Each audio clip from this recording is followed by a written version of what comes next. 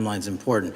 Charlie Kirk was unfortunately assassinated on September 10th. We immediately, the next day, released images early in the day in local time in Utah to start the public partnership in our manhunt for the assassin and culprits. At approximately 5 p.m. local time, I arrived on the ground and walked the crime scene myself. And we flew multiple FBI assets in and out to process DNA simultaneously while bringing in evidence response technicians, hostage rescue teams, and other experts to assist state and local law enforcement with their investigation. At 8 p.m. local on September 11th, the FBI collected and populated and promulgated at a press conference a video of the suspect on the grounds. We also released enhanced images.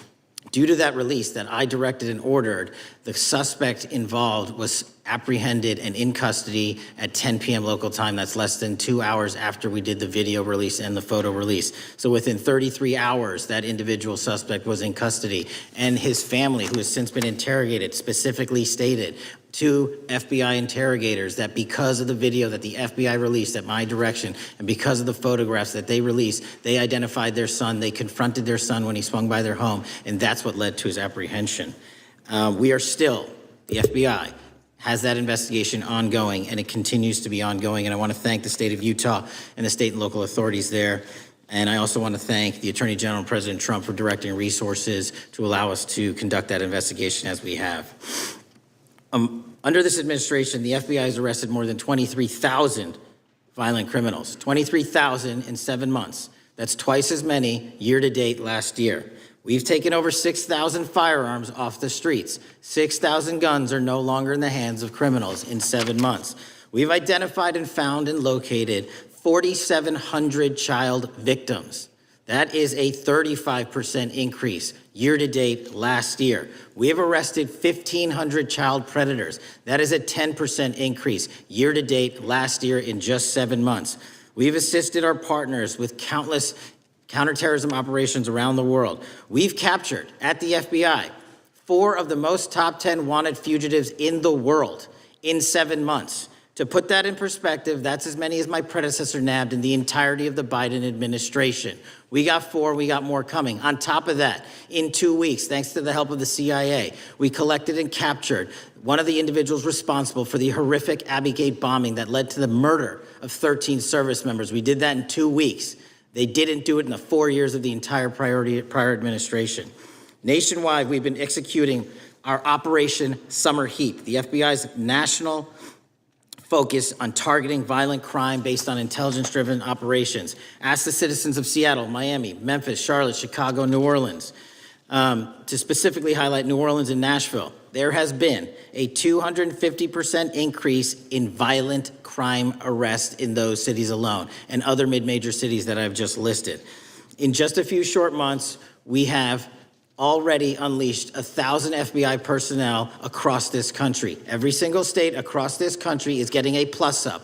This is a fiction that the FBI is short or that we are compromising the men and women in the field. They do not need to be in Washington, D.C., so we're sending them into the field to each and every one of your states. Because of that, crime is at an all-time low. We had to do it because of the explosion of crime. And maybe the most important stat for Americans to realize: in just 7 months, we are on track to produce the lowest murder rate in modern U.S. history by double digits. Those are results not of mine. Those are results of the men and women of the FBI. If you want to criticize me, bring it on, but do not attack the brave leaders in the field. We are also working 24/7, 365 on the opioid epidemic that is killing more than hundreds of thousands of people a year. We have seized 1,600 kilograms of fentanyl off the streets so far in 7 months. Year to date, 25% increase. To put that in perspective, that's enough to kill a third of the American population, 120 million Americans. 100,000 kilograms of cocaine and meth gone off the streets. Earlier this year, I highlighted in Cincinnati, Ohio, how we're getting creative to chase down those that were willing to do harm to our citizens, not just by striking at the heart of the fentanyl producers, but the fentanyl precursor companies in China. And we indicted for the first time multiple companies and individuals, not just in America, but in mainland China, that are producing the ingredients that produce and make fentanyl that kill our children. And we're going to keep going. Counterterrorism work, cyber attacks, and foreign adversaries are something the FBI must never sleep on, and we are not sleeping. In the counterintelligence space alone, this year, year to date, 30% increase in counterintelligence arrests from the DPRK, Russia, Iran, and China. And I want the American people to know, in this setting, there's a lot of work that the brave men and women in the FBI are doing we just can't get into, but they don't stop. Our cyber threats, ransomware attacks, those harming our children online. We have nearly a 20% increase in indictments and arrests in 7 months alone this year. We're going after those that harm our malware, infrastructure systems, telecom systems, and energy structure. Combating SALT and Vault typhoons are just a little bit of the examples we're doing. Maybe most importantly, under the counterterrorism and domestic terrorism umbrella, are nihilist, violent extremists, and those that label themselves 764, who wish to go online and convince children to maim and mutilate themselves and commit suicide. And we are producing record numbers of arrests under that umbrella organization. We even stopped an individual in the 764 network who wanted to conspire to kill an adolescent girl. He is now in custody. Transparency remains one of my main priorities at the FBI. And this is what I've done in my 7 months at the helm. We've produced more than 33,000 pages of documents to Congress to a variety of committees, including, I believe, 7,500 to this committee alone, if memory serves me correct. To put the 33,000 in perspective, my predecessor in 7 years produced 13,000 pages in total to the United States Congress. His predecessor in 4 years produced 3,000 pages in total. I repeat, I have produced 33,000 pages in 7 years to this Congress and will continue to do so. I'm dedicated to restoring the trust and the mission and the integrity of the FBI, and we cannot do so without congressional oversight, and I promise you I will continue to do so. On the Epstein case, the original sin on the Epstein case was how it was handled by Mr. Acosta when he first brought the case in 2006, 7, and 8. The original case had a very limited search warrant, had a very limited search window, had a very limited investigative window. I was not there when those search warrants and that investigation was launched. I would not have done it that way. They were limited to only 3 to 4 years of investigations from 97 to approximately 2001 and 2002 to 2005. Mr. Acosta allowed Mr. Epstein to enter into a plea agreement where he served weekend jails for trafficking minor women. He also was allowed to relieve jail to go home on the weekends. Plus, he allowed a non-prosecution agreement to be signed as part of that plea deal, prohibiting future investigations from that prosecution and from that evidence, and prohibiting the collection of further material. That is the original sin. We are working with Congress to produce more than any administration ever has material on Epstein. And I welcome the challenge to tell us that we are not being as transparent as the law allows. We even went to court and asked the judges to lift those prosecutorial agreements and to lift those court order seals, and they denied us 3 times. Congress is welcome to do the same and join the fight. And I'd lastly like to focus on operation that the president led in D.C. Because of this, we are taking this fight in D.C. to every single city across the country. 2,100 arrests in the last month alone. D.C. has seen a 60% decrease in gun crimes, 75% decrease in carjackings, and 53% decrease in homicides in our nation's capital, and rightly so. We're bringing that fight to the streets of America. I want to thank you for your support, and I'm proud to be the director that leads this FBI into a new headquarters building that they've needed for decades, saving the taxpayer $3.5 billion, and also providing our workforce a safe environment. If you don't know the calamity that is the Hoover Building, I invite each and every one of you to walk around. I'll give you a tour myself, and you can see where the cement falls on the heads of our employees that is only to be saved by netting, just to give you an example. Thank you for support to our mission. And I do want to highlight one thing about D.C. It's because the FBI gathered sources and evidence that we were able to, through our source network, identify the horrific murder of the D.C. intern, Eric Tarpinian.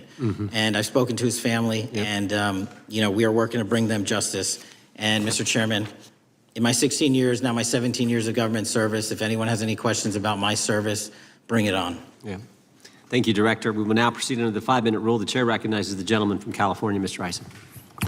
Director, delighted to have you here. You are a breath of fresh air. As you outlined, and I won't repeat it, the accomplishments, you did so with the same resources as your predecessor, roughly. Is that correct? I believe so, yes.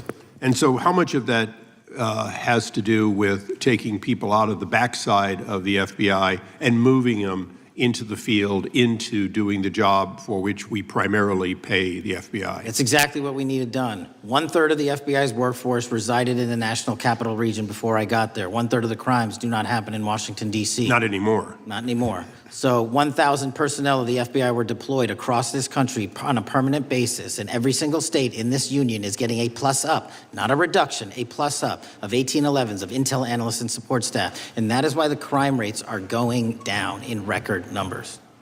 Well, thank you for doing that. And you know, it's perhaps the hardest thing for a bureaucrat to do is to lower the head count around them that support them. And I appreciate your willingness to do it different than your predecessor. A lot of what you covered earlier was the find, the discovery, and then the prosecution that is done by the DOJ. But I want to talk a little bit about the prevent side.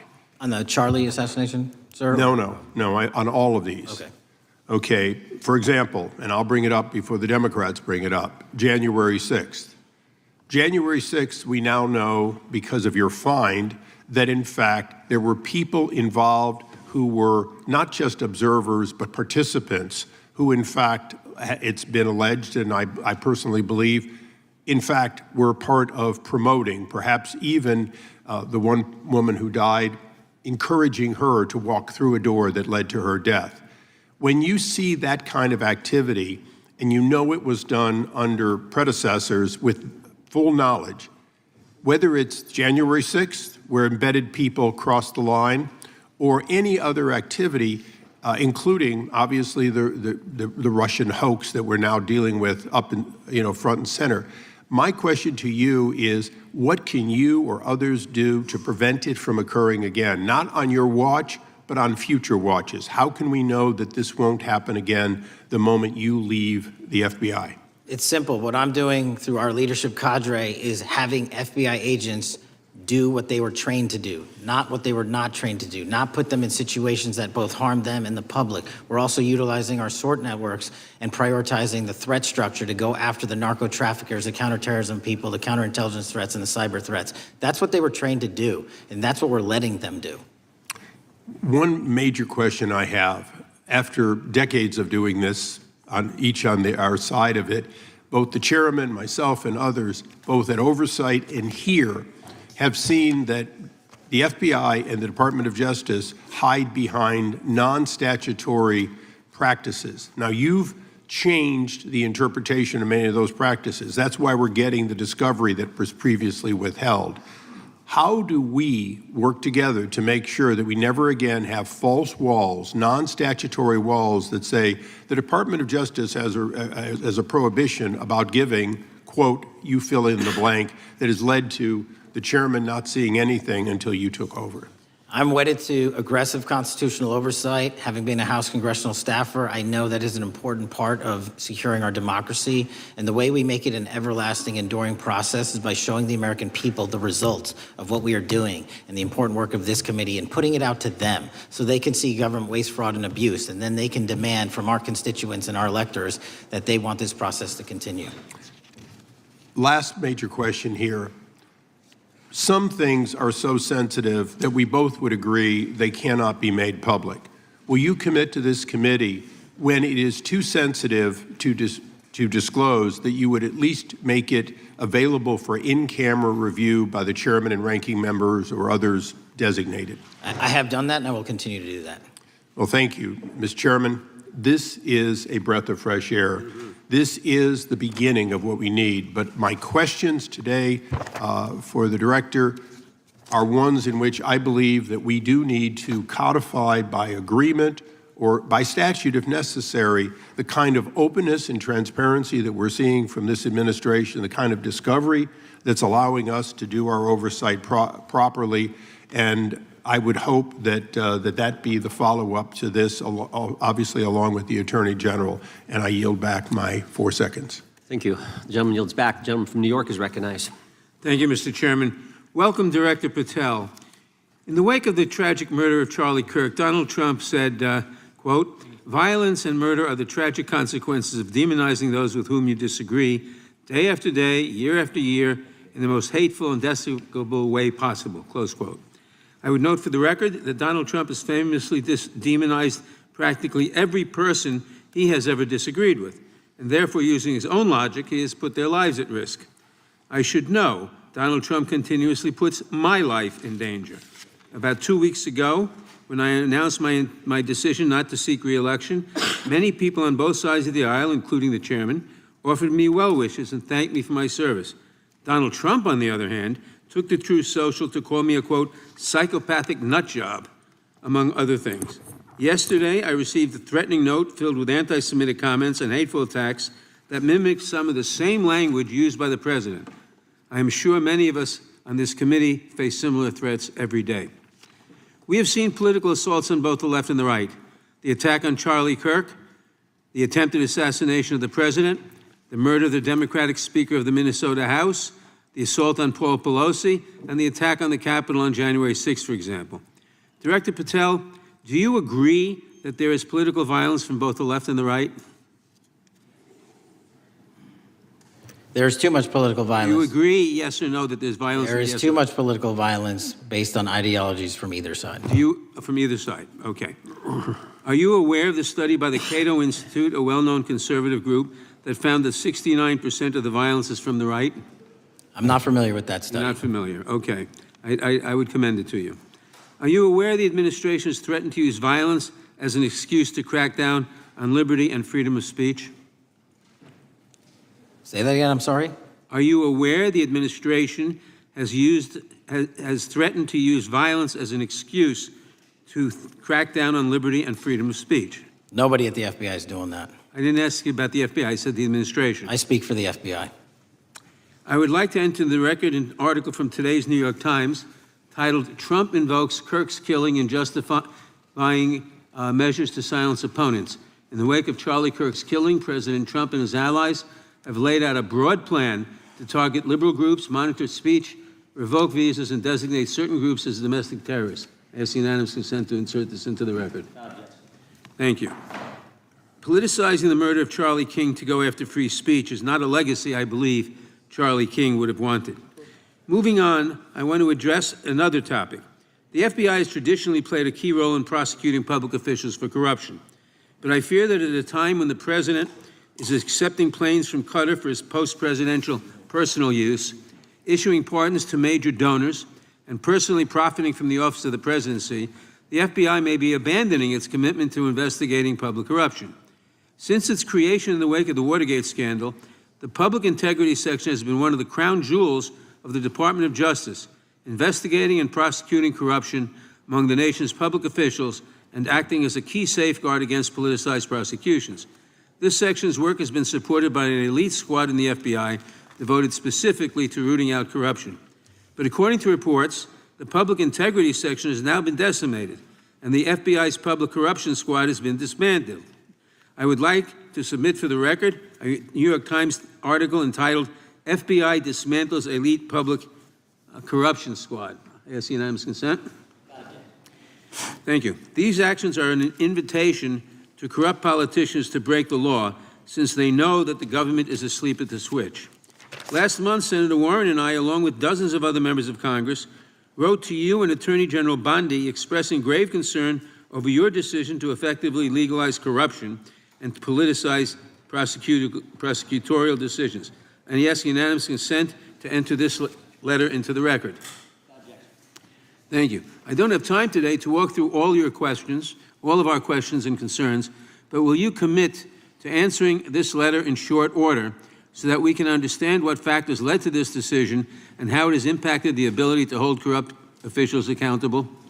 I will review your letter with my team and respond as soon as I can. You will respond. Thank you. I yield back the balance of my time. Gentleman yields back. Gentleman from Arizona is recognized for 5 minutes. Thank you, Mr. Chairman, and thank you, Director, for being here.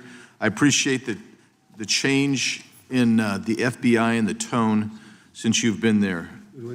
We heard the ranking member, however, describe the FBI under your leadership as being resorting to political enforcement and you personally as being paranoid. I would just suggest that perhaps that is the projections of the ranking member himself and not you, sir. I want to refer to something that was said yesterday in yesterday's hearing by Senator Grassley. He said, it's well understood that your predecessor left you an FBI infected with politics. At your nomination hearing, he gave you records, made public records about whistleblowers regarding something called Arctic Frost.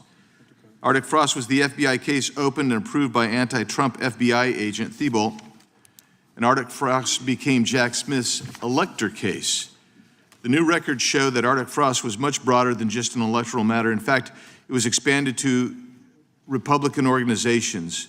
Some examples of the groups that the Ray FBI sought to place under political investigation included the Republican National Committee, Republican Attorneys General's Association, and Trump political groups. In total, 92 Republican targets, including Republican groups, Republican-linked individuals, were placed under the investigative scope of Arctic Frost. On that political list for investigation was one of Charlie Kirk's groups, Turning Point USA. In other words, Arctic Frost wasn't just a case to politically investigate Trump. It was the vehicle by which partisan FBI agents and DOJ prosecutors could achieve their partisan ends and improperly investigate the entire Republican political apparatus. I'd ask that, Mr. Chairman, that document be administered. Without objection. So, I know that this may be under current investigation, but I wish to ask specific questions about this for just a moment. What search tools were used in Arctic Frost to view private communications of targets?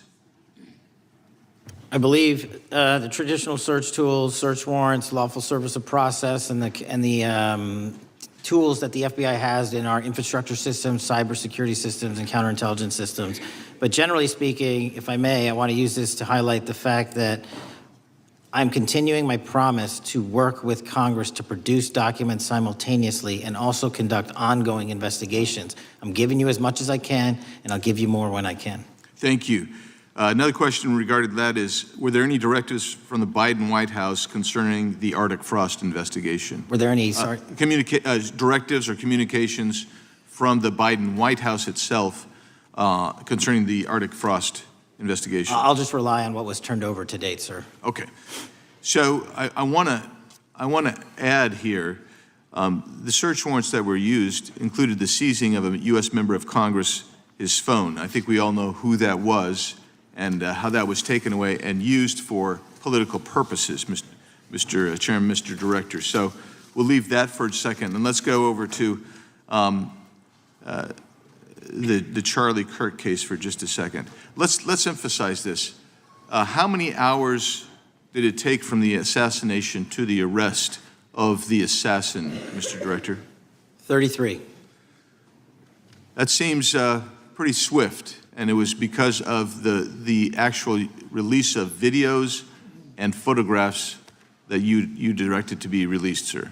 That's correct, and to put it in perspective, the Boston bomber took 5 days and Luigi Mangione took 5 days.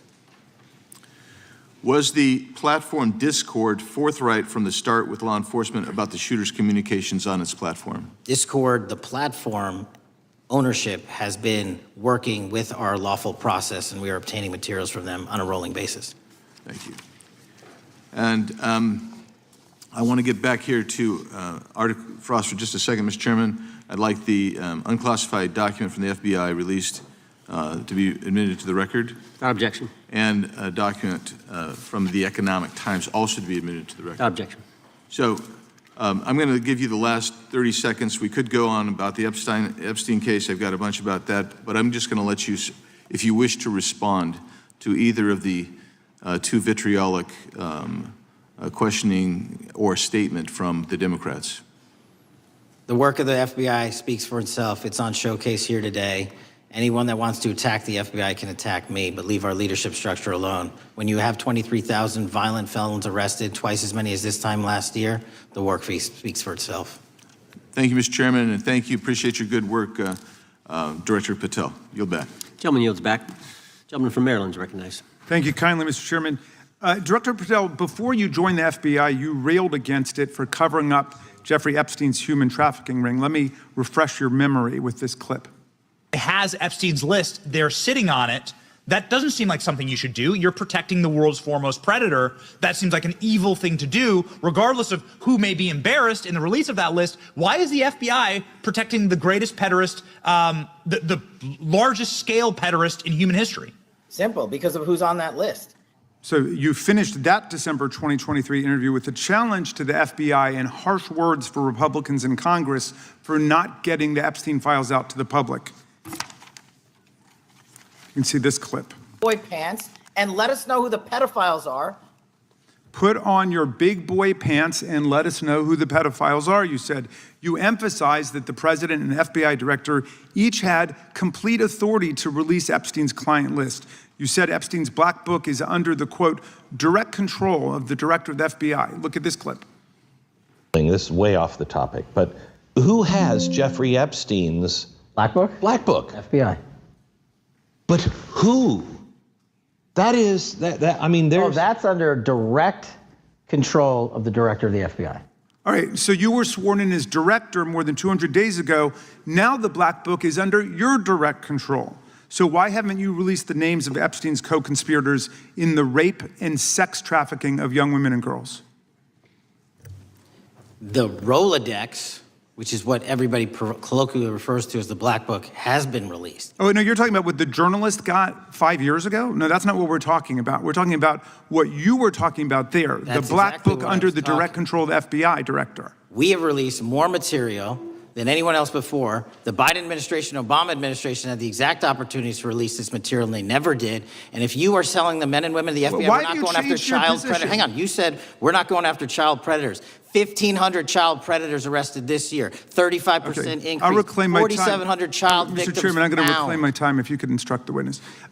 Why have you changed your position? There you were saying it's under the direct control of the FBI director and all of it should be released.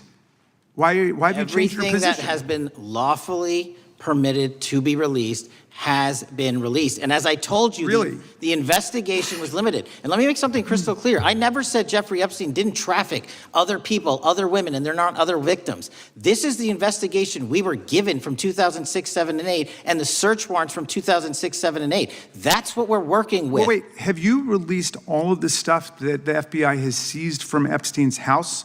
The computers, the emails, the file cabinets, the documents? What about the financial records? Have you released all of that? Everything the court has allowed us to Which release. court are you talking about? 3 separate federal courts have come in and said. We're there are talking about the 3 evidence you've got. It's got nothing to do with what those courts have. Do you have any We're talking idea about how the evidence- law works? Wait. Do you want me to break the law in a federal judge's order? No, to I want you to satisfy follow your own curiosity? word, Director Patel. You said up there it was under the direct control of the FBI director. He had the black And book. everything I have direct control over, we have gone to court. You haven't. Complete We your went sentence. to court. Everything you have direct control over, you said. Have gone to court, and everything we have direct Director control Patel, over. complete your and sentence. can You said everything- lawfully Like to release. the We are gentleman- releasing. He'd like to complete his answer. You began the sentence, everything you have direct control over, and then you stopped that sentence. You've released everything that you have direct control over? I have direct control over and can lawfully release. If you're not familiar with the court orders, that's not my fault. Oh, I'm Go perfectly, look at them. I'm Go perfectly to familiar court. with them. But how did we prosecute Ghislaine Maxwell? She was prosecuted with the investigatory material that was collected from 2001 and 2005 because of the non-prosecution agreements and the court orders on the investigations and search warrants. We were not able to develop new information. And oh, by the way, Jeffrey Epstein was out for 12 years, and the Obama and Biden administration did nothing to look at his work, his pedophile network. If you want to blame me, that's fine. But now you're blaming the men and women who conducted this stop great that. search. I'm not blaming anybody other than you. You're not keeping your word. You said that you would release all of the materials Has under your anyone direct released control. more information on Epstein than I have? Has Well, anyone? much did more- Comey, did Ray? Much Did more. they? Excuse me. Much more has come out in the days since the American people in Congress have been demanding it. But it's coming out in dribs and drabs. Why don't you just release the entire file as you promised to do? I literally just told you, there are multiple federal court orders. I'm not going to break the law to satisfy your curiosity. You didn't join us when we filed court to release the court orders. You could have. You have lawyers. You could have shown up. You didn't do that. That's a tiny fraction of the material we're That talking is about. not. It is How a do you- tiny fraction. How do you know that? Have you seen No. everything? Time It's of the all gentleman. misdirection. How do you know Time that? of the gentleman has expired. The gentleman from California is recognized. Well, thank you. Mr. Director, just to be clear, how many of the Epstein files were released in the 4 years of the Biden administration? 0. And how many have you released? I don't have the number, but it's got to be thousands of pages of stuff. I was going to ask you to begin, whether Americans are safer today than they were 9 months ago, but you cited dramatic increases in criminal arrests since you've taken office, a dramatic decrease in crime that's resulted. Who would have thought that taking criminals off the streets would reduce the crime rate? But somehow we have stumbled upon that new truth.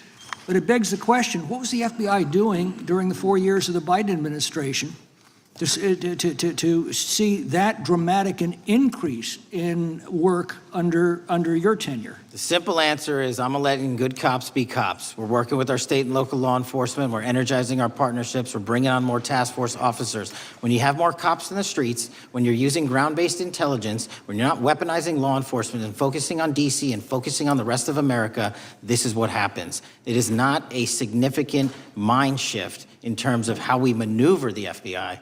They've wanted to do this work since they signed up. We're just letting them.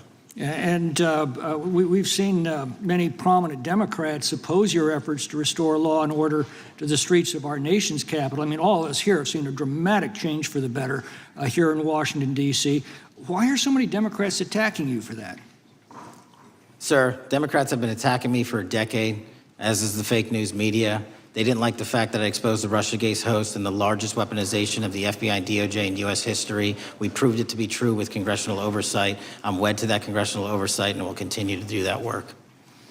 Christopher Wray repeatedly warned this committee that the Biden open borders policy had produced a significant increase in terrorist threats that he said kept him up at night. A particular concern, he said, was the 2 million gotaways that entered the country during the Biden administration. That's an average of 41,000 every month. What are the monthly gotaway numbers today? Sir, I'll have to get back to you on the exact gotaway numbers, but identifying that there are gotaways is step one. Going and manhunting them is step two, and that's what we're committing our resources to do. Well, that's my next question, is what progress has the administration made in apprehending and removing terrorist threats that came in during the Biden years? I think you're talking about, if you're not, let me know, known or suspected terrorists, and we've encountered almost zero at the southern border since the southern border has been sealed. But the problem that we are running into is our northern border. It's largely expansive. The enemy has adapted, and we need more focus on the northern border to stop known or suspected terrorists from coming in from places like China, Russia, the Middle East, Africa, Afghanistan. And what can you tell us about the remaining threat posed by potential terrorist cells here in the United States? The terrorist threat that continues to be posed by international terrorists here in the United States is one of my highest priorities.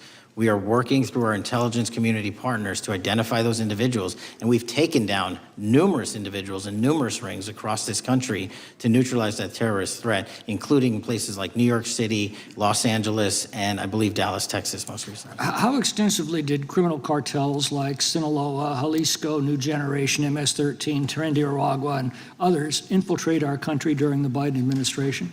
By the tens of thousands. Well, and what progress have you been making in combating their presence? I think the DHS is best to speak to that, but I think I can't remember the numbers of tens of thousands or hundreds of thousands of individuals they found that came in illegally, and the tens of thousands that associations to criminal networks have all been deported. And that effort is being opposed every step of the way by Democratic leaders in our cities, some of our states, and right here in the Congress. Isn't that true? Well, we're just working where we can in every single city we can, and I welcome the opportunity to partner with Republicans or Democrats on fighting violent crime like we're doing. Mr. Biggs asked about Arctic frost. What else can you tell us about that and what we need to do to assure that it never happens again? Continue the congressional oversight work that you're doing on Arctic frost. Let me provide you with more documentation on Arctic frost, and also call in witnesses from the paperwork that we have given you. You have that right, and the American public deserves to hear what those people have to say. As for my ongoing investigation, there's not much I can say. What role did the FBI play in suppressing the Hunter Biden laptop story during the 2024 election? Off the top of my memory, sir, I believe the FBI was in possession of verified information from that laptop, and it was improperly publicized that they did not have information and masked it as Russian disinformation. We now know that was categorically false. I don't know why the FBI did that, when they did that, but we've released all the materials related to that. Thank you. Gentleman yields back. The gentleman from New York is recognized. Mr. Goldman. Mr. Patel, does Donald Trump appear anywhere in the Epstein files? I'm sorry, could you say that again? It's not a complicated question. Does Donald Trump appear anywhere in the Epstein files? I didn't say it was a complicated question. I just didn't hear you, so my apologies. We have released where President Trump's name's in the Epstein files and everybody else, and all credible information that we are legally allowed to release has been released. All right, so let's go through that. You're referring to court orders that prohibit you from releasing grand jury testimony under Rule 6E. Is that what you're referring to when you say as the law allows? That's a piece of it. Really? What other evidence do those 3 court orders you cited prohibit from being released? Information that was collected pursuant to those search warrants that were limited in fashion. Wrong. That's not what the court order says, and that's not under 6E. And you're talking, and I said that's 6E, and I said there was others, and I'm answering that. There are sealed court order documents. There are protective orders. They are unsealed as part of discovery given to Ghislaine Maxwell. They are no longer sealed. That's just not true. We can argue about it all you want. Okay, well, you agree that there are, so your testimony here is that the reason why you are not releasing all of the videos that you have acknowledged, there are so many, and that the FBI spent thousands of hours of reviewing, the photographs, and the photographs that you have. You're saying that you're not releasing those because there's a court order requiring them to be sealed? Is that your testimony? Never said that about the videos. On the totality of the videos, of the thousands of images that were seized pursuant to the search warrants executed at the time, the overwhelming majority of that video is pornographic material that was downloaded from the internet and child sexual abuse material. We will never release that. Well, as you should not release the victims, but if there are videos that relate to others who Epstein trafficked to, such as maybe Prince Andrew, or photographs, that you have total control to release. Yes, and if it exists. And so why haven't you released it? Why are you supposing that that is a fact when in fact it is false? Are you saying that You're saying that none of the videos relate to anything relevant to the Jeffrey Epstein trafficking ring? Every single video that we have collected pursuant to the prior search warrants has been examined for the last 10 years. And every single video has been utilized for whatever prosecutions were able to be legally brought. I'm not asking about prosecutions. I'm asking about why you aren't releasing the full Epstein files, including the names of people who were involved in the sex ring that you promised to do before you became FBI director. I just told you, I'm not going to release downloaded porn of I'm not children asking on the about internet. that. Fine. I'm asking about all the other files. What other videos? Tell me.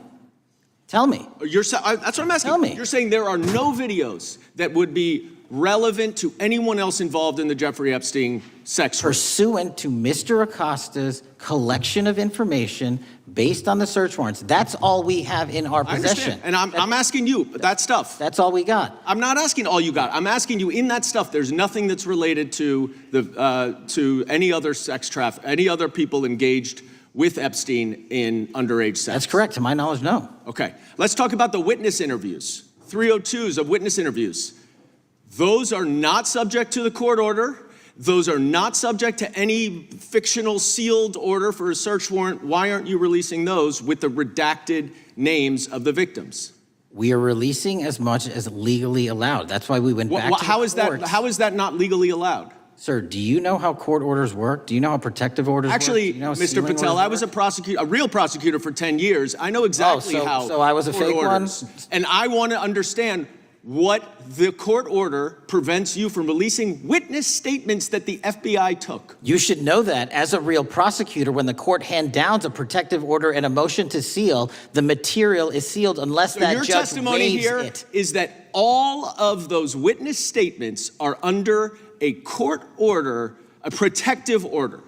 We are providing everything we can legally provide. No, that's not my Congress question. has sent us a My subpoena. question is, why are those witness statements that are not grand jury testimony, that if they were under a protective order are no longer under a protective order, why are they not being released? How are they not under a protective Why order? are you not going to the court like you did for the grand jury testimony to unseal those records? The DOJ did go to the court. No, not on those records. Why aren't you going? You just went on grand jury. Time of the gentleman has expired. The You are hiding the Epstein files, Time Mr. of the Patel. gentleman has expired. You are part of the cover-up.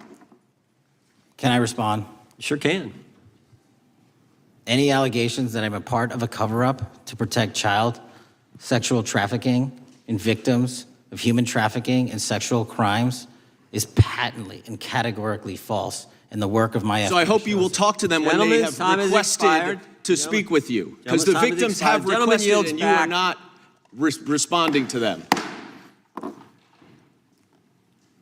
Director, yes or no, is the FBI still spying on parents at school board meetings? No, sir. Is the FBI still targeting Catholics? No, sir. Is the FBI still spying on President Trump? I don't believe so. Is the FBI still censoring Americans? No, sir. Is the FBI still targeting Americans for shopping at Cabela's or purchasing Bibles? Nobody is targeted for their faith. Is the FBI still targeting Americans who are pro-life? Nobody is targeting anyone for their Is beliefs. the FBI still cooking the books on crime data? The crime data is real. Is the FBI still purging agents for conservative viewpoints? No one at the FBI has asked their viewpoints on Is policy. the FBI still labeling the Betsy Ross flag, the flag of the American Revolution, a hate symbol? No. Well, maybe that's why you've been able to, what was the number? 23,000 bad guys you've arrested, a huge increase from the same time period in the previous administration. I think you said 1,400 predators, 4,000 children rescued. Were those the facts? 4,700, 35% increase on children rescued. Yeah. And you got the guy to Abbey Gate. We got the Abbey Gate We had guy. a guy from the 4th District of Ohio who lost his life there serving our country. We appreciate that. Maybe when you're not focused on politics, you can actually do what the FBI is supposed to do. Go get the bad guys, right? That's what the men and women of the FBI do. Director, did John Brennan lie to Congress? Let me just read a couple things actually before you answer that. 2 years ago, we had Mr. Brennan in for an interview, and I asked him, how'd you learn about the dossier in December of 2016? Mr. Brennan replied, I received a copy of it from the FBI, and the CIA was very much opposed to having any reference or inclusion of the Steele dossier in the intelligence community assessment. That's what John Brennan told the United States Congress. 7 weeks ago, the Director of National Intelligence told us this. John Brennan lied and denied using the dossier in the intelligence community assessment because he knew it was discredited.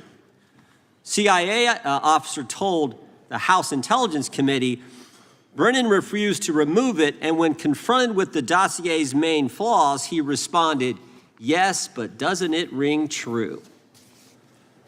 John Brennan lied to us?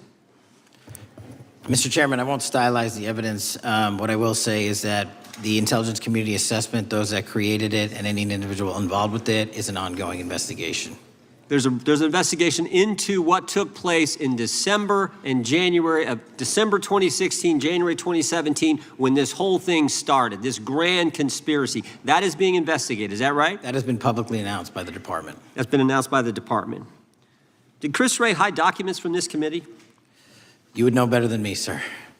Well, I think you told us like 700 pieces of information you've given this committee since you've been the director relative to just one incident, the Catholic memorandum from the Richmond field office. I can give you the comparison, sir. Yeah, the Catholic memo, I believe we turned over 750 documents.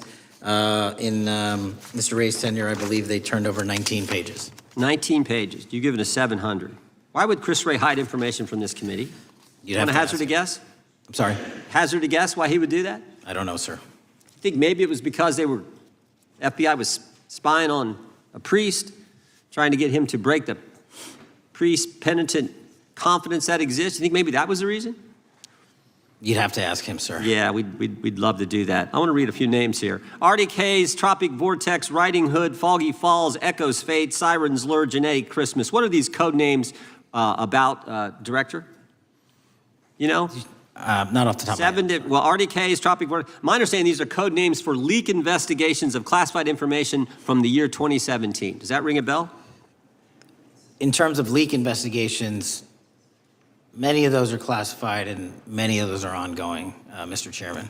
But we are working with you to produce documents as we close those investigations or as we declassify them. Let me ask you this question, because this is something I've wondered about, the way the FBI used to work. This whole thing so many of these things unfolded.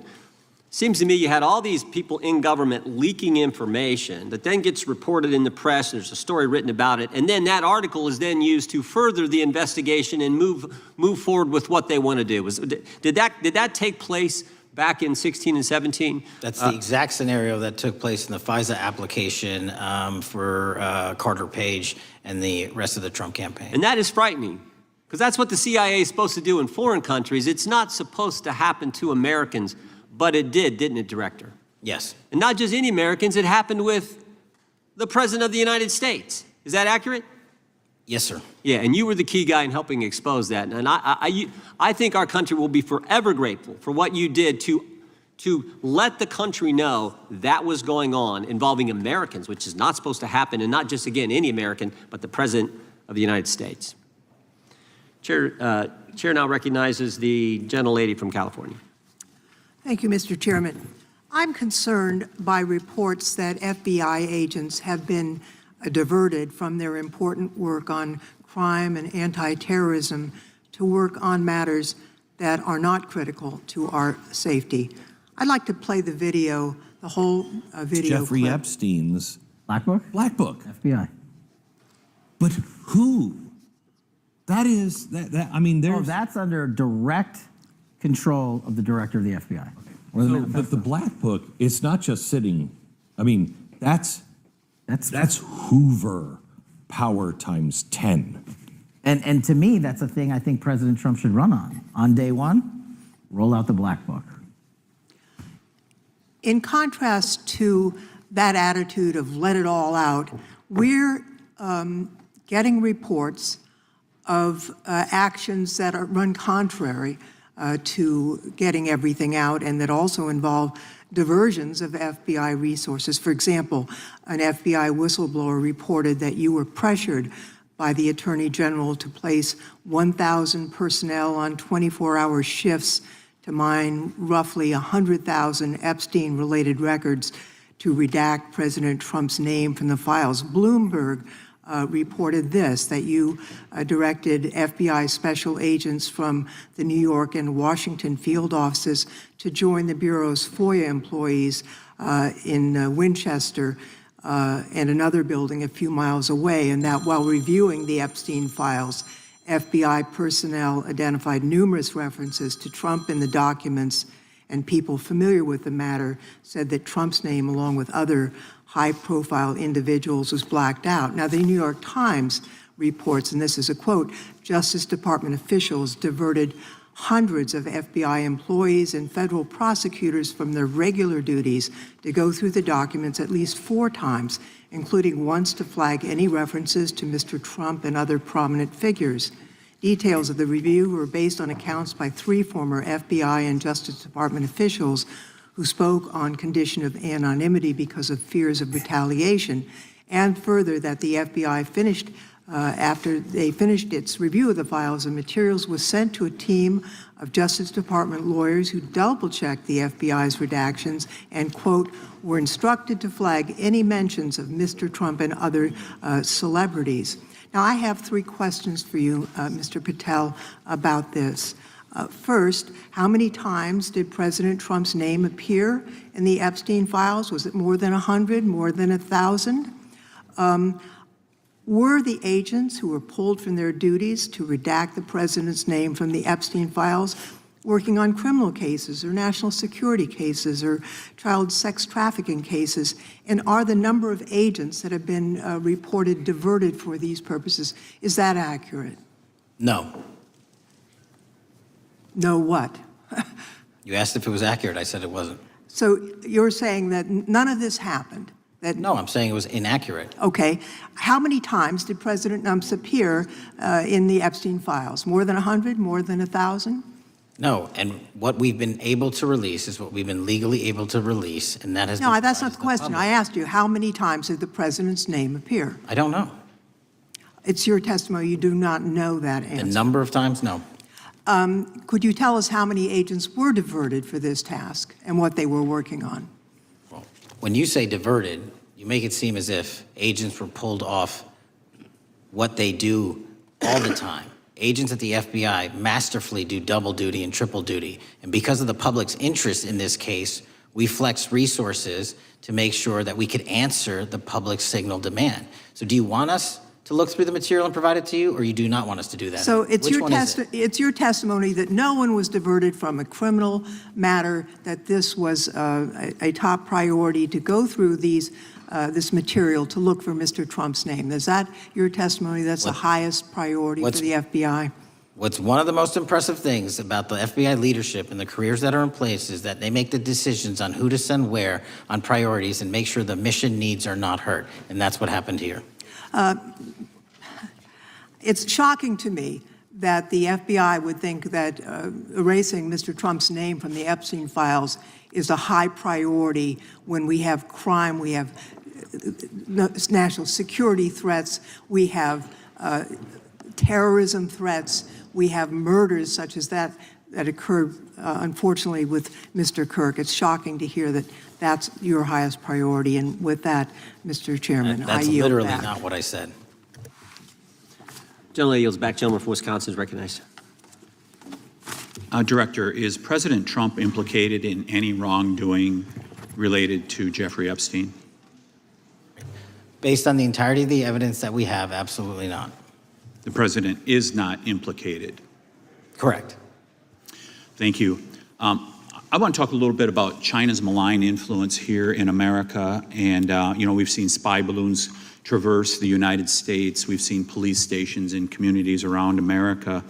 And sitting in the chair you're in just 2 years ago, there was a sheriff from Cochise County, Arizona, Mark Daniels, that was here, who said that the exponential increase in the amount of fentanyl that is coming into America is directly related to the open borders policies of the previous administration. Do you agree with Sheriff Daniels' characterization?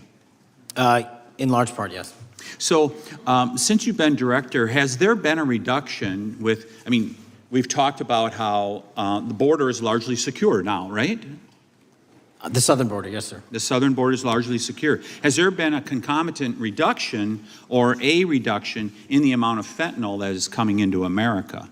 There has been a massive reduction to the tune of, we have seized more than 25% year-to-date this year than the prior year, and that's enough fentanyl to kill 120 million Americans. Does China play a role in this fentanyl that's coming to America?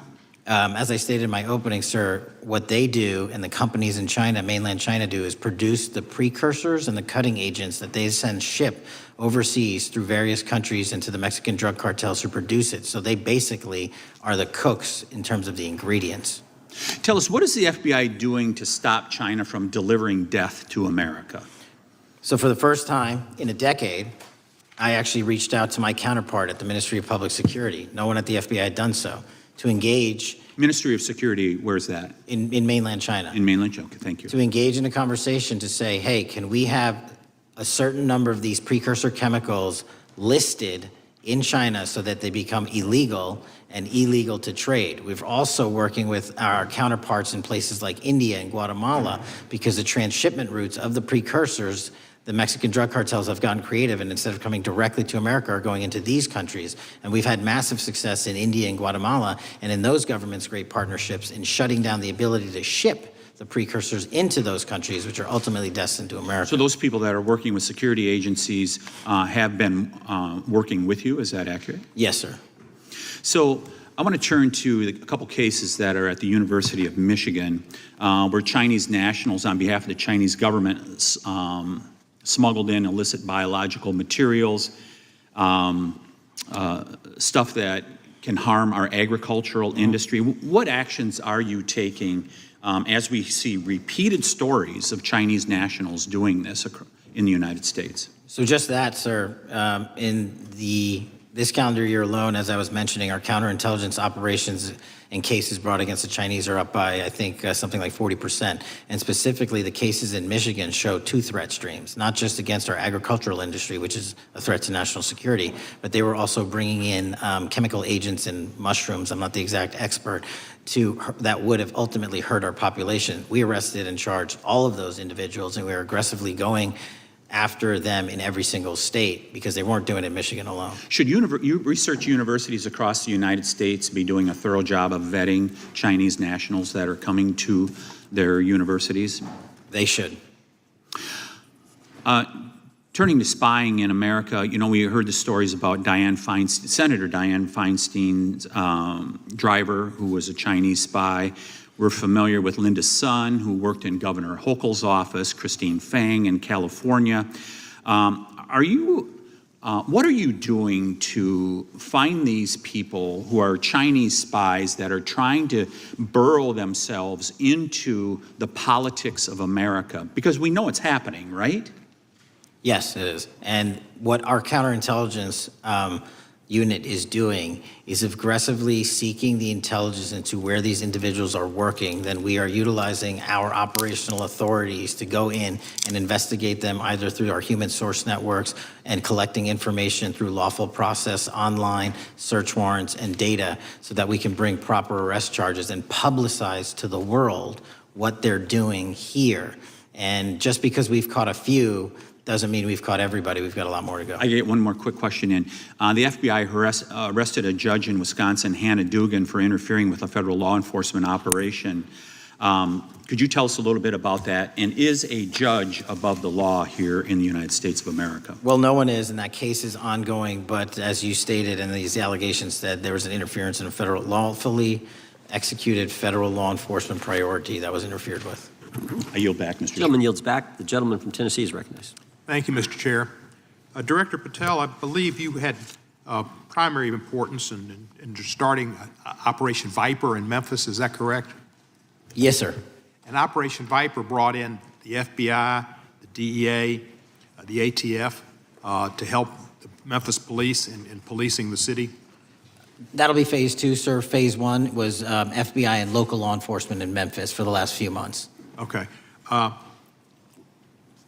You did a good job, and the police director and the mayor have told me that has been helpful, the FBI working with the police. And the FBI are trained in law enforcement. They know Miranda rights, they know how to do policing, and they do a good job working with the police. Do you think that the National Guard is necessary to do the work that the FBI is doing now? Thank you. I do think it's necessary to finish it. What we've done is 500 arrests in Memphis and 110 federal indictments. But what we need to do is we've only secured a piece of where the criminal conduct is occurring in Memphis, and we can't work inside perimeters that are not established and safe, and we don't have the manpower to give us the space to fully go into the areas where the criminal activity remains. Well, are you suggesting that the National Guard is going to go into the more heavily crime areas? They're going to establish, like they did in Washington, D.C., perimeters where local law enforcement and the FBI, DEA, ATF, and U.S. Marshals can go into. We can't be going into all these areas knowing that they're extremely volatile and jeopardizing the safety of our agents. But did the National Guard do anything in Washington to help the FBI stay safe from these dangerous elements? They established perimeters. Established perimeter, and the criminals knew about it, so they... It was a visible force, sir, so they kind of saw it. Well, what you did, I commend you for what you did, and I think the FBI coming in, we have a crime problem in Memphis. The FBI has helped, DEA will help, and the ATF will help. I don't think the National Guard is going to help, and what I've seen, they're not trained in law enforcement, are they? No, sir. And so that could be a problem. Who will direct the National Guard in Memphis? Will it be, will they have control over your agents? No, sir, they won't. Who will have control over your agents? You? Well, the SAC and then ultimately the chain of command up to Washington, D.C. will control the FBI, but there's a task force that was put together that is going to be led by an interagency. The heads of U.S. Marshals, DEA, and FBI will be working together with DHS collectively on this. Have you visited Memphis before? Yes, sir, I have. So you know how good a city it is. I love Memphis. A lot of us do. And Memphis is a great city, great history, civil rights museum. Might say something about slavery, but that was the history. It needs to be taught. Blues, Elvis. Beale Street. Beale Street, right, barbecue. And people should come. It's not a troubled city. We've got some crime, but it's not a troubled city. We're not troubled, and we love our city. And we hope that the National Guard doesn't come in and cause people to have questions about Memphis, because it's a city they should visit.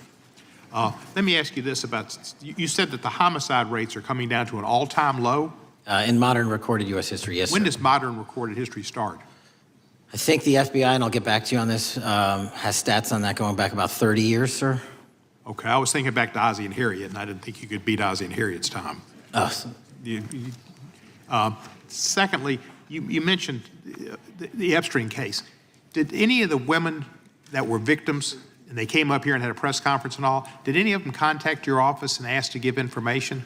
To my knowledge, no, sir. If they did, let me ask you first, is there a statute of limitations on sex crimes like that, with sex with a minor, rape? The DOJ is the expert, but I do not believe there's a statute on that, limitations on that. So if there's not a statute of limitations, should you not be interviewing those people who know who raped them and the names and the places and give you that information? That seems like that's a treasure trove of information, and it's a serious, serious, serious number of crimes. Sir, I couldn't agree with you more. We've been very public about asking individuals to come forward with new information, and we would run out every single lead on that. Well, I'm sure the women will come forward, especially today, to be sure that they will get an opportunity, because that seems like something we ought to do. Mr. Driscoll, what was his reputation? I can't comment on Mr. Driscoll's matter. It's an ongoing litigation. Yeah, but his reputation you could tell us about. I can't tell you about his reputation. His work has been laid out in that lawsuit. How many of the FBI agents who worked on the January 6th case have been fired? I don't have that number, sir. Do you have a ballpark figure? No, but I can tell you that individuals based on case assignments in the FBI that I have led have not been terminated for case assignments. Thank you, sir. Come back to Memphis, and you work with Kevin Kane in our Tourism Bureau. He's great. Thank you. And thank you for your work in Memphis. Gentleman, yes, back. Mr. Chairman, I have a unanimous consent request. Gentleman's recognized. So I've got 4 documents I'd like to introduce into the record. The first one is Jeffrey Epstein's 6th story played out for years in plain sight. And Acosta is quoted in here saying, "I was told Epstein belonged to intelligence and to leave it alone." The second document is entitled, "What Epstein's Bodyguard Warned About His CIA Connections." The third document is from Fox Digital. It's titled, "Epstein's Private Calendar Reveals Planned Meetings with Obama Admin Official CIA Chief." And the last document is Wall Street Journal article that highlights Ehud Barak's 36 meetings with Jeffrey Epstein. He was the former Prime Minister of Israel and head of military intelligence for Israel. It may have held that title when he met Epstein, and then, yes. Without objection, the gentleman will hold for a second. The gentleman from Maryland is recognized. Thank you, Mr. Chairman. Just one UC request. This is Judge Engelmeyer's decision from August in U.S. versus Epstein, stating the government's 100,000 pages of Epstein files dwarfs the 70-odd pages of Epstein grand jury materials. Without objection, the gentleman from Kentucky is recognized for 5 minutes. Thank you, Mr. Chairman.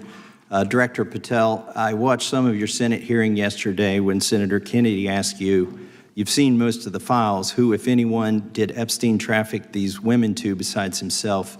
You replied, according to the transcript, "There is no credible information that he trafficked them to anyone else."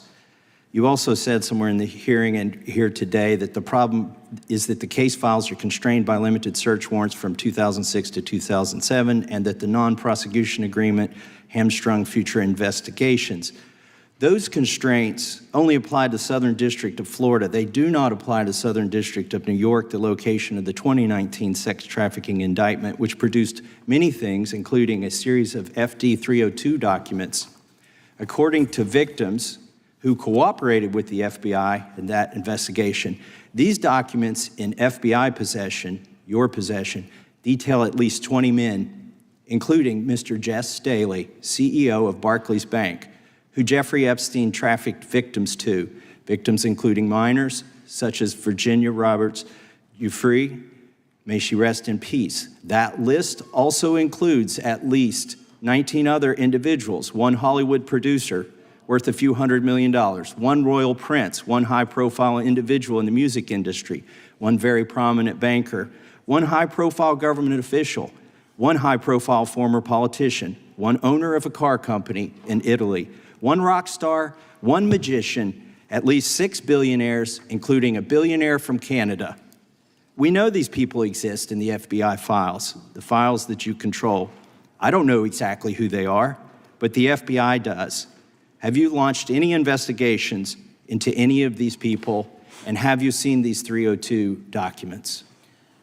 Sir, I have asked my FBI agents to review the entirety of the Epstein files and bring forth any credible information. And we're working with Congress not only to divulge that information and produce it to you, but any investigations that arise from any credible investigation will be brought. There have been no new materials brought to me launching a new indictment. So is the loophole here, or is it your assertion that these victims aren't credible, that the 302s maybe didn't produce credible statements that rise to a probable cause?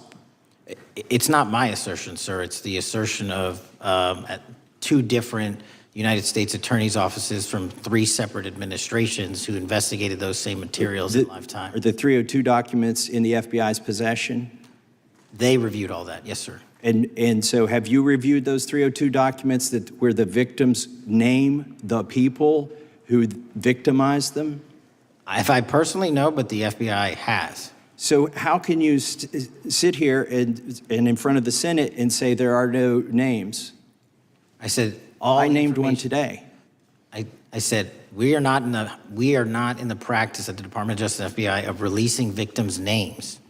That is not what we do. We are also not in the habit of releasing incredible information. That's not what we do. But multiple authorities have looked at the entirety of what we have. Okay, I got to move on here. Were you present when the AG had the White House event when she released the binders to the social media influencers? I was, yes. So if you're willing to meet with social media influencers who stood to benefit from the sensational and sad stories of these victims, will you meet with the victims as well? The FBI will meet with anyone who has new information. Will you personally meet with them? The FBI and the professionals who are handling the cases will. Were you instructed that it was important to release the documents to the Oversight Committee on the day of my introduction of the discharge petition to release these files? I don't know what day that was, so no. Well, they were released that day, and there were victims' names who weren't redacted because they were in such a rush, and the victims are not happy about that. Have you investigated any of the CIA connections? Have you seen the CIA file on Jeffrey Epstein? And if you wanted to see it, would they show it to you? Well, I can speak for the FBI, and that's presuming there's a CIA case file. And I've reviewed everything that the interagency, not I, the FBI, that was provided to us. Would you be willing to look at the CIA file on Jeffrey Epstein? If there is such a file, and if it has not already been turned over to the FBI will look at any new investigative leads. Have you made any progress on the pipe bomb investigation January 6th? And have you made any progress on the motive of the Las Vegas shooter? As to the first, it's an ongoing investigation, and we have made progress. As to the second, sir, I'll have to get back to you. All right, thank you. I yield back. Mr. Chairman, I have a unanimous Gentleman consent yields back. request. Unanimous consent request from the gentleman from New York. I ask unanimous consent to introduce an unsigned memorandum from July 7th, 2025 that says we did not uncover evidence that could predicate an investigation against uncharged third parties with the insignia of the Department of Justice and the FBI. Without objection. Mr. Chairman, I have a unanimous consent request. It's an article entitled DOJ Deletes Study Showing Domestic Terrorists Are Most Often Right-Wing. Without objection. Thank you. The gentleman from Georgia is recognized for 5 minutes. Thank you, Mr. Chairman. Director Patel, thank you for being here today. I want to first talk about the significant role that the FBI plays in combating the national security threats posed by our nation's greatest threat, our nation's greatest security threat, China and the Chinese Communist Party. It's a fact that China is America's most significant national security threat. Isn't that correct? I would say so, sir. And you would agree with me that China wants to dominate the United States of America? I think that's largely their plan. And they want to dominate the world, both militarily and economically. Isn't that correct? I think so. And, sir, you've been FBI director for the last, 8 months? 7 months, yes. 7 months. And And during that time, have you held any stock in any companies founded in China? I don't believe so. Well, you do own stock in a company known as Elite Depot, don't you? Which one, sorry? Elite Depot. You own stock.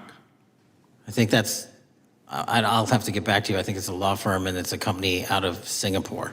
Okay, well, no, the company out of Singapore, which is owned by Elite Depot, is the Shein Company, which was founded in China, correct?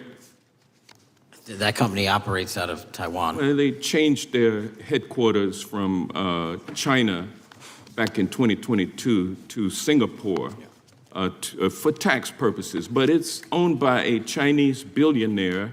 I think his name is Charlie Zhu, and you own stock in the company that owns Shein.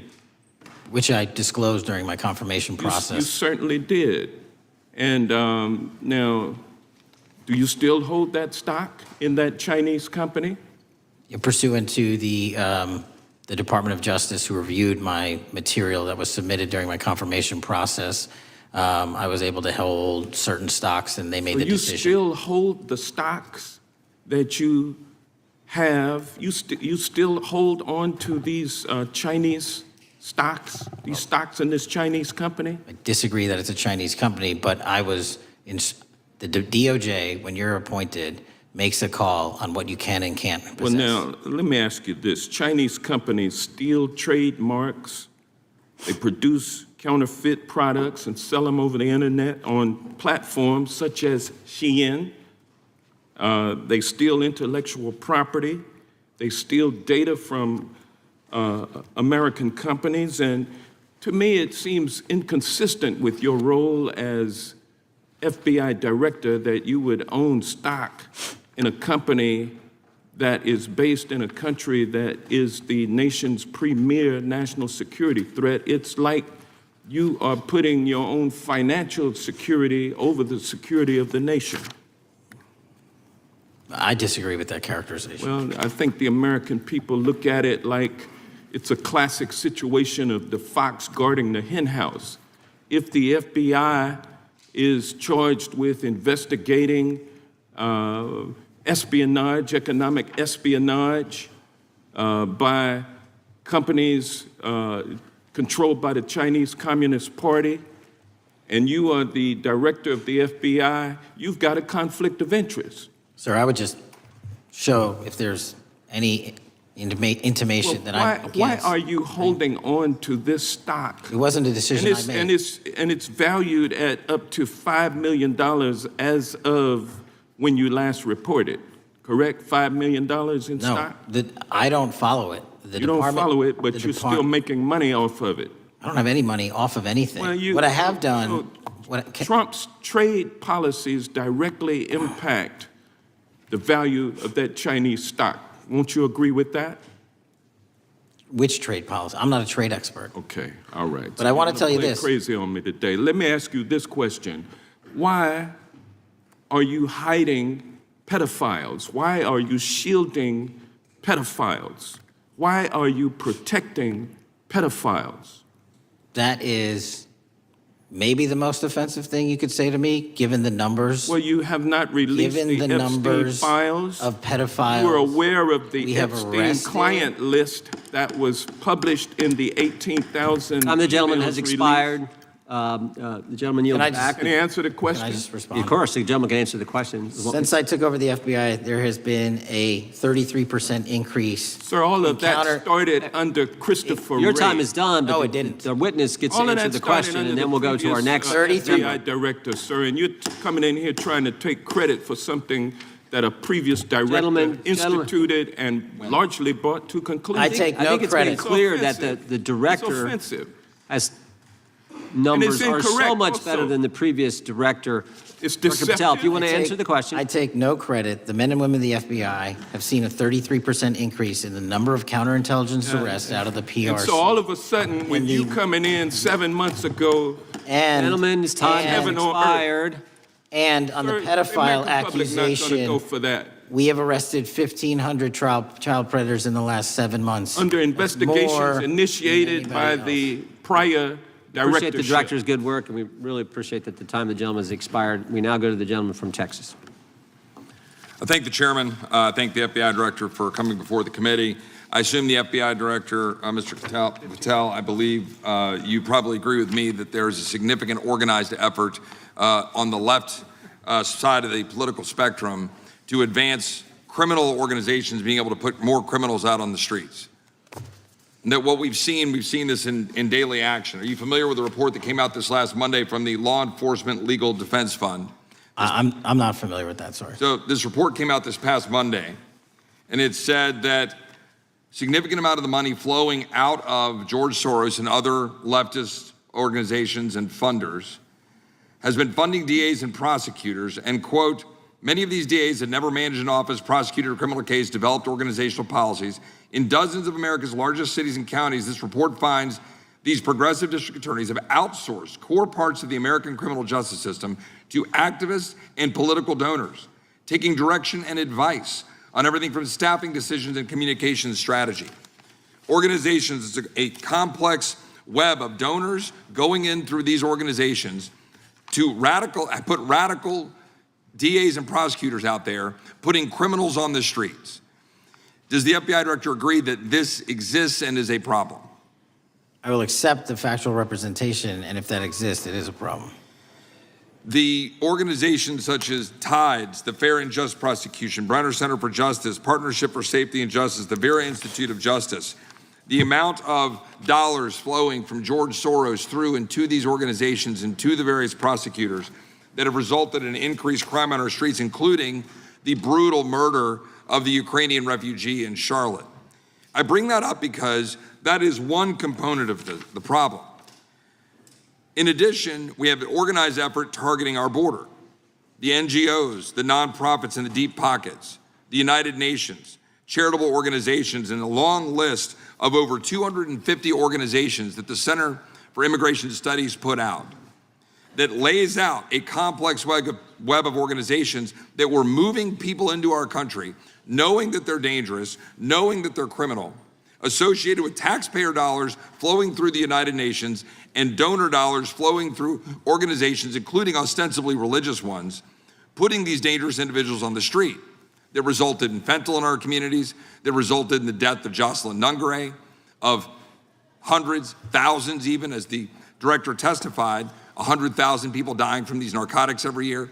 All of this in an organized effort, a complete effort by the radical left to use taxpayer dollars and these dollars to put people on our streets.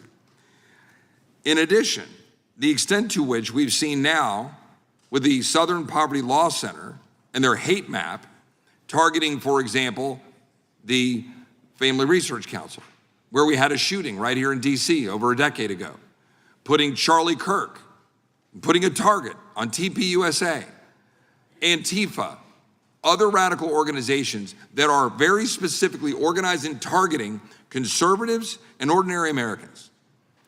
Well, how about the organized effort to infiltrate our schools and advance a transgender agenda and advance a radical agenda, perhaps one that we will see exposed further in the individual that actually shot Charlie Kirk. So here's my question. Will you as the director, and are you as the director, pursuing all legal channels to follow the truth wherever it may lead on this organized effort, one? And two, do you agree that Congress should take all action necessary to expose this web of dollars that are flowing to undermine our way of life? I got another minute in my time, then I'd like to hear from you on this topic broadly. I'll keep it short. Investigatively speaking, we are doing the following. We are following the money. We are following the money in every organization and every person that is violating the federal code. And it doesn't matter what your background or ideology is, we are following the money. We are using legal process to follow that money, issuing subpoenas to follow that money, using grand juries to follow that money. And when we have results to recommend for prosecution to the Department of Justice, we will do that. And we will continue to publicize documents through Congress, yes, when we make these findings. Mr. Chairman, I'd like unanimous consent to insert the record outsourcing justice by the Law Enforcement Legal Defense Fund that I alluded to before. I would ask unanimous consent to add a 2024 list provided by the Center for Immigration Studies on these United Nations and other affiliated groups that are responsible, over 250 of them, for moving individuals into our country in a coordinated effort.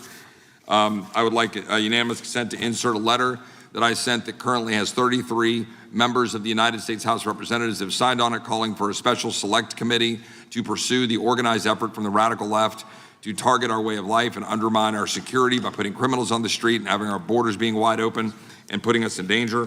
Without objection. With that, I would yield back. Without objection. Gentleman yields back. Mr. Chairman, I have a couple of unanimous Gentleman's recognized. One is a letter from Senator Tom Cotton, dated last year, urging the U.S. to, quote, ensure that data from U.S. companies is not harvested by the Chinese Communist Party through the purchase of Xi'an software and technology. Without objection. And also statement by Marco Rubio, then Senator Marco Rubio, which warned our UK allies about, quote, Xi'an's deep ties to the People's Republic of China. Without objection. Also, crime is the record crime is down in 2025. Trump doesn't deserve credit, which demonstrates that the crime rates have been decreasing since 2023, which was published by the Vera Institute. Also, a unanimous consent request to enter into the record a NPR report from July of 2024. GOP vows to make America safe again. Statistics contradict their growing crime claims. Without objection. Also, a report out of the American Presidency Project, dated January 17, 2025, record low crime during the Biden-Harris administration. Without objection. Also, Joe Biden is correct that violent crime is near a 50-year low, which was a PolitiFact publication of May 2024. And last but not least, a FBI releases 2024 reported crimes in the nation statistics. These are FBI statistics published on August 5th, 2025, which details decreases in murder, rape, aggravated assault, and robbery in 2024. Without objection. Gentleman from Kentucky is recognized for unanimous consent. Mr. Chairman, I ask unanimous consent to submit two sets of documents. The first is a series of emails from the victims of Jeffrey Epstein. They are making FOIA requests to get their own FBI files and not having any success. So I want to bring attention to that by submitting that to the record. The second document that I want to submit to the record, for the record, I know we don't usually read these. This one's not readable. It's completely redacted. For the most part, the first 50 pages. This is actually the search warrant that was served on James O'Keefe for a diary that he had already given to the government 2 months before. And as it turns out, there were no indictments here, yet he still doesn't know why he was raided, and I think he deserves to know. So, without objection. Thank you. The chair now recognizes the gentleman from California. Director, the first time you saw Donald Trump's name was in the Epstein files. Did you close the files or keep reading? I have reviewed not the entirety of the files, so I you haven't reviewed all of the Epstein files? Personally, no. You're the director of the FBI. This is the largest sex trafficking case the FBI has ever been a part of. Buck stops at the top, and your testimony today is you have not reviewed all of the files. What I've been doing is been busy providing the safest country this country has seen in modern U.S. history in historic speed, because the men and women of the FBI are given the resources to reduce the homicide rate, to reduce the drug trafficking rate, to reduce the amount of children that are being trafficked and the number of pedophiles. It sounds like those children being trafficked would appreciate high. the director reviewing the files. You said you don't know the number of times Trump's name appears in the files, so it could at least be 1,000 times. Is that right? The number is a total misleading factor. We have not Could the released number at least anyone's be 1,000 name times? we have not released anyone's Could it name in the at least Epstein be files 1,000 that has not been credible. Director, And could it at we have least be 1,000 released times? every piece of legally permissible information. Okay, You can so- characterize the numbers however you want it. Reclaiming my time, Director. It sounds like if you don't know the number, it could at least be 1,000 times. Which It's not. leads me- It's not. Is it at least 500 times? No. Is it at least 100 times? No. Then what's the number? I don't know the number, but it's not that. Do you think it might be your job to know the number? My job is to provide for the safety and security of this country. My job is not to engage in political And that innuendo includes protecting so you can go sexual out to the assault victims. sticks and get your 20-second hit in your fundraising reclaiming my article. time, And Director. keep going, reclaiming your time, because the Director, people of California If are being Trump- if the underserved by president- your If the representation. president is not implicated, why not release everything that involves We him? have released everything, the president and anyone else's side, that is credible and lawfully be able to be released. Your fixation on this matter and baseless accusations that I'm hiding also child Mr. Massey's pedophiles is disgusting. interest. Anyone that says that needs to look at the stats alone. And go back to the state of California, who's receiving the biggest surge in FBI resources through Director- my redeployment because the cities of Los Angeles, San Diego, and San Reclaiming Francisco my time, need it. Director. Remembering your oath to tell the truth, did you ever tell Donald Trump his name is in the files? I have never spoken to President Trump about the Epstein files. Did you ever tell the Attorney General that Donald Trump's name is in the Epstein files? The Attorney General and I have had numerous discussions about the entirety of the Epstein files and the reviews conducted by our team. Did you tell the Attorney General that Donald Trump's name is in the Epstein files? And we have released where President Trump's Did you, name it's is in the a simple attorney's question. file. Did you tell the Attorney General that the President's name is in the Epstein files? During many conversations that the Attorney General and I have had on the matter of Epstein, we have reviewed The question is painstakingly simple. who Did you can tell be- the Attorney General that Donald Trump's name is in the Epstein files? Yes or no? Why don't you try spelling it out Yes if you're or going to mock no, me? Director? Use the alphabet. Yes or no? No? A, B, C, Director, D, E, F? it Don't sounds wanna like do you it? don't want to tell us. Did you tell the Attorney General that Donald Trump's name was in the Epstein files? Why don't you try serving your Director, constituency did by you tell the focusing on Attorney reducing General violent that Donald crime in this Trump's name- country and the number of pedophiles that Director, are legally reclaiming my harbored in time, your Director. sanctuary cities in Director, California? reclaiming I'll my work with time. you on that. Do Regular you order, wanna Mr. work with Chairman. us on that? Director, I reclaiming my belong to the time. gentleman from California. Did you tell the Attorney General that Donald Trump's name is in the Epstein files? The question has been asked and answered. You have not answered it, and we will take your evasiveness as a consciousness of guilt. Director, did Donald Trump ever say to you, just find and release the entire truth? Don't worry if I'm in it? The instructions from the administration were to release all credible information, and we have done that. Did Donald Trump ever provide information about Jeffrey Epstein as an informant? Donald Trump has not been, and I can only speak for the FBI, an informant of the FBI. So, Director, you've played this cute shell game where you say you can't release everything because the court has said that it legally is not allowed to be released, but the court calls bullshit. Judge Richard Berman said that when you went to the court, quote, information contained in the Epstein grand jury transcripts pales in comparison to Epstein investigation information and materials in the hands of the Department of Justice. So let's move on, Director. You wrote a book called Government Gangsters. You identified 20 individuals in that book. You put me on that list at the top of the list. Thank you. My children find it flattering. 20 of those individuals have been investigated or have had adverse actions. Director, considering that you have identified these people as, quote, government gangsters, will you recuse yourself from making any investigation decisions about these individuals? Anyone that has been terminated at the FBI has been done so the because question they failed again. to meet the muster in Director, their constitutional I will obligation. work on the No. audio-visual capabilities. I'm of going to this room so borrow that you your can hear me. terminology and call I'm reclaiming bullshit my on your time. entire career in I'm Congress. reclaiming my It time, has been Director. a disgrace to the American Director, I'm people. reclaiming my You time. can reclaim your Will you time all recuse you yourself? want. Mr. Chairman, you're going to allow a Protect witness the to speak citizens this of way? California.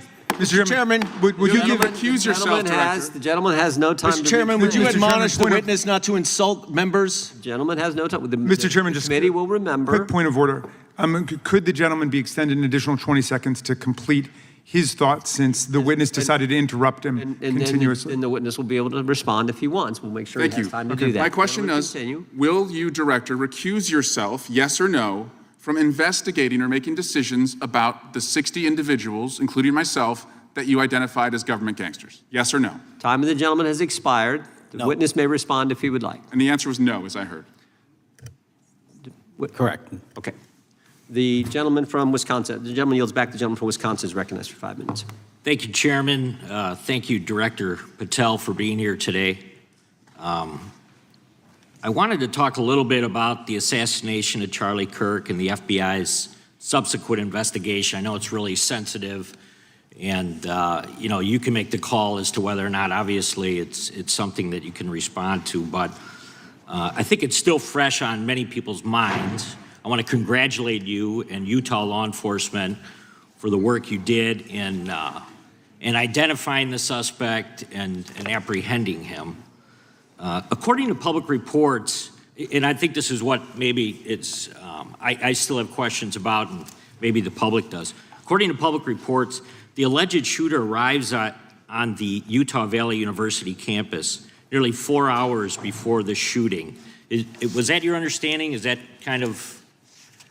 I'll let the public reports reflect themselves. I don't have the exact timeline. Okay. So we don't have any idea kind of his prep or how he set up or how he utilized that time when he first showed up on campus? All of those are being currently investigated through our cell phone analysis and through our witness interviews. And the state of Utah has now announced charges seeking the death penalty against this suspect. So we're a little limited in what we can continue to say. Sure, I understand.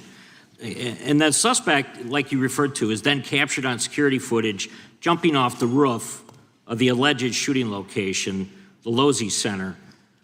Do we have any idea how the suspect got up on the roof in the first place? I think for members of Congress, especially after Butler and Pennsylvania, it's just unimaginable that there could be some type of security breakdown prior to an event of that size where somebody could access a rooftop. So not commenting on the case, but having gone to the crime scene and walked the steps that we believe were taken, the roof was actually readily accessible through an exterior stairwell, so anyone could have gotten on it. Okay. The suspect flees on foot to kind of this wooded area where he drops the rifle, wraps it in a towel, and then proceeds to his staged vehicle and basically drives home. So do we have any idea what the towel was about? Was it used later to identify a place where the firearm was left, or do we... What we can tell you is the towel, there was a screwdriver found on the rooftop, which DNA was collected off of, and the towel was found wrapped around the firearm in question in a wooded area next to the campus. All have been processed for DNA. And then, according to the suspect's roommate, there were allegedly messages on instant messaging platforms, specifically Discord, suggesting the towel may have been used to identify that weapon's location. So the public reports have suggested that the shooter acted alone. Do we still believe that that's true? Do we have any idea as to whether or not those Discord messages led us to believe that the shooter may have had help in any way or assistance? I can only speak to the FBI's investigation, and our investigation is ongoing, and we are interviewing any of those individuals involved in that chat and other individuals in the area. Very good. And so my suggestion, if there are accomplices, I'm sure this is something that the FBI is going to continue to investigate fully and thoroughly into the future. Yes, sir. The reason I ask that is because I don't know that that was necessarily the case with Butler, Pennsylvania. So thank you so much for your persistence kind of in this matter. There's still a lot of public questions that need to be asked. Let me shift to another topic very quickly. On July 31st, 2025, the DOJ and the CIA declassified the annex to Special Counsel John Durham's 2023 report on Operation Crossfire Hurricane. The 29-page Durham Annex contains previously classified information about, among other things, the investigative referral of the Clinton campaign plan. Why would somebody place documents in a burn bag related to this case? That case is very much ongoing, so I can't comment on the stylization of the evidence we're collecting. Can you comment at all on the Durham Annex as I described it? The Durham Annex, which has been publicly released thanks to the FBI's commitment to transparency, is one of the documents that's being utilized. And in general terms, speaking for burn bags, sir, a burn bag is what you use to put classified documents into generally, because that is literally how you destroy them.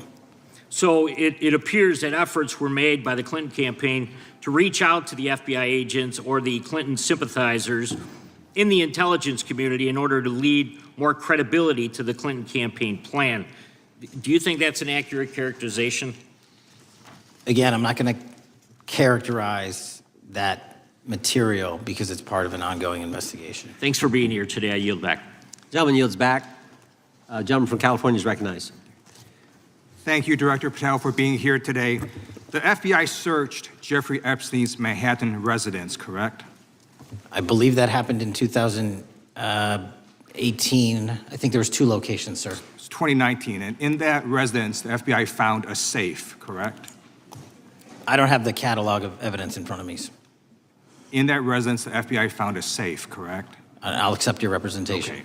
And in that safe, the FBI found topless and lewd photographs of girls, correct? Again, sir, I'll accept your representation. I don't know. Thank you. It was all over the media at the time. There's a New York Times article that says Jeffrey Epstein is indicted on sex charges as discovery of nude photos is disclosed, dated July 8th, 2019. And the Times reports a trove of lewd photographs of girls was discovered in a safe inside financier Jeffrey Epstein's Manhattan mansion. Author Michael Wolff has conducted numerous interviews of Jeffrey Epstein. I'm going to play for you a video clip of what Michael Wolff said Epstein told him was in the safe and what he showed the author was in this safe. So let's please play that clip now. Elected. And I was sitting talking to Epstein, and he said, "Wait a minute, I got to show you something." And then he went into his safe, and he came out with photographs. They were Polaroids, I think, and he kind of spread them out like playing cards, and it was Trump. I mean, I think there were a dozen of them, and it was Trump with girls of an uncertain age at Epstein's Palm Beach house, where all of the things that he would ultimately be accused of took place. And I remember very vividly 3 of them. There are 2 in which Trump is, the girls, topless girls, are sitting on Trump's lap. And then a 3rd in which he has a stain on the front of his pants. And the girls are kind of pointing at it, sort of bent over, laughing. So, Director Patel, I'm going to ask you a very broad and general question. As you know, Donald Trump and Jeffrey Epstein were friends. There are, of course, photos showing Donald Trump together with Epstein, correct? I don't have the entirety of the photographs, but I think they've been photographed in public together. All right. Are there any photos showing Donald Trump with girls of an uncertain age? No. How do you know that? Because that information would have been brought to light by multiple administrations and FBI investigators over the course of the last 20 years. Well, you know what? That's just not true, because no one knew about the creepy birthday message that Donald Trump wrote to Jeffrey Epstein until the Wall Street Journal disclosed it, and then all of a sudden, the Epstein estate provides it to Congress. Well, so certainly, you weren't there at the search. You don't know what Epstein may or may not have done with those photographs even prior to the search. Maybe someone has it. Maybe the Epstein estate has it. You raise a great point. So I'm going to ask you, have you asked to talk to Michael Wolff? You raise a great point. I haven't personally asked to talk to Michael Wolff. Has the FBI asked? But the FBI, I'll get back to you if the FBI specifically so Michael Wolff has ever. About 100 hours of testimony of Jeffrey Epstein. Wouldn't it be good for the FBI to interview Michael Wolff? I'm not saying they haven't. I just don't know. Has FBI subpoenaed the tapes that Michael Wolff has conducted of Jeffrey Epstein? I don't know. All right. So if you could provide us an answer, that would be terrific. Sure. Well, let me ask you this question then. Have you looked at all the photos in Epstein files? I have looked at all the information that the investigators who investigated this case have provided to run out credible leads. And in the Epstein files, was there that creepy birthday message that Donald Trump had written to Epstein? No, that's what I was trying to tell you. You raise a great point. The estate of Jeffrey Epstein has a voluminous amount of information that they have not released before. Okay, so that's great. So Wouldn't it be great if FBI subpoenaed the estate of Jeffrey Epstein for all that information? The estate is under no obligation to provide that material, even pursuant to a subpoena. That's a great point. Yeah, that's just false. Okay. That's just false. You're the frickin' FBI. You can subpoena the information from the estate, and you better do that. I'd like to move literally on. not how it works. I'm going to move on now and talk about Epstein's client list. You confirmed that it exists. Attorney General Pam Bondi confirmed earlier this year that it exists. I just want to ask you a simple question. Is Prince Andrew on Epstein's client list? The material related to Prince Andrew has been made public. Is Prince Andrew on the client list? We have released the index of names that were in Jeffrey Epstein's. Is Donald Trump on Epstein's client list? The index has been released, and the index will speak for So I'm itself. just going to say, America, there's a huge red flag. The FBI director could not answer whether Donald Trump was on Epstein's Gentleman's time client has list. expired. I Chair yield now back. recognizes the gentleman from Virginia. Thank you, Mr. Chairman. I want to thank the director for being here and for his work over the last several months, removing the taint of partisanship that has infected the intelligence community over the past several years under the last administration, under the last several directors, standing up for law enforcement, standing up for the brave men and women who work in your agency. But to set the record straight, we have to correct the record. And the record, early days of the first Trump administration saw a dramatic spike in news stories that contained sensitive and sometimes classified details about the FBI's bogus Russia probe, about a leak a day. It's unacceptable that senior FBI officials coordinated to leak classified information to try and harm President Trump. Documents produced to the committee in August of this year revealed that the FBI interviewed a former Intelligence Committee staffer who gave details on a systematic process through which leaks of classified information were affected by then Chairman, now Senator Adam Schiff. Were these findings escalated within the Bureau's chain of command, and if so, to what level? Sorry, were the findings escalated? Were these findings that were given to us escalated within the Bureau's chain of command, and if so, what level? Did you receive this information?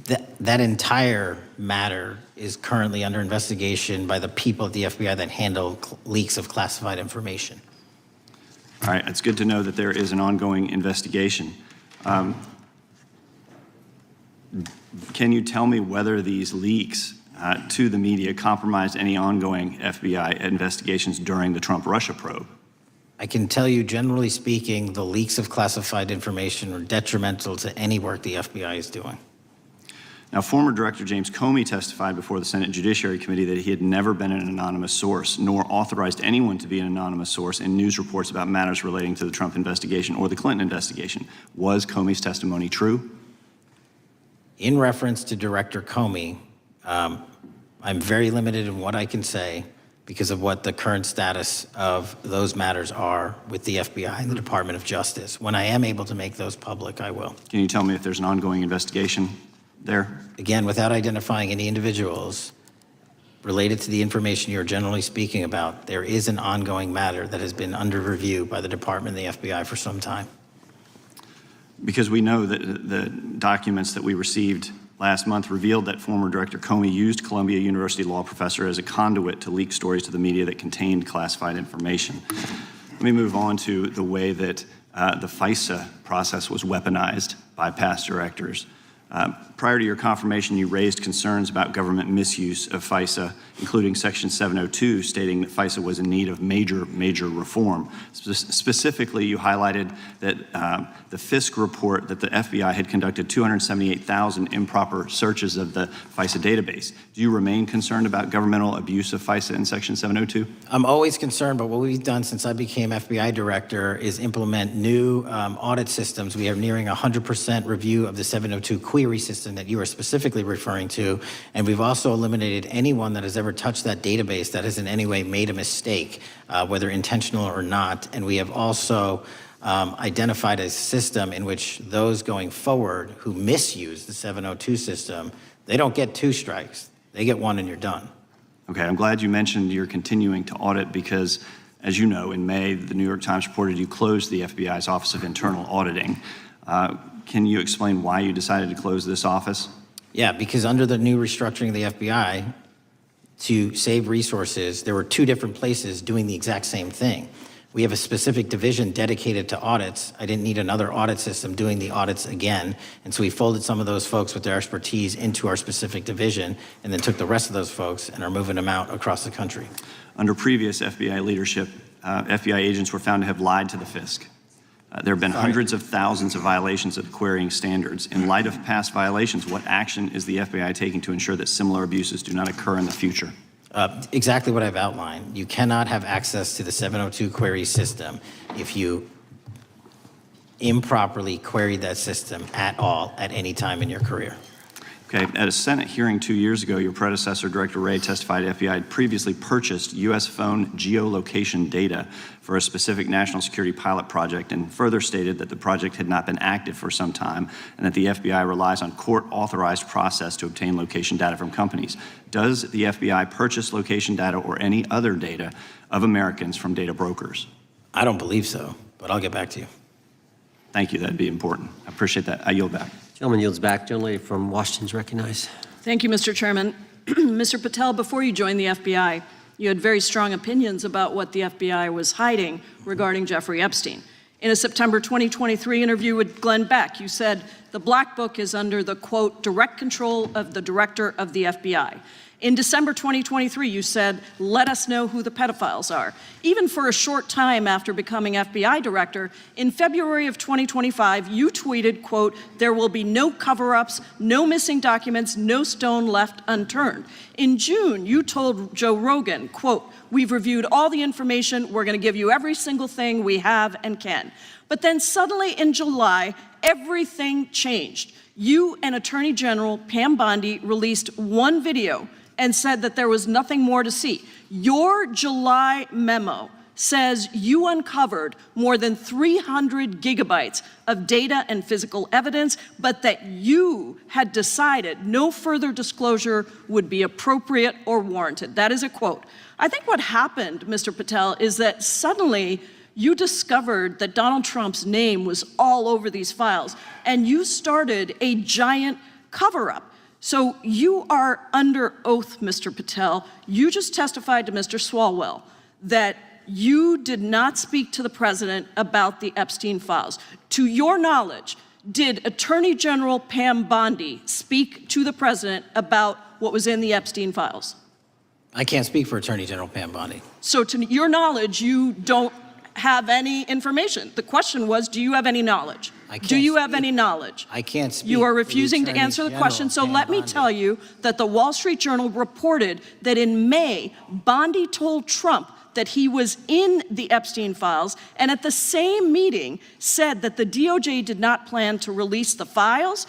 Yesterday, you testified to Senator Kennedy that there was, quote, no credible information that Epstein trafficked girls to anyone else, and that you have, quote, continuously and publicly asked the public to come forward with more information, and we'll look into it.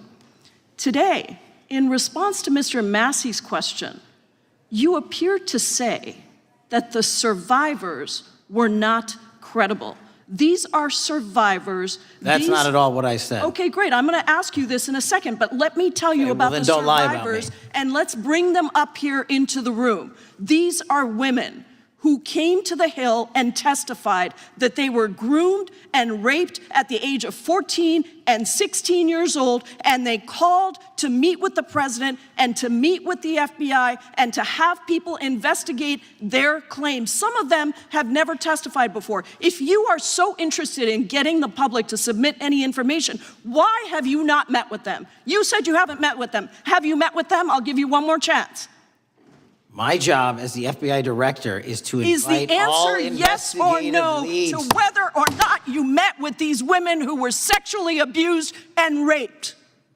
Any insinuation by you or any people on your side that I am not manhunting child predators and sex traffickers, just look at the stats. Patel, and you talk about cover-ups, man. Mr. Chairman, you talk about cover-ups. And I will take as much time as I Where want. were you during the Obama and Biden Mr. administrations Chairman. when these so-called cover-ups were going on? Why did anyone in those administrations talk to any of these purported witnesses? I have some regular order, every single person to provide credible information. Time belongs to the gentlelady from Washington. Washington. And I'm but going when to you- take another When you couple accuse of the minutes. witness of something, he's allowed to respond. That's how it works. You say Listen, he something, didn't you say even, something, excuse he's me, allowed to Mr. Chairman, you respond. have always been fair, but this is I'm not being fair. and you will get No, your, this you will is get your my time, and he You will give the said gentlelady that the a few witnesses additional were not credible. seconds of time. I'm going to get an additional minute of time because No, that's you'll how get much what, time you he won't get a took. minute, you'll get some seconds, what we think is under 5 minutes. You don't get to demand how Mr. much time you Patel. get. That's not how it works. Mr. Patel,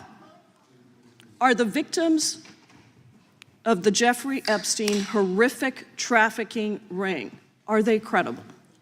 Any person with information about ongoing sexual trafficking. I'm asking you if they're credible. Ma'am, I'm Are they commenting on the credible? evidence we have. But And we have routinely asked for people to come forward with more evidence, and we will look at it. And the evidence that we have was the same evidence that the Biden and Patel, Obama Justice Departments Mr. had. Patel, And they this is determined, not new. me, they determined that that Chairman, information was Mr. not credible. Chairman, he's not letting me even ask my questions. You This is ask the ridiculous. questions, he gives an answer. You may not like what he says, No, but that I'm doesn't mean you get to asking- he's not interrupt him. answering my question. Mr. Chairman, could haven't- we restore the gentlelady 45 seconds so she We can will give complete her her question? additional 30 seconds, which is what I said I'm earlier. going to keep taking my time because you'll take here's the time thing. that you get. You get are 30 not seconds. answering the question. The question I is, have, you just don't like the answer. Are these women credible? It's a yes or no answer. I have answered the question. Well, and I what is keep the telling answer? you, I'm the only FBI director that has welcomed new information in this Okay. case. This You're administration is the only one that has welcomed any new information in this Is there case. a yes or no to Present whether the new credible victims are information. credible? Present new information. Are the victims credible or not? I'll tell you what happened in the last Trump Are they administration. credible or not? You can't even Victims say. credibly came forward, and you know what happened? President Trump authorized the indictments President of Jeffrey Trump Epstein, called not them a Biden, hoax. not Obama, President Trump no one called else. the entire thing a Democratic hoax.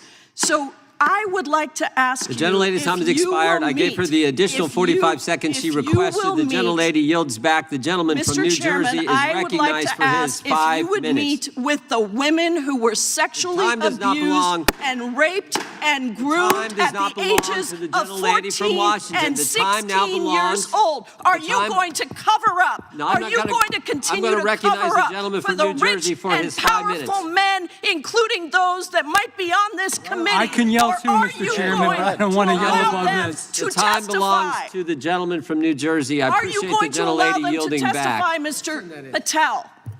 Go ahead. Will Mr. you Angelo. allow them to testify to you, Mr. Patel? Mr. Patel, thank you for being here. I know it's been an interesting and difficult 2 days. And I wasn't going to talk about the Epstein thing because there's a lot of other issues that affect the FBI, but I have to say a few words.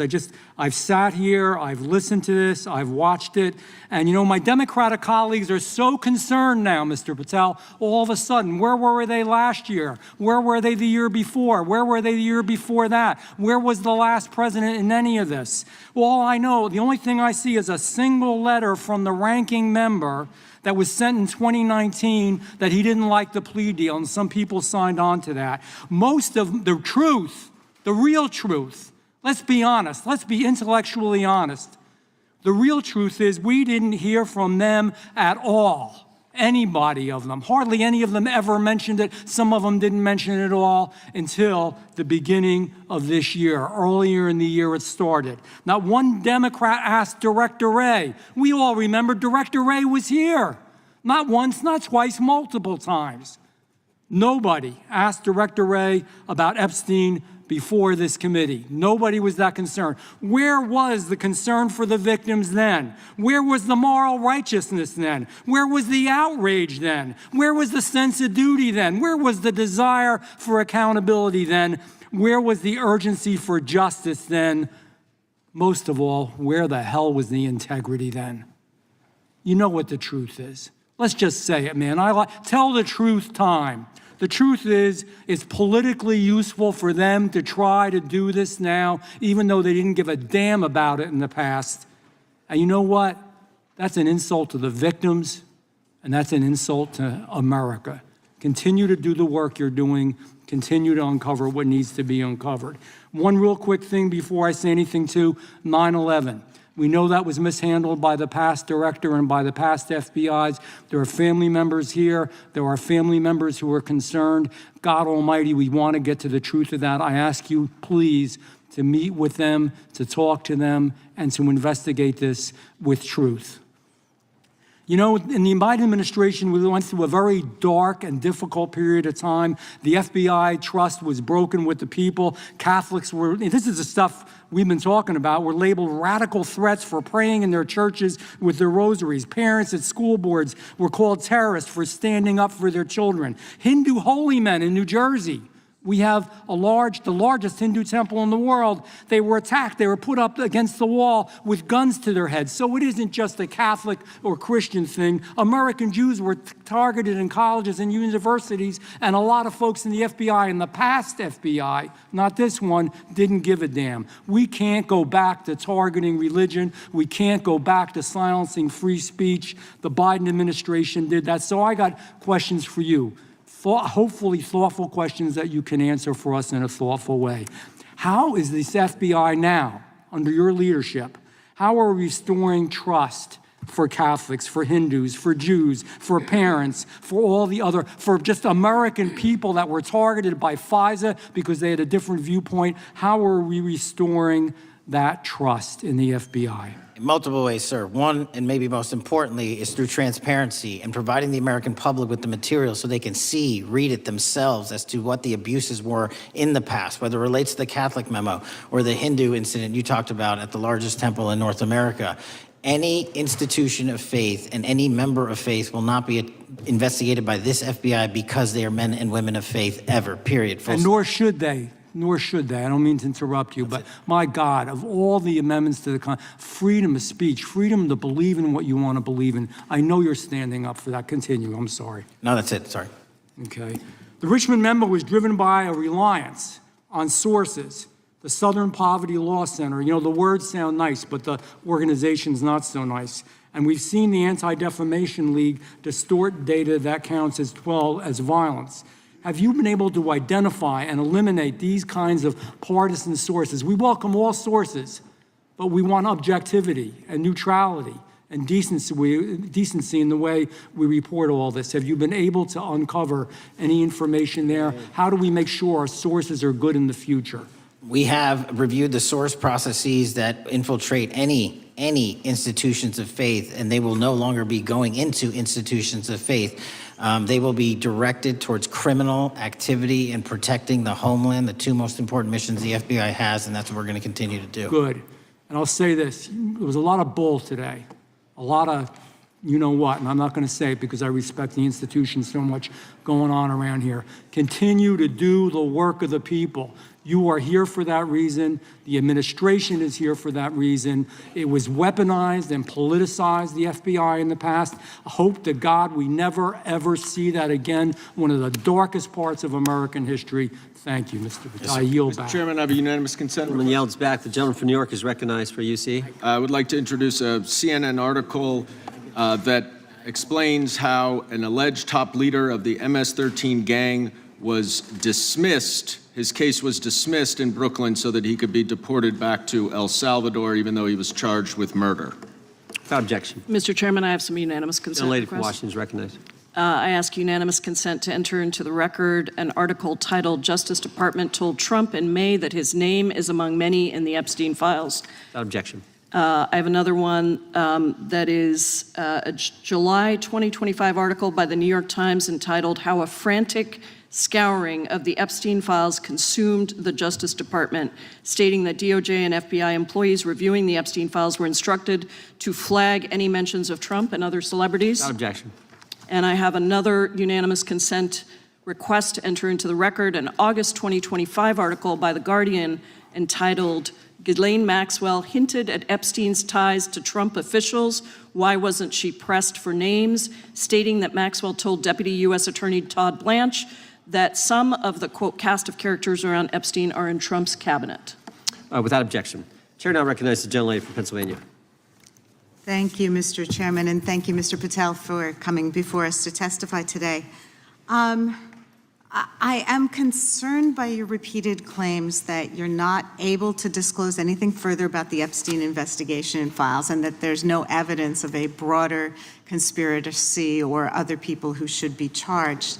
because the American people aren't buying that you've been transparent or that there's nothing further to be seen. In your exchange with my colleague, Mr. Roy, you reiterated something that I heard you say yesterday in your Senate testimony, and that is, under your direction, the FBI will always follow the money. Is that right? The money, did you say? Yes. Yes, you said you'll follow the money. That's great. And just now you said you welcome the opportunity to investigate new evidence. So there has been significant recent reporting just in the last couple of weeks that after Jeffrey Epstein was arrested, 4 major banks flagged more than $1.5 billion in suspicious transactions connected to him that suggested a massive conspiracy related to his child sex trafficking activities. Director Patel, has the FBI reviewed the $1.5 billion in suspicious bank transactions flagged to the government relating to Epstein and his co-conspirators? I know the FBI has reviewed numerous SARs. I don't know the totality of that number. Okay, can you provide us with that number? I'll get back to you. Okay.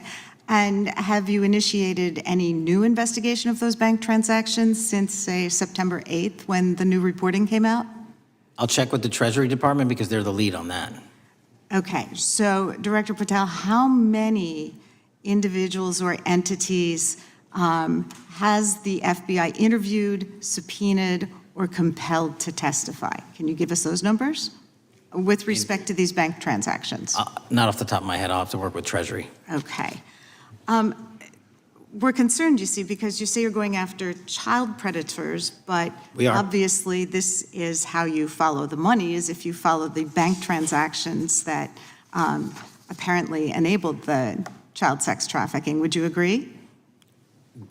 It's one of the valuable investigative tools is to follow the money. Okay.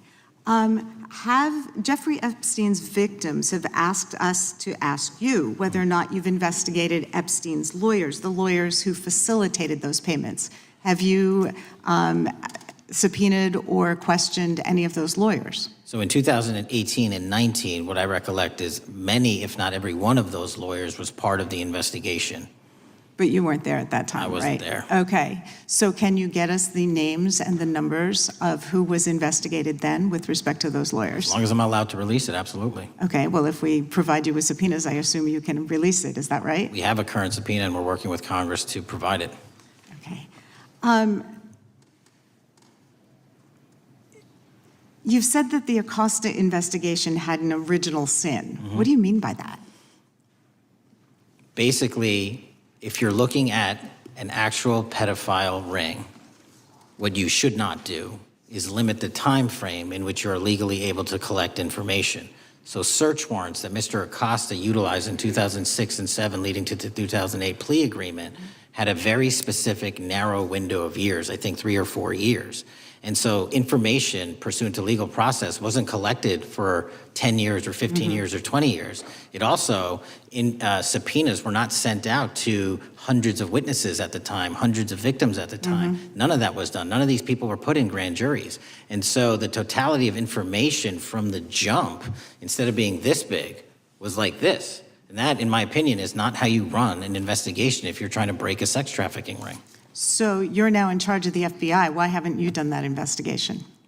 Great question. And here's the answer. Simply because I am not able to go back 20 years and collect information that the courts had decided was already subject to search warrants. They have said this was in the investigation. There's a non-prosecution agreement out of that plea, and when the case was reopened, and this is where it comes into play, when the case was reopened in 2018 and 2019, the search warrants, again, were limited to the conduct of Jeffrey Epstein. Now, whether that's right or wrong, that's a different discussion, but I'm telling you that's the information we I think reviewed. that is a different discussion, and I think the discussion we'd like to have today is why you aren't following the money with respect to the broader conspiracy that it has been reported in the New York Times and elsewhere, and that if you really want to attack the issue, if you wanted to attack the issue, if you wanted to get to the bottom of it, if you wanted to disclose what really was involved in the Epstein files, the Epstein cover-up,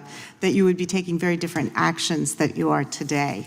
I do want to seek unanimous consent to enter into the record the New York Times September 8th, 2025 article, How J.P. Morgan Enabled the Crimes of Jeffrey Epstein. Objection. And also an article dated July 17th, 2025, in the Epstein case, Follow the Money. Objection. Okay, thank you. Gentlelady yields back. Mr. Chairman. Gentleman from Maryland is recognized. Thank you much. Pursuant to Clause 2K6 of Rule 11, I move that the committee subpoena the CEOs of 4 banks, J.P. Morgan, that's Jamie Dimon, Bank of New York Mellon, Robin Vince, Bank of America, Brian Moynihan, and Deutsche Bank, Christian Sewing, in order to get the suspicious transaction reports. These 4 banks have flagged to the government $1.5 billion in suspicious transactions related to the sex trafficking crimes and conspiracy of Epstein, Maxwell, and all of their collaborators. And as you know, Mr. Chairman, we got the SARS reports for Hunter Biden totaling around $20 million. And so these $1.5 billion in SARS reports we should get, especially since the director doesn't seem to be forthcoming. And I requested, that we do this immediately. I think the director's been very forthcoming. We will hold any motion to subpoena in abeyance until the conclusion of the hearing. The chair now recognizes the gentleman from Texas. Thank you, Mr. Chairman. Thank you, Director Patel, for being here. It is quite clear that certain members of this committee, they want their 15 seconds on TV, stamping and coming. Maybe it's for fundraising. Maybe they're struggling in their district. They need a little bump. But they turn a committee into a clown show, and that's what we're seeing. You're being unjustly attacked today. I watched the Senate hearings yesterday. You were attacked there. We know there's an agenda. There's always an agenda. It's the same characters with the same personalities, the same objective, and that is destroy the mega movement. You're being attacked, Director, is because you're effective. You highlighted what you've been doing in D.C. with the president in reducing violent crime. You're very effective. Another individual that was very effective with meaningful debate and dialogue was Charlie Kirk. And they killed him for it. Charlie Kirk was a man of faith. First and foremost, he loved his Lord Jesus. He loved his family. Beautiful wife, beautiful children. Just a remarkable, honorable man that was silenced with this assassin's bullet. I would say if Charlie Kirk lived in the biblical times, he'd have been the 13th disciple. He'd have been the 13th disciple. We have a new committee, if you're not aware, a new select committee regarding January 6th. I'm honored to be on that committee. I'm looking forward to working with other members to expose truth, questioning federal agencies that were involved on January 6th, like the FBI. It played a role, but we don't really know, Director, to what extent. We don't know. The January 6th sham committee was not formed by Nancy Pelosi to seek truth. It was nothing about getting to the truth about January 6th. Their sole mission was to damage Donald J. Trump and end his political career. And everybody knows it. That's what the purpose was. You know what's nice, so I kind of get to ask the question, though, how did that work out for you? Donald J. Trump is back in the White House, and America loves him. I spent 30 years in law enforcement, retired sheriff from a large county in the great state of Texas. I have seen, Director, I've seen more enthusiasm and support for law enforcement today because of what you and Donald Trump have done over the last 8 months to protect the American people. The American people couldn't count on their government to protect them. Crime is rampant. And now we have a president and an administration that puts the American people and their safety first. It's interesting, a few minutes ago, a classmate reached out to me and sent me I told him, I said, yes, we got Director Patel in front of our committee today. And Andy Kane wanted me to tell you, he said, quote, tell him we love him. Tell him we love him and all the brave warriors exposing the deep state. Kash, you're a great American, sir. You're a great American. Your work as the director of the FBI is commendable. It's commendable. And I want to thank you, sir. Thank you for your service. Keep up the good fight, brother. Don't let them tear you down. Keep up that good fight. You have it in you. With that, sir, I yield back. Gentleman yield. Gentleman yield to me.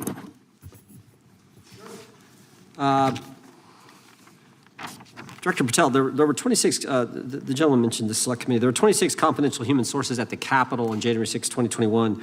4 entered the Capitol and thereby broke the law.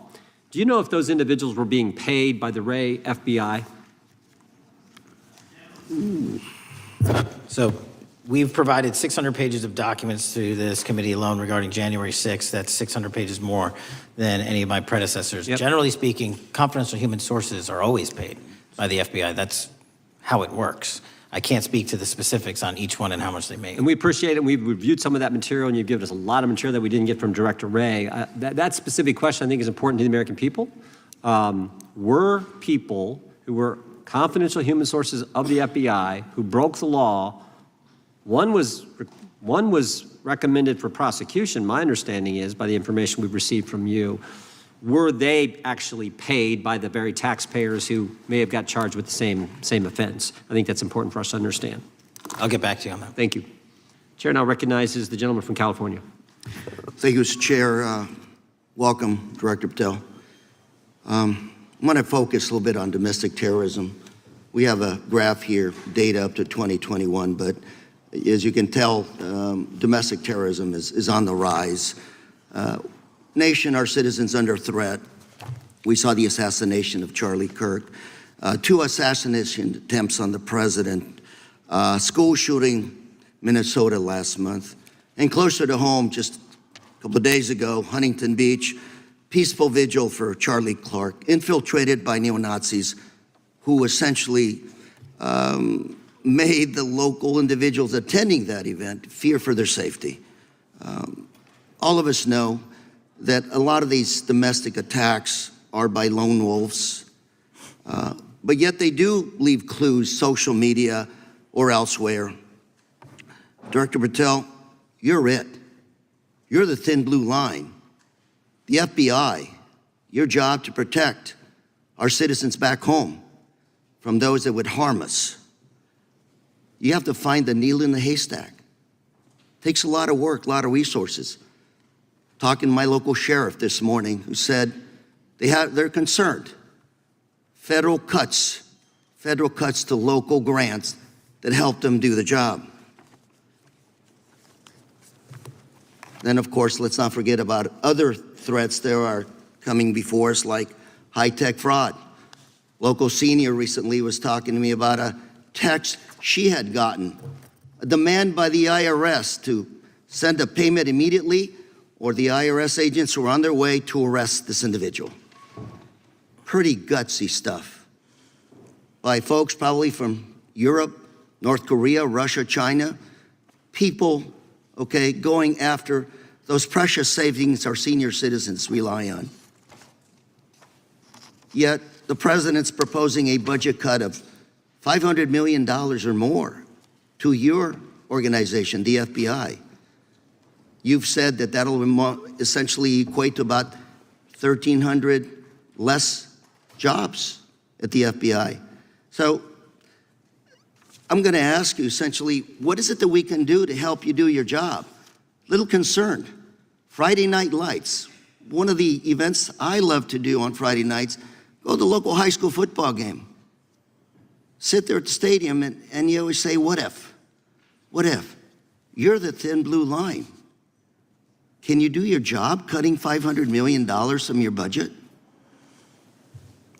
Thank you, sir. I think we are doing our job, and the distinction is with the budget that we have, we are flexing more resources to the field. California is receiving the largest FBI plus-up of any state in the union due to that plus-up. They're not getting a reduction. No state is getting a reduction. Every state is getting a plus-up. And so I'm utilizing the money that we have to first plus it up. And the empty vacancies that we have, those haven't been filled in years, not under my leadership. Here's my concern. You're going to do well. You're doing more with less, is what you're saying.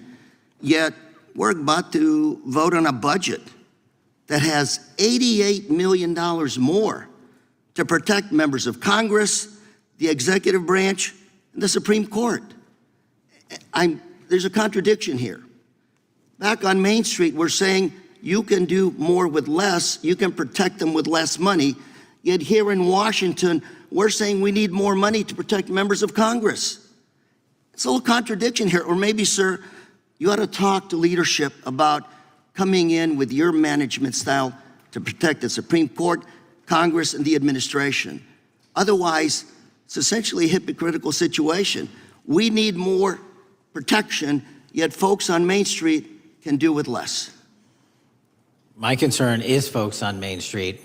We also were, I think we received over $300 million in the big, beautiful bill, and we're also receiving pots of money from our interagency, so this sort of $500 million cut isn't entirely accurate. You're still getting cut $200 million plus. You're still moving your agents to do ICE work, so you are leaving a lot of bases uncovered. And I'm not going to be argumentative with you, Director Patel. I'm just saying, if that thin blue line does not hold, people on Main Street will pay the price. I agree with you, sir. And I just look forward to working with you, because I am very concerned that these kinds of budget cuts are short-sighted, especially when my local sheriff calls me and says, we need more support, and we're looking at budget cuts. I'll work with you, sir. Thank you, Mr. Chair. I yield time. Mr. Chairman, I have another unanimous consent request. The gentleman yields back. The gentleman from New York is recognized for unanimous consent. I seek to introduce a December 2024 OIG report from the Department of Justice, which confirms the conclusion of the Bill Barr Justice Department that the so-called whistleblower, a disgruntled former employee of the Intelligence Committee, was not a credible witness, and there were no further actions taken. Without objection. Mr. Chair, I'd like to submit some items for the record. You bet. Gentleman from California. First one, Trump's deportation diverts FBI agents off child predator cases. Second one, FBI director backtracks on administration's proposed budget cuts. And number three, Trump administration says 70% of ICE detainees do not have criminal convictions. Without objection. Gentleman from Texas is recognized. Thank you. Director, earlier this year, the committee learned of new documents tied to the Crossfire Hurricane investigation and the Russia collusion hoax against President Trump. Your efforts in declassifying key documents tied to this investigation allowed the committee to acquire thousands of pages that it did not have previously. Did any of your predecessors make any effort to declassify these documents? Not to the extent we have. Did any of your predecessors share or leak any details that were classified at the time? There are ongoing leak investigations across the board at the Bureau related to this.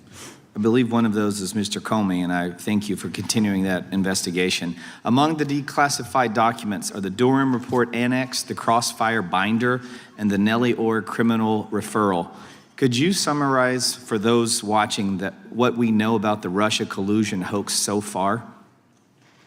Well, sir, I think the record will speak that the Russia collusion matter was perpetrated by a political party to go overseas and obtain information from a foreign intelligence asset, only to have that information, which was demonstrably false, turned over to the FBI, who walked into a federal FISA secret court and asked for a secret surveillance court order and lied to the federal court, and we know that because someone was convicted of it, and only to surveil the political opponent. So that is a massive scandal. We helped expose it.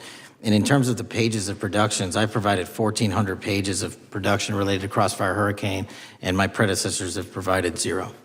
I appreciate that, and I appreciate your courage and commitment to declassifying these important documents for our review, and hope that you'll continue with this commitment. Can we expect to see more declassification efforts regarding the Crossfire Hurricane and Russia collusion hoax? Yes. Thank you. I yield the remaining balance of my time to Chairman Jordan. Oh, I thank the gentleman for yielding. And Director, that's when it all started, right? The whole Russia, that's when it all began. And then it was Mueller, then it was impeachment, then it was Jack Smith and Fonnie Willis and Alvin Bragg and you name it. But it all started then. And that's why I think the gentleman from Texas wants to make sure we get all the information there. And I want to go back to when it was changed. We talked about this earlier. I just want to read to you what the CIA officer said to the House Permanent Select Committee on Intelligence. Quote, Brennan refused to remove the dossier, and when confronted with the dossier's main flaws, he responded, yes, but doesn't it ring true? So that's what he initially said. And then when he was talking to this committee, he said the CIA was very much opposed to having any reference or inclusion of the Steele dossier in the intelligence community assessment. So on one hand, you got a witness who was there who said he refused to remove it even though he knew it was garbage. And then he's, on the other hand, telling the committee, no, no, no, we didn't want anything to do with it. It shouldn't have been a part of the intelligence community assessment, which we know it was. You know it was. You found that. Those are two entirely different stories. I think Mr. Brennan has some explaining to do, frankly, what happened there. And I think you said earlier that this whole thing, and I think you said to Mr. Gooden, this whole thing is being looked at as part of this grand conspiracy to undermine the president, whether it's Comey, Brennan, Clapper, former head of the Intelligence Committee, now senator from, whoever it is, that's all being looked at. Is that accurate? Yes, sir. Well, we appreciate that. And part of what's also being looked at, and I think the gentleman from Wisconsin brought this up earlier, what is a burn bag for, by the way? Generally speaking, the intelligence community obviously utilizes and possesses classified documents, but drafts of those classified documents and even ultimate finished products of those classified documents have to be recorded and or discarded. And if they are discarded, the only way we do that, the hard copies, is we literally put them in burn bags that are identified specifically for that purpose, and there is a very exact courier system in which those burn bags are obtained and the material inside is destroyed. So it's to get rid of the material, right? Yes, sir. And it looks like the annex that Mr. Durham in his investigation had was put into a burn bag by your predecessor, I assume, to be destroyed. Is that accurate? Without getting into the stylization of the evidence, anything that's put in a burn bag is for purposes of destruction. Do you find that interesting that the Durham annex was placed in a burn bag, that you would discover that when you took over as the head of the FBI? We found a lot of information in a lot of burn bags. Well, we appreciate you finding that. We'd like to know a little bit more about that, and we look forward to that information coming forward. And I appreciate the gentleman yielding. With that, we now recognize the gentleman from Colorado. Thank you. Thank you, Mr. Chairman, for holding this hearing. Thank you, Director Patel, for being here today. I have a couple of questions regarding a terrible shooting that occurred in Colorado, a state, as you may know, that I represent. You've testified previously about, I think, what you would describe as your efforts to provide more information regarding the investigation with respect to the horrific assassination of Mr. Kirk. And so, in that same vein, I'm hoping you can provide this committee and my constituents in Colorado with some clarity. Absolutely. I think, as my colleagues know, in Evergreen, Colorado, Jefferson County, a county that I proudly represent, at Evergreen High School, a shooter ultimately injured. 2 students were praying for their swift recovery. There's an article here from Colorado Public Radio. The title is, quote, FBI was already investigating an account that may have been linked to the Evergreen shooter. You're familiar with the circumstances generally, Director, regarding this terrible tragedy. Yes. So my understanding from the public reporting is that an organization reported to the FBI in July of this year regarding, just reading here from the article, that the FBI opened an assessment into a social media account user whose identity was unknown and who was discussing the planning of a mass shooting with threats nonspecific in nature. This is the FBI's statement to the press. And that the FBI continued to work this assessment investigation to identify the name and location of the user up until September 10th, 2025, which was the day of the tragedy. Can you provide us some clarity on what were the impediments to finding, the account user, and maybe describe in greater detail the FBI's work in that regard? Generally speaking, yes, because I know even though the shooter's deceased, the investigation we're not done. Sure. And so the impediments to finding these individuals, and you highlight a great point. We had 2 huge tragedies in the span of days in this country, the school shooting in Evergreen, Colorado being one of them. And proactively going out onto these social media platforms, which are so large, is our biggest impediment. And we need to rely on the service providers. There's actual legislation, I can't remember the name of it, that's up for renewal, which will, and I think at the end of the month, which gives service providers the ability to report that information in from their end without liability. We need that to continue, because while the FBI has so many people and the police are great at doing it, there's just too many platforms to cover down on. Well, I appreciate that, Director Patel, and I think we're certainly, I'm interested in continuing this conversation because I think the reporting suggests that that there's a pattern and that ultimately we want to make sure that law enforcement is able to prevent this kind of tragedy from happening in the future. I have a question. It's not meant as a gotcha question, so it just frame it there. But it is in regards to some reporting around a periodic transaction report that you had filed earlier, this year. So this is in July, pursuant to the ethical obligations as a senior executive official. You remember filing that in July? Yes. Yeah. So in that report, as best as I can surmise, you disclosed that you divested $100,000 or more in a variety of different stocks, which I presume was pursuant to the ethics agreement that you negotiated with the Department of Justice. In that same report, there's a disclosure regarding purchases of two different transactions. So between $15,000 to $50,000 in a national coffee house chain and between $50,000 to $100,000 in a semiconductor company on May 9th and May 12th. Are those transactions that you're doing personally, or are these through a stockbroker, or are these transactions that you're handling yourself? So how they happen is I submit proposals under DOJ guidance to say, hey, I would like to trade this or that, and they run their review, and the FBI runs a review, and then they come back and say yes or no, and then I make the transaction. Is there a reason that you decided to make the purchases into those two companies? Generally speaking, before I got this job, I was, trading stocks, but not a lot, like most people, and I just follow certain industries, and I thought they would be a good investment. So the reason why I ask, right, because you had divested in other companies, and I presume that wasn't because there were actual conflicts. It's just that you wanted to avoid an appearance of impropriety. It was both. Both, but not all of the companies were conflicts. Whatever they make divested from. I don't make the call, they make the call. Sure. Yeah. I guess my point would be, the reason why I ask is, why I said it's not a gotcha question, I have for years led an effort here in Congress to try to ban members of Congress, senior executive officials, from trading stocks. And it's bipartisan in nature. We're working really hard to get that done, Republicans and Democrats. And you can understand, I think, given your role, given the nature of the position that you hold as the leader of the largest law enforcement agency in our country, that divesting entirely, not doing day trading now, I think would be something that would be in the interest of the American people. So I just would hope you would consider that, and that moving forward, that perhaps not purchasing stocks in individual companies, I would think would be something that would be worth pursuing. Gentleman's time is... I'm happy to give the witness an opportunity to answer. Thank you. I'll work with you on it. Gentleman from Alabama is recognized. Thank you, Mr. Chairman. Thank you, Director Patel, for being here today. Newly declassified documents confirm that the intelligence community under President Barack Obama knowingly relied on unverified and fraudulent evidence to manufacture a false claim that Russia, in fact, meddled in the 2016 election.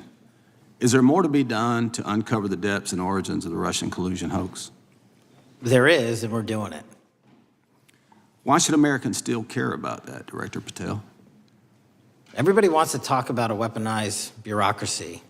And when we put out the facts about a weaponized bureaucracy, not because I said so, but because we found the FISA documents, because we found the 302s and the 1023s, then it becomes a political football. My job is to continue to put out that information and let the American public read it for themselves when I'm lawfully able to do so.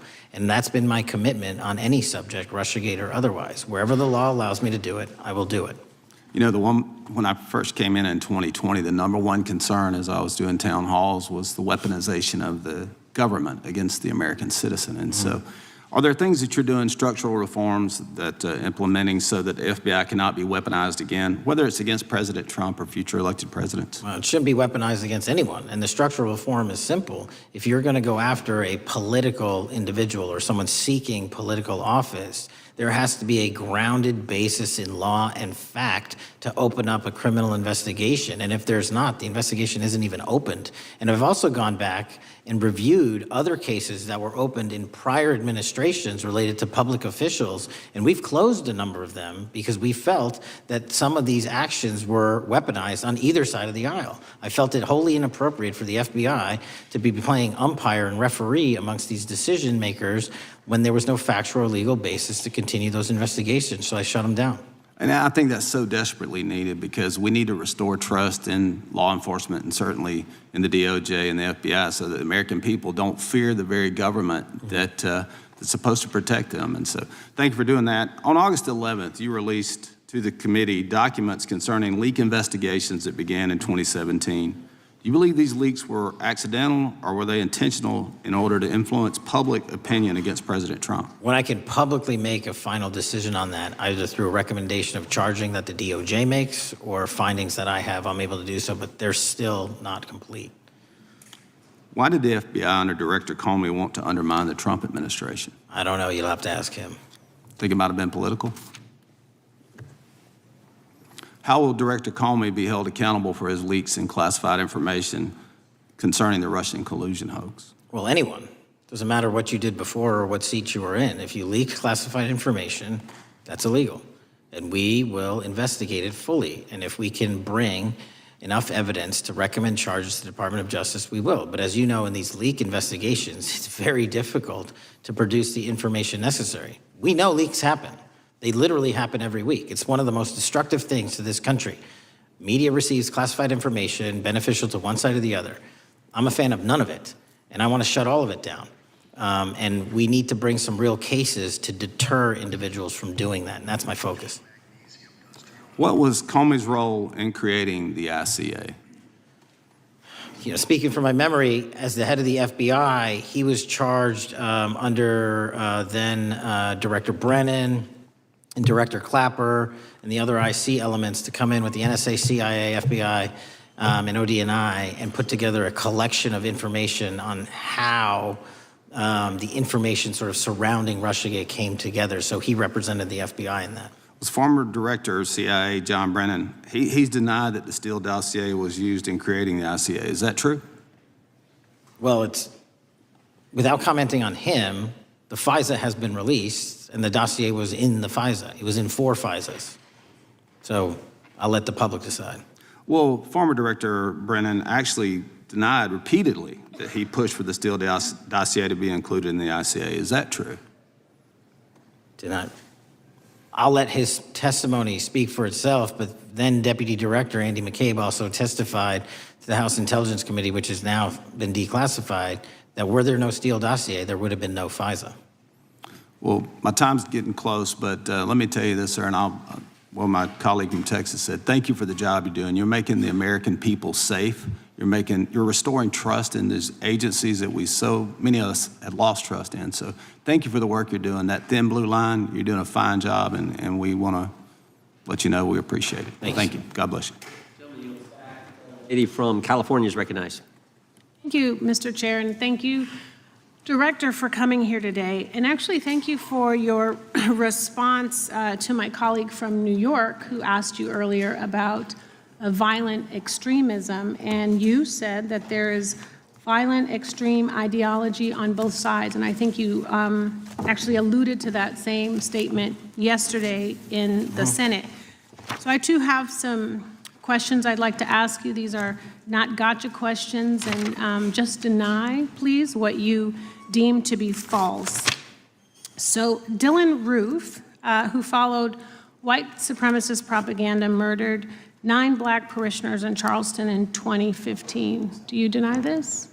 I'm sorry, Dylan Ruth? Roof, can you give me some more information?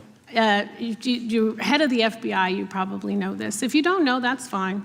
If you can give me a reminder, I've got a lot in front of me. It was national news. Robert Bowers murdered 11 Jewish worshipers in Pittsburgh in 2018. I do remember that. And it was the deadliest anti-Semitic attack. So do you admit that that happened? Yeah, I'm not saying the other thing didn't happen. I'm just asking for a little information. Patrick Cruces, who posted a manifesto about a Hispanic invasion, walked into a Walmart in El Paso, Texas in 2019 and began firing. He murdered 23 people that day, and the youngest was 15. Do you admit or deny that that happened? I'll take your presentation as accurate. All right, well, I have to say all of these cases have been adjudicated. As I said, they are not gotcha questions. These incidents were national news. And as director of the FBI, you have access to all of this information. So in 2022, Peyton Grendon walked into a supermarket in a black neighborhood in Buffalo, New York, and started shooting. He murdered 10 people that day. And on September 10th, your friend Charlie Kirk was assassinated. Tyler Robinson has been taken into custody and charged, but also on that day, Desmond Holley, a 16-year-old white male, shot and injured 2 students at a high school in Colorado before killing himself. And according to the Anti-Defamation League, he had a fascination with mass shootings and white supremacy. So do you admit to, deny these facts? Those happened. Okay. Your predecessor, former FBI Director Christopher Wray, said that one of the most dangerous concerns is that racially motivated violent extremism, especially white supremacists, has been the biggest chunk of our domestic terrorism cases and is responsible for the most lethal attacks over the last decade. Do you admit or deny, A, that he said this? I'll let the record reflect that. Whatever he said was what he All said. right, and do you agree? That there is racially motivated crimes being committed in America, yes. Yes, especially white supremacists, which is the biggest chunk of our domestic terrorism. I'm glad that you said this. So last week, President Trump was asked if there were extremists on both the left and the right. He was actually asked this by Fox and Friends, and his exact words were, "I'll tell you something that's going to get me in trouble, but I couldn't care less. The radicals on the right oftentimes are radical because they don't want to see crime. The radicals on the left are the problem, and they're vicious, and they're horrible, and they're politically savvy." Do you agree with the president? I don't speak for the president. The president speaks for himself. Do you agree with the president? I don't. On what matter? On the question that I just asked, do you agree with his statement about the radical left? That there's ideology that's driving violence on both sides? Yes, that's what he acknowledged. No, he didn't. He didn't. But I'm glad that you're saying that and actually creating some separation between you and the president. And I'm glad that you That's literally are not what happened. He said acknowledging both. that there is violent extremism on both sides. What's interesting is that the research arm of the Department of Justice, the National Institute of Justice, do you know what that is? I'm familiar with them. Okay, great. It is the research arm of the Department of Justice, and it published an article in 2024 devoted to domestic radicalization, violent extremism, and terrorism. I have it. It's interesting that it's no longer on the website. It has been scrubbed, but I ask these questions because what makes a strong, qualified director of any business, of any household, of the FBI, what makes a reputable prosecutor is not lapdog loyalty, but a commitment to the creed that evidence is agnostic and that the evidence will lead you to making the right decisions. And your job, no one's job is to like the data or the evidence, it is to collect it. That is how you gain trust. And Mr. Chair, I would like to enter into the record, if I may. White supremacist group stands by racist ideology with unanimous consent. Without objection. Dylan Roof, the radicalization of the alt-right and ritualized racial violence. Without objection. Thank you. Another article, how Robert Bowers went from conservative to white nationalist. I'd like to enter that into the record with me. Without objection. Patrick Cruces believed he was fulfilling Trump's wishes in El Paso attack, his attorneys said. I'd like to enter into the record. Without objection. Buffalo shooting, how far-right killers are radicalized online. I'd like to enter that into the record. Without objection. Evergreen High School shooters' online activity reveals fascination with mass shootings, white supremacy. I'd like to enter that into the record. Without objection. Murder and extremism in the United States in 2024, a report by the Anti-Defamation League. I'd like to enter that into Without the record. objection. And the article, the report that was scrubbed from the DOJ just recently, National Institute of Justice Journal focusing on domestic radicalization, violent extremism, and terrorism. I'd like to enter that into the record. Without objection. And lastly, the libertarian think tank Cato and their analysis on violent extremism and the right rising in extremist acts. I'd like to enter that into the record. Without objection. Thank you, and I yield back. Gentlelady yields back. Gentlelady from Wyoming is recognized.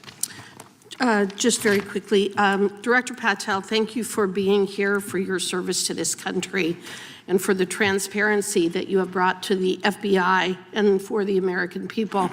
Transparency that was absolutely non-existent in the Biden administration and FBI. I believe that you might have been asked earlier about whether you had had an opportunity to visit with any of Epstein's legal counsel. Were you asked that question earlier? I think so. Okay. One of the legal counsels or legal fixers for Mr. Epstein was Stacey Plaskett, the Democrat delegate to Congress from the Virgin Islands. So perhaps for those on the other side who are interested in talking to Jeffrey Epstein's attorneys, they could sure visit with one of their own colleagues. I want to focus on something that I think is very important that has not been addressed enough today, and that is related to the consequences of the Biden open border. One consequence of the Biden border crisis is the impact that it continues to have on our tribal communities, with the cartels taking advantage of our open borders, the Mexican drug cartels, by infiltrating our reservations and bringing violence, drugs, murder, trafficking, and more. Last year, when I questioned the Attorney General Garland about what the DOJ was doing to protect these communities, he simply deflected responsibility and said that Congress had not appropriated sufficient resources for them to be able to protect our tribal communities. Mr. Patel, what is the Trump FBI doing to counter the drug cartel infiltration and other violent crime targeting our Native American communities? Thank you. It only took more than half of this proceeding to talk about one of the priorities that the FBI has, which is crimes on tribal lands. Every single crime that we have been talking about, whether it's child predators, human trafficking, narco traffickers, murder, they all happen on tribal lands as well. And I've said since the beginning, it is a priority, which is why we launched Operation Not Forgotten on tribal lands. And I'm the first FBI director to meet with the staff and tribal leaders here in Washington, D.C. and elsewhere, and invited them into my office and headquarters to see them, because I need engagement with tribal leadership, and I need our police and FBI agents to be engaging with tribal leadership. Otherwise, we're not going to break through. We have 1,900 Indian country cases open right now. We've got 600 indictments this year alone. We cannot forget tribal lands. Every single one of those people lives in the United States of America, and it is an absolute priority to protect them and their children just as it is anyone else. So I think it's fair to say that what Mary Garland testified to, that the FBI and DOJ did not have the resources to address that. I think that was an absolutely false statement. Would you agree with me? It's a decision by him not to do so. That's not my decision. At the end of August, the U.S. Attorney and FBI announced that nearly 100 personnel representing members of the Safe Trails Task Force operated near Wyoming's Wind River Reservation to assist with reducing drug trafficking and illegal guns. Director Patel, you have routinely stated that it is your mission to partner with and strengthen local and state law enforcement partners. How does the task force and other FBI efforts bring tribal law enforcement into this process? The major problem with tribal lands is the sheer tyranny of geography and the amount of coverage that they have on land versus the personnel they have to do it. So what we've done is constantly surge resources to tribal lands across this country on a 30, 60, 90-day rotating basis, reporting back to us saying who needs more. And what we found is that most of these lands can be assisted by our counter-UAS program, our drone capabilities, and we're gonna do it because what's happening is the Mexican drug cartels are literally flying overhead, dropping their cargo, their narcotics onto this land where no one's looking, and then it's being disseminated to children, to youth, to adults on that land and killing them. And we gotta stop it before it gets dropped off. Well, and your testimony proves that the Biden administration did not lack the resources to address drug and violent crime in tribal communities or around the United States. It instead expended and wasted these resources investigating parents, Catholics, we now find out Turning Point USA, the RNC, and Republican organizations, rather than protecting our Native Americans by closing the border. Is that fair? I think so. Wonderful, thank you. And I do appreciate the work that you've done in this regard. I was previously the chairman of the subcommittee on Indian and Insular Affairs with the Natural Resources Committee, and safety and security on our reservations and for our tribal members has been one of our priorities, one of my priorities, and I very much appreciate the work that the FBI has done. Let me know if there's anything else I can do to help you, and with that, I yield back. I will, ma'am. Gentlelady yields back. The gentlelady from Georgia is recognized. Thank you, Chairman, and thank you for coming in today, Mr. Patel. In the past few months, the country has experienced a string of horrific, high-profile attacks that have been motivated by racial hatred or political ideology. A shooter attacked the CDC headquarters, firing hundreds of rounds and killing a police officer. An arsonist set fire to the Pennsylvania governor, Josh Shapiro's residence, with the governor and his family actually inside. Minnesota House Speaker Melissa Hortman and her husband were assassinated earlier this year. Charlie Kirk was murdered last week.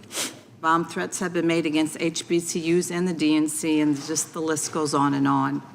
I only have just a few minutes today, so I don't want to take a lot of time to go into all the countless and devastating violent crimes and incidents that have happened at our schools or on our streets and in our communities that have just been happening all year long.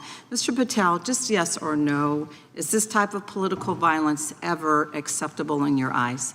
No. I'm glad that we agree that these heinous acts designed to instill fear and division in our nation are never, ever acceptable, yet each of these incidents has recently taken place under your watch. The FBI's website states that protecting the United States from terrorist acts is the FBI's #1 priority, including from domestic terrorists. Is this still your #1 priority? Domestic terrorism? Preventing domestic terrorism. Our #1 priorities are protecting the homeland and international terrorism and crushing violent crime, and domestic terrorism sort of interlays between both of those. Okay, so well, then I'm glad that you're giving us the right answer, but unfortunately, your actions kind of tell a different story. Earlier this year, you granted the ranks of the FBI's Domestic Terrorism Operations Section. This is the section of the FBI that is most directly responsible for addressing political violence in our country by preventing attacks from occurring and effectively responding to them if they do. The agents in this section are the ones who stopped an individual stockpiling weapons, who planned to attack schools and churches in Florida and seize bombs made by an ISIS sympathizer in New Orleans. And instead of ensuring that this section has all the resources that it needs at a time when its mission is critical, you fired its decorated veteran FBI agents who have served their country proudly under Republican and both Democratic presidents, and you scrapped the tools that they developed to fight domestic terrorism, including the National Domestic Terrorism Incident Database. I mean, most of that is just not true. We have 1,700 current DT managed programs. We're up 300% in the amount of cases we brought against nihilistic, violent extremists, including 764, wishing to harm our children. The FBI and the men and women are getting after that problem set more than ever because I've unleashed them to do so. And any situation that these tragic occurrences across the country are somehow singularly my fault or disgusting because that watershed goes Mr. down to the Patel, men I'm and going to women at the reclaim my time. FBI, Mr. Patel, and I'm they gonna are not reclaim my time. responsible Mr. for it. Chairman, I'm I'd happy like to to work enter with a you unanimous to consent- get them what they Gentlelady, need. gentlelady request. controls the time. Unanimous consent request. She'll state a request. Thank you very much. Into the record, an article from Reuters titled FBI Scales Back Staffing, Tracking of Domestic Terrorism, Probes Sources Say. Thank you very much. Without objection. I appreciate that. So, Mr. Patel, and it isn't just the domestic terrorism operations section. Under your watch, agents are fully diverting their attention to these anti-immigrant and city takeover operations, leaving our children vulnerable to dangerous networks of online predators, both domestic and international. You pulled more than 120 FBI agents from their normal duties to operate sobriety checks and conduct traffic stops, exposing the FBI's fleet of unmarked cars and thereby making it harder for the FBI to combat violent criminal gangs, foreign intelligence services, and drug traffickers in the process. That's simply not true. If we were not able to do two things at one time, how would we be Patel, I seizing reclaim record my amounts time. of I reclaim my fentanyl? time. 23,000 Chairman, I'd like to violent enter felons have been into the arrested. Time belongs to the Consent gentlelady. More than twice as many as request. last Time year. belongs to the gentlelady from Georgia. Thank you very much. And this request basically is, it is an article from Reuters which quotes law enforcement officers familiar with agents who once covered child exploitation cases but now focus on immigration child exclusive. Thousands of agents diverted to Trump immigration track down. Mr. Patel, in the short time I have left, your tenure as director of FBI has been somewhat problematic.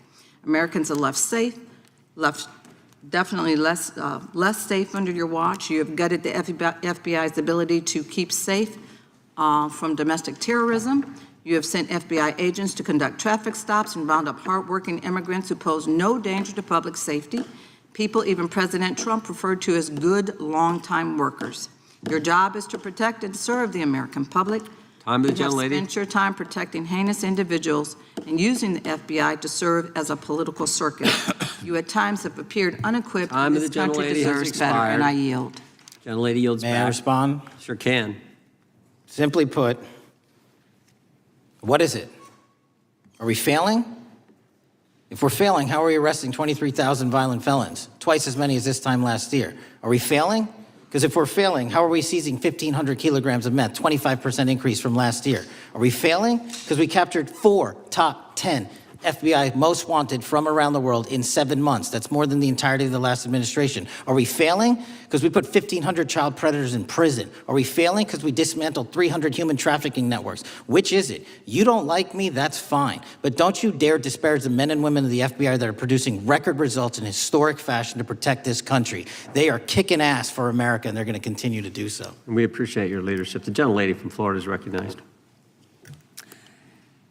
When I was home recently, I met with the agents leading the Tampa office of the FBI, and I saw what they're focused on in my community: stopping drug traffickers, rescuing children from exploitation, fighting cybercrime, protecting us from acts of terrorism, foreign and domestic. And I know from my time as a federal prosecutor and a judge that this work by the Bureau doesn't make headlines, but it is happening every single day.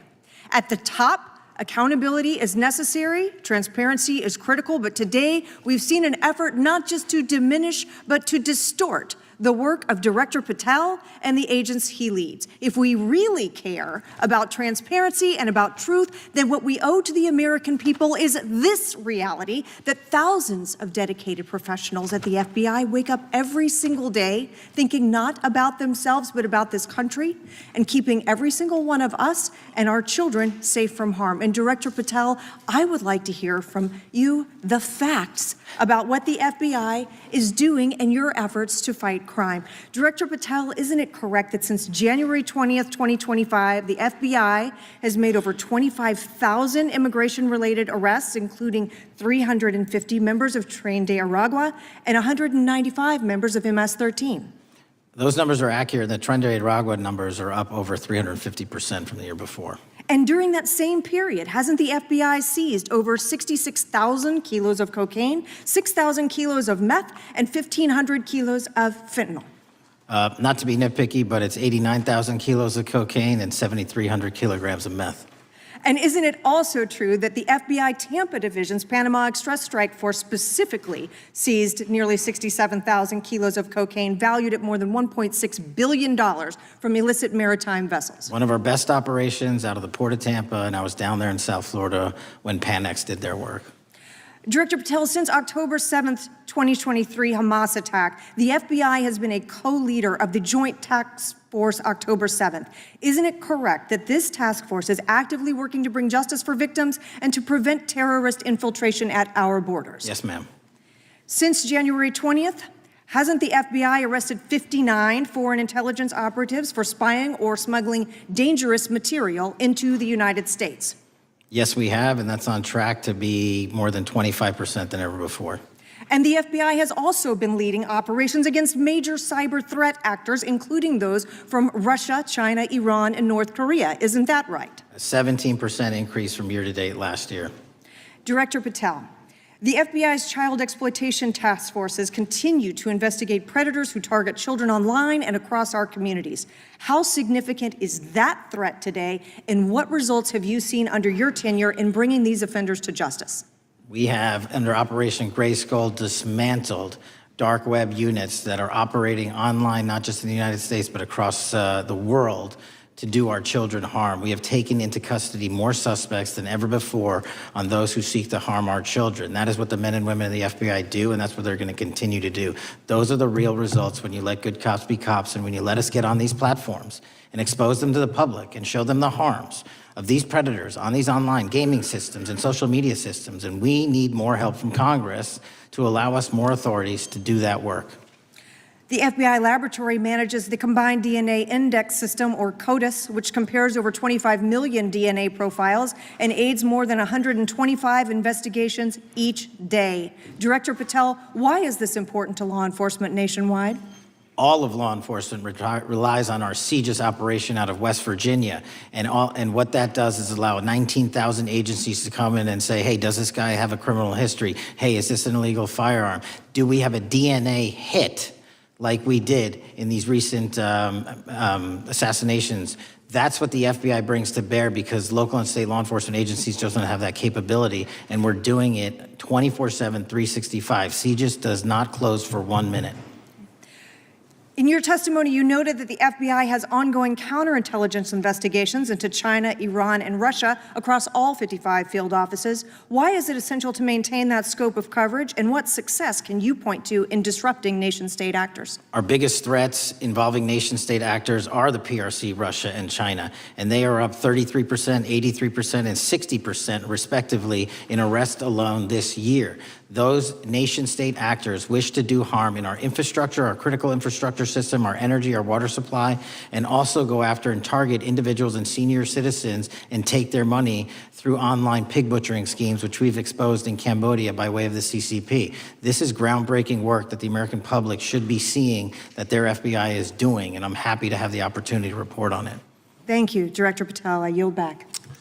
Gentlelady yields back. The gentlelady from Mr. Chairman, I have a couple. Unanimous consent? Thank you so much. I appreciate it.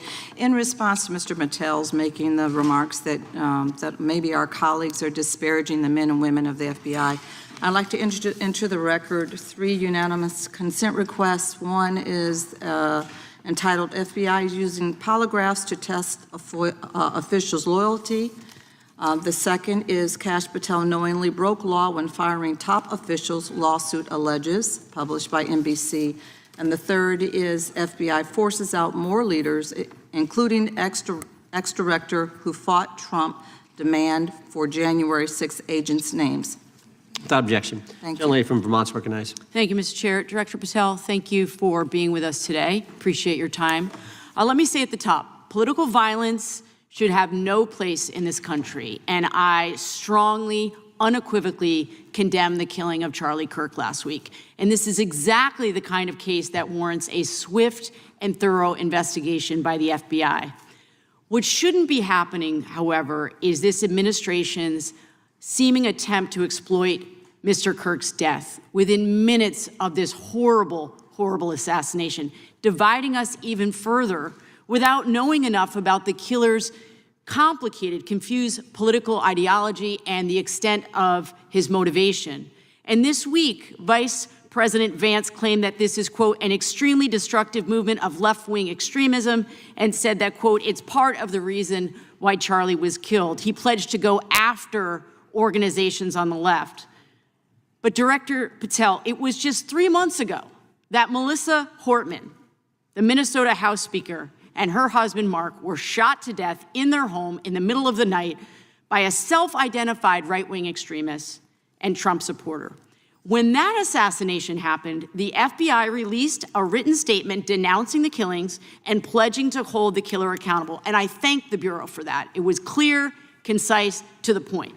But when you compare that statement to the over 50 mentions of the Charlie Kirk killing and just 4 for the Hortmans on accounts affiliated with the FBI and your personal account, it appears to many Americans that you're valuing some lives more than others, and that's painful. And this is what I'm hearing from my constituents, so I just want to convey that to you.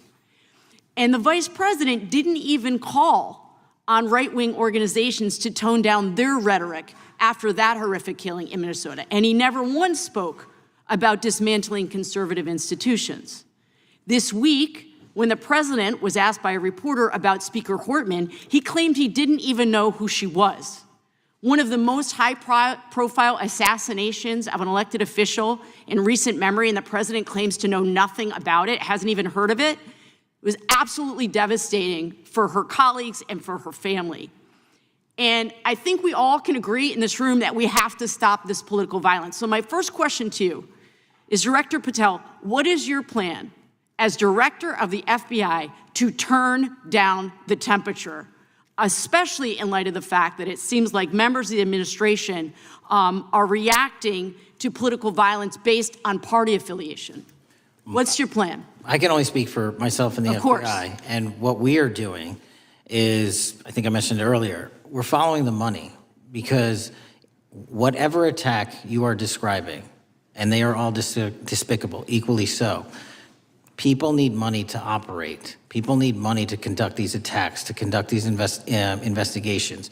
And so what we are doing is finding the people that supported this infrastructure system, because even when you say there's a lone, quote unquote, lone wolf actor, he's not truly a lone wolf actor. Something happened along the way. I agree. And so can I just because we have such little time, are you making a commitment right now to follow where the evidence goes in investigating whether it's violence on the left or the right? Because over the last 10 years, when you look at the ideology, I want to follow up on what my colleague from California said. When you look at the data, you look at the Anti-Defamation League data, 96% of ideological motivated killings were committed by the right wing. When you look at the Institute of Justice report that she cited, it's 5 times the number that 5 times the number of far-left extremist incidents are perpetrated by far right. And it's been reported, and she mentioned this, that as of September 12th, 2025, just 2 days after Charlie Kirk's killing, that the DOJ removed that report from the DOJ website. That's why Americans are concerned that there seems to be a separate system of justice, that if you are a Republican, and you are attacked, you will get the full weight and authority of the FBI in this administration. But if you are somebody serving in the Minnesota State Legislature and you are assassinated in your home, that the response is different. And I think to ignore the threats from the right or try to do a both and when there are multiple instances when it's overwhelmingly coming from the right, this is a disservice, because Americans want to know that whoever they are, whatever their political affiliation, that the response is going to be the same, and it is going to be done with the same diligence. And I'm wondering if you will commit to me right now that you will be a voice right now standing up to those voices in the administration that are adding to the violent rhetoric right now. That's what I'm asking you. Will you commit to this? Time of the gentlelady has expired. The gentleman can respond. My voice will be through the investigations that the FBI conducts, and we will conduct them all lawfully and equally. Can we expect in the future that your tweets in related to one killing will be the same level of concern? The gentleman from Texas is recognized. Thank you, sir. Director Patel, thank you for being here today, and most importantly, thank you for restoring trust and faith in the FBI, which has been severely eroded under the Biden administration. Thank you for your service and your continued service in this capacity.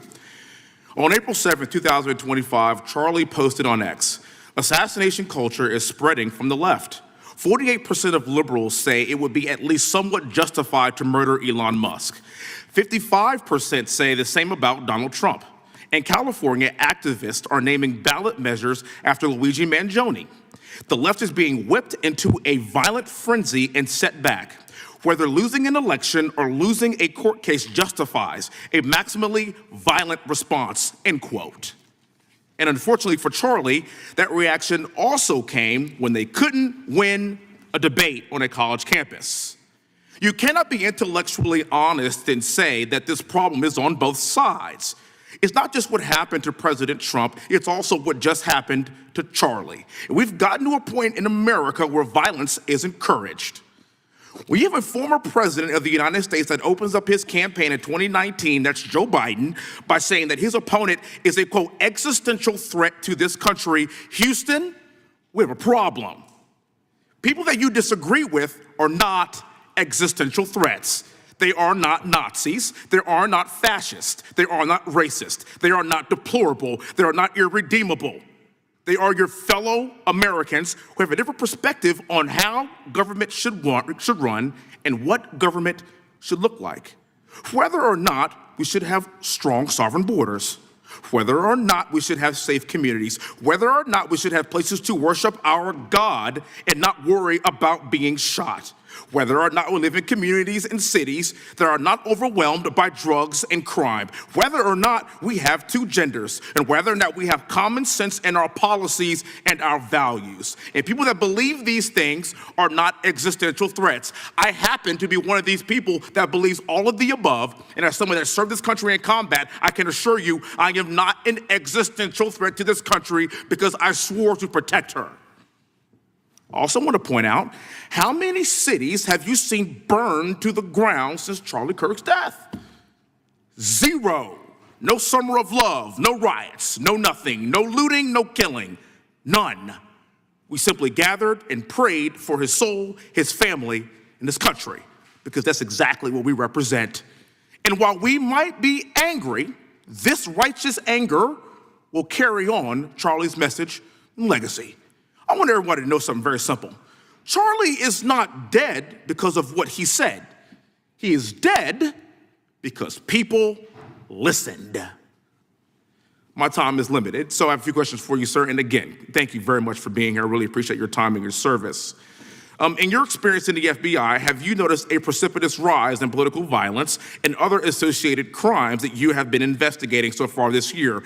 And if so, is this trend in motive left-wing or right-wing violence?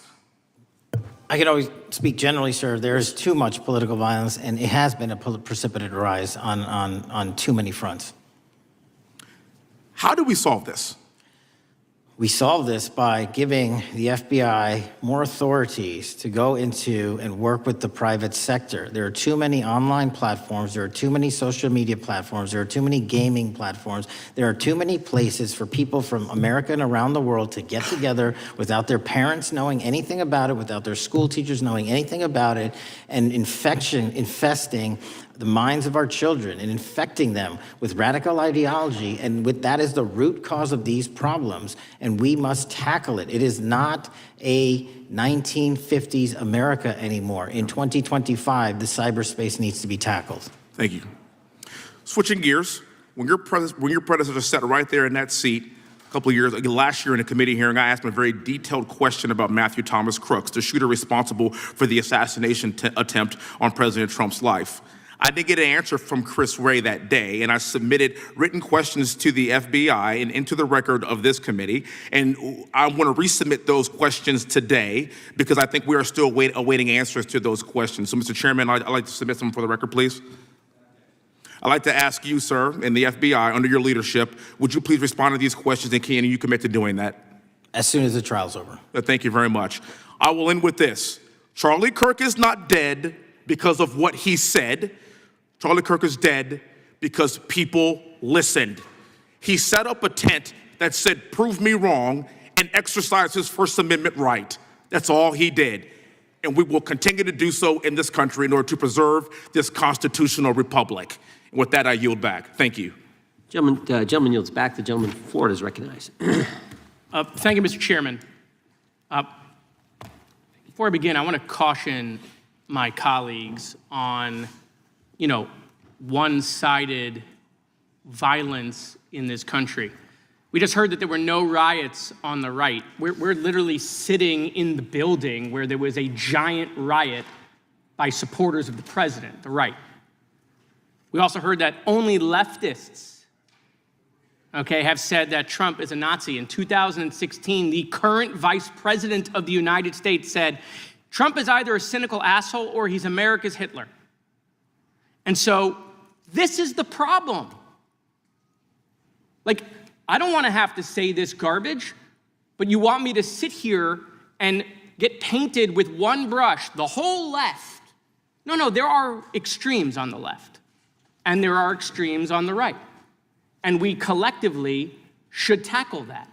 But to come here and just look at us and say we all support what's going on in the extremes is why we can't solve anything in this building. Director, let me say first, thank you for being here, and my condolences on the loss of your friend. And I'm happy to hear that you want to do more on the social media platforms. Okay, it's crazy what's going on the social media platforms. There are so many conspiracy theories on what's going on with Charlie Kirk. Israel assassinated him, right? There are conspiracy theories about your personal social life all day. It is totally rampant. Big names on the right, Candace Owens, right? Talking about how what's been released as far as the dialogue between the perpetrator and his roommate is manufactured by the FBI, manufactured by the administration. It is totally rampant, allowing foreign governments to just perpetrate these platforms, all of these bots, all of the time to weaponize Americans. You see what's going on here? This is a byproduct of all of that. What's going on in the streets is a byproduct of all of that. What's happening is you see people celebrate Luigi Mangione is a byproduct of all of that. And so if we want to do something, then we should talk about Section 230. We should talk about how we're going to make sure that we don't let foreign governments poison our children's mind. And so I will work with you on that, Director. I'll work with you on 230 any day. No problem. So now, that was the good part. I want to take your attention back a second, okay? Breaking news. Kash Patel is nominated to be the FBI director. Dan Bongino is nominated to be the number 2 at the FBI. MAGA celebrates, rejoices, bells are ringing out. The team, Patel, Bongino, that sought out every podcast microphone to talk about the Epstein list. The names are finally going to get released. It begins. They produce white binders. Phase 1 with the podcasters. This is not actually one of them, of course. I made this. Your name's on it, right? And the names are going to come out. Pam Bondi says the list is on her desk. Then a memo comes out all of a sudden and says, there's no list. Oh, no phase 2. Phase 2 binders never happen. You said the conspiracy theories around Epstein just aren't true. They never have been. And yesterday, in an answer to Senator Kennedy, you said the FBI is not in possession of any credible evidence that Epstein trafficked girls to anyone but himself. So according to your testimony yesterday and in this committee, according to the evidence the FBI has, the number of names on the list are 0. No, zero. The index has been released, and the number of people involved in that trafficking operation were charged in 2008. Other than Epstein and Ghislaine Maxwell, your testimony in the Senate and here is that according to the evidence you have, the number of other names is 0. That were charged based on credible evidence. Well, who are the other names? Give me the other names that weren't charged. We are not releasing the names of anyone because the Department of Justice never does that of anyone that didn't have any credible information to attack them. Let me move forward. The president has, you've seen the picture of the woman's body with the writing and the president's signature. The president says that's not his, okay? President says it's not his. The Republican colleagues say it's not his. The administration say it's not his. Will you be opening up an investigation into the Epstein estate for putting out a fake document with the president's signature linking him to the world's largest pedophile ring? Will you be opening that investigation into that? On what basis? On what basis? They literally put out a fake document, according to the president, with a fake signature. It's a forgery of the president of the United States signature. That's the basis. Sure, I'll do it. Okay, I look forward to that investigation. Am I over? Thank you, Mr. Chairman. I appreciate your diligence. Gentleman's time has expired. Chair now recognizes the gentleman from California. Director Patel, as you know, my state, California, is home to the worst public infrastructure failure in U.S. history, known as California High-Speed Rail, although the name is probably a misnomer. Earlier this year, I joined your counterpart at the Department of Transportation, Sean Duffy, doing a compliance review of the federal money the state has received, and the outcome was that the state has not complied with the terms of its billions of dollars in funding because it hasn't actually built anything. And so that federal funding has now been cut off, but a lot of us in California still have questions as to where all the money went. We're 17 years in to this project, and absolutely nothing has been built. Not a single bit of track has been laid. There are no stations, there are no passengers, and the plan initially was to have the whole thing, LA to San Francisco, done by 2020 at a cost of $33 billion. Yet here we are in 2025, nothing has been built, and according to the New York Times, the project won't even be completed this century, and the total cost is now estimated to be over $130 billion. So I just wanted to ask you, do you think this is something that bears scrutiny, or can you confirm whether there's any kind of investigation going on at the FBI? The FBI certainly can't investigate incompetence, but the FBI certainly can investigate and does investigate waste, fraud, and abuse. And so if we have any information that indicates that that happened in this situation or anything else, we'll look at it. Thank you very much.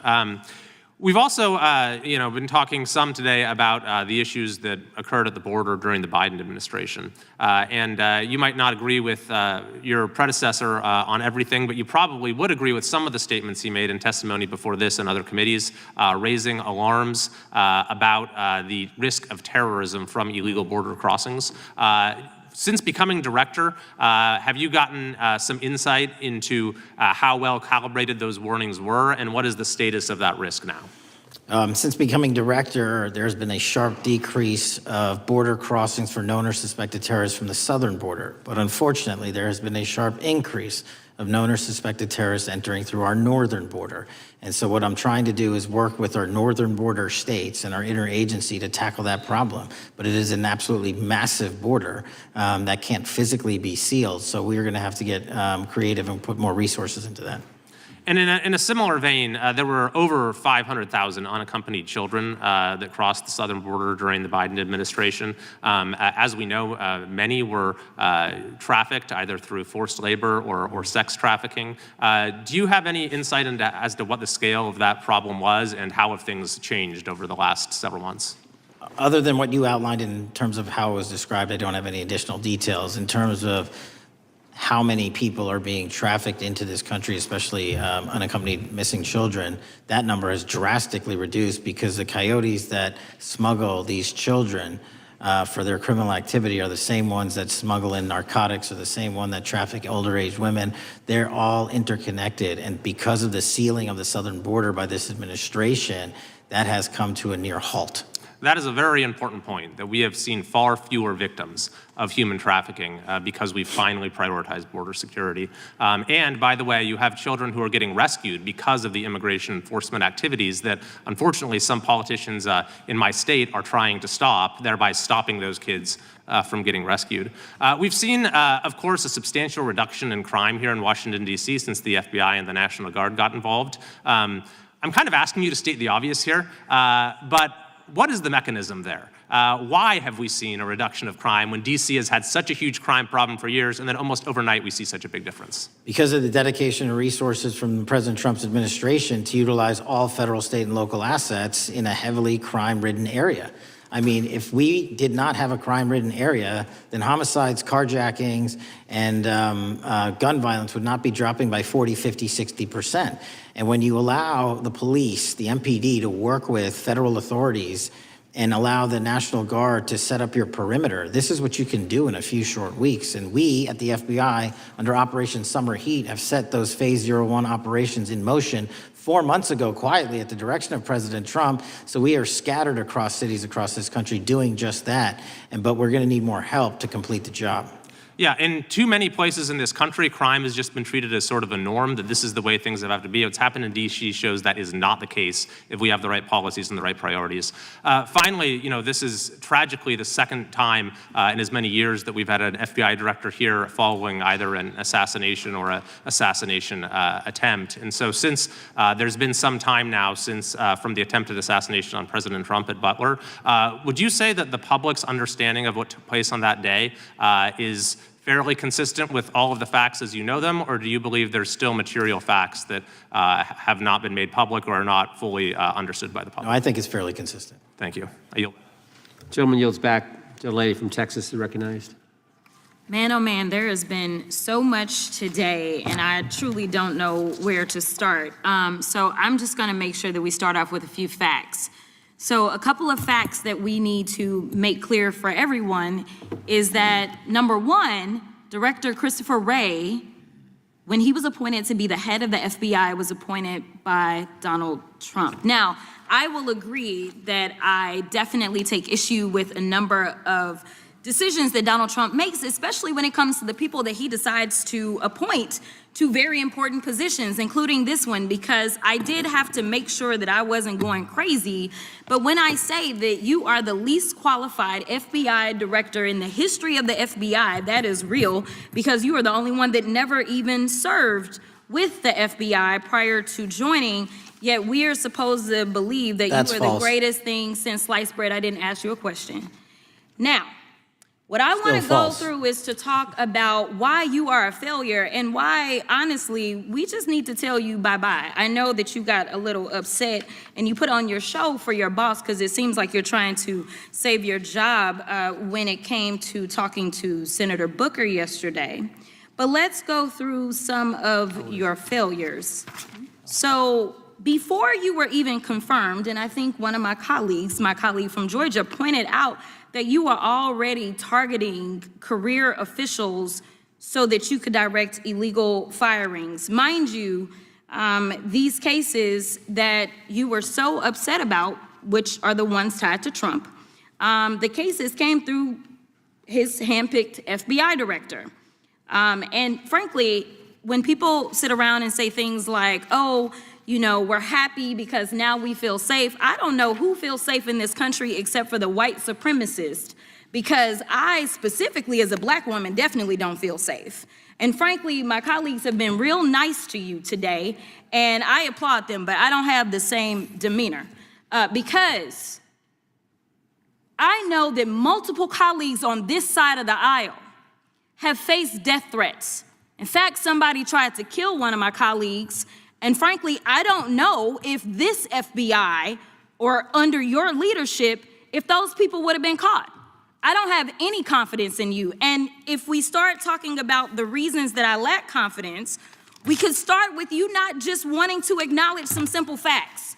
Simple facts like the vast majority of the threats are coming from right-wing extremism. And I know my colleagues have tried to stress this, but I decided that I would maybe do it in a different way. Number one, I have a couple of UCs. Kim Buck, one of multiple Republicans receiving death threats for voting against Jim Jordan as House Speaker. Without objection. Another one, Republican lawmaker says she received death threats after voting against Jim Jordan in Speaker's race. Without objection. In addition, there was another one from another colleague who now is leaving Congress because they said that they were calling his wife anonymously and threatening her life to the extent that she ended up sleeping with a firearm. Without objection.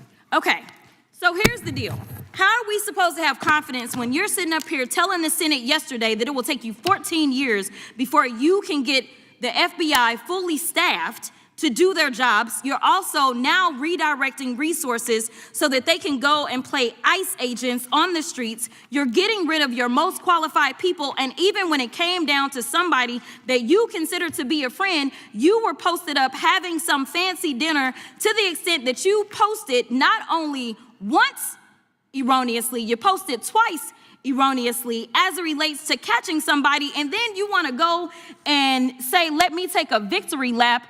Because honestly, if it wasn't for parents deciding that they were going to turn in their child, it seems like y'all wouldn't have got there. even though he literally confessed online. So I'm confused about what it is that the FBI is doing except for trying to put on a show for the apprentice or whatever you want to call him. The day after all of this took place, there was domestic terrorism that was taking place at HBCUs. They were targeted. Yet I didn't hear anything from the FBI about what was going on. And again, black people kept saying, how did we end up in this? Because the numbers are so very clear that white supremacy is a problem. And honestly, I've not heard anything out of you today that makes me believe that you're gonna do anything about the white supremacy problem. The one that is leading to children being killed, children being shot, as well as members of their community as they're worshiping in their churches. The time of the gentlelady has expired. If the gentleman would like to respond to any of that. Well, I mean, I'll respond. Kash Patel, as I said when I introduced him, public defender, former prosecutor, top staffer on the House Intelligence Committee, Deputy Director of National Intelligence with the National Security Council, Chief of Staff at the Department of Defense, and FBI Director. I think that's a pretty good resume for the guy who's now running the top law enforcement agency in our country. And we've seen all the stats that he's given to the committee on how much better they're doing at getting the bad guys than the previous guy was doing. With that, I recognize the gentleman from South Carolina. Thank you, Mr. Chairman. Director Patel, I think you're witnessing some auditions, clickbait auditions for the Academy Award for my Democratic colleagues. We'll see how they fare as they're on MSNBC later on today. But do you care, before I launch into my line of questioning, to respond to Ms. Crockett from Texas on that very elaborate and theatric display? Here's what I've learned in my government service.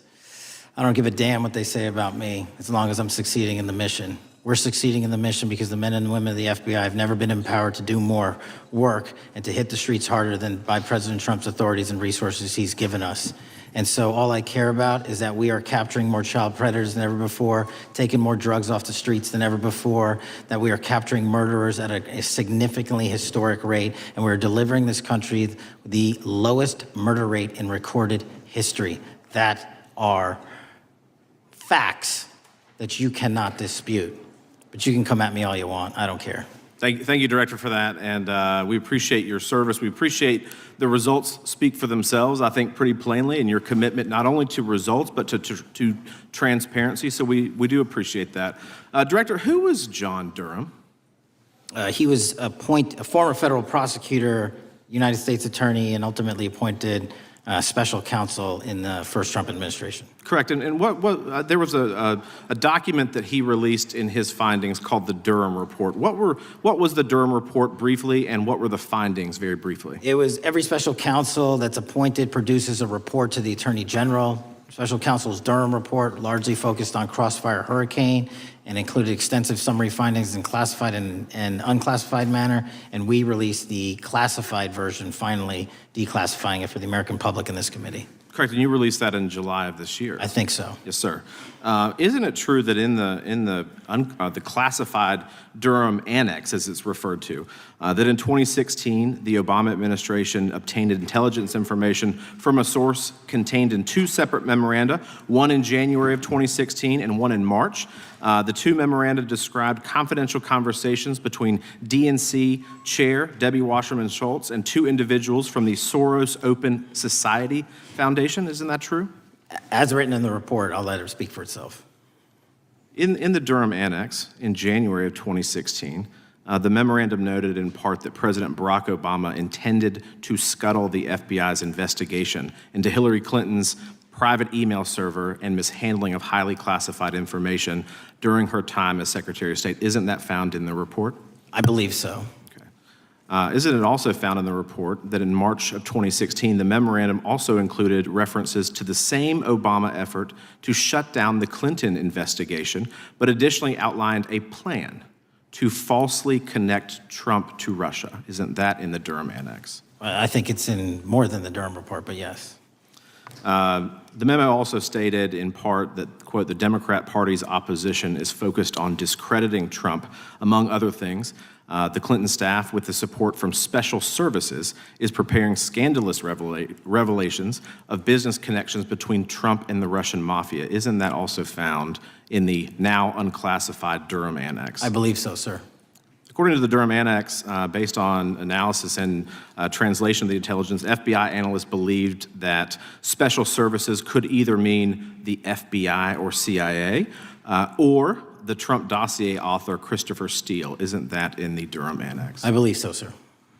When the Obama administration received intelligence in March of 2018, Fusion GPS was preparing open source opposition research regarding purported ties between Trump and Russians. The research was paid by the Clintons campaign and the DNC. Isn't that open source and also in the Durham Annex? I believe both. Okay. And so also in the Durham Annex, which I found interesting, was the potential campaign plan was shared with high-ranking career officials at DOJ. Isn't that in the Durham Annex? I believe so, sir. The Durham Annex describes that in July of 2016, emails allegedly between Leonard Bernardo, a senior vice president of George Soros's Open Society Foundation, included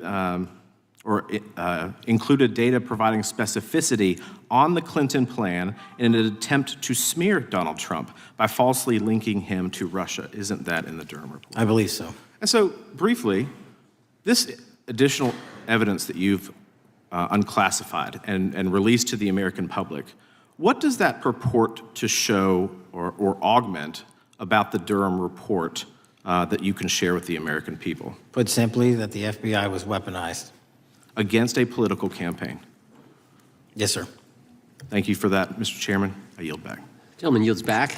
The I have UCs. gentlelady from Texas recognized for unanimous consent. Yes. First one is Russia's ghostwriter hacker group takes aim at German election.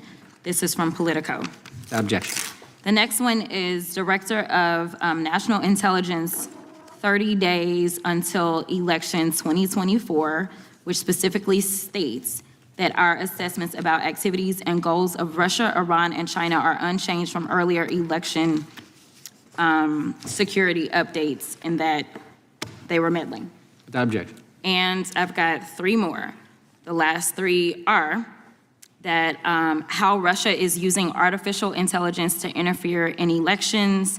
Moscow's attempts to interfere in U.S. and other elections are nothing new, though their tactics and strategy are constantly evolving. Without objection. The next one is Russian interference coming soon to an election near you. Russia pursues a systemic strategy of undermining elections and influencing public opinion in the West. EU and NATO countries must recognize that Moscow often acts through agents within their own borders and build resilience to such interference. And what's the source? This one is CarnegieEndowment.org. Okay, without objection. Thank you. The gentlelady from North Carolina is recognized. Thank you, Mr. Chairman. And Director Patel, I'm glad that I'm going a little out of order here because I'm going to pursue some of the things that you were just talking to Mr. Fry about and remind you about your confirmation hearing. At your confirmation hearing in January, you said under oath, and I quote, "There will be no politicization at the FBI. There will be no retributive actions taken by the FBI should I be confirmed." And in your written response to the Senate questionnaire, you said, I quote, "Personnel decisions shall be based on performance and adherence to the law. And every FBI employee will be held to the absolute same standard and no one will be terminated for case assignments." So I want to just go through a couple of scenarios with you to get a sense of whether you think these are examples of politicization of the FBI or making decisions based on the performance and adherence to the law. So, first question. Would hiring FBI agents, analysts, and supervisors from only one political party being politicization of the FBI or making personnel decisions based on performance and adherence to the law? We don't ask FBI people, applicants, where their political parties are. Mr. Patel, do you ask FBI applicants who they voted for?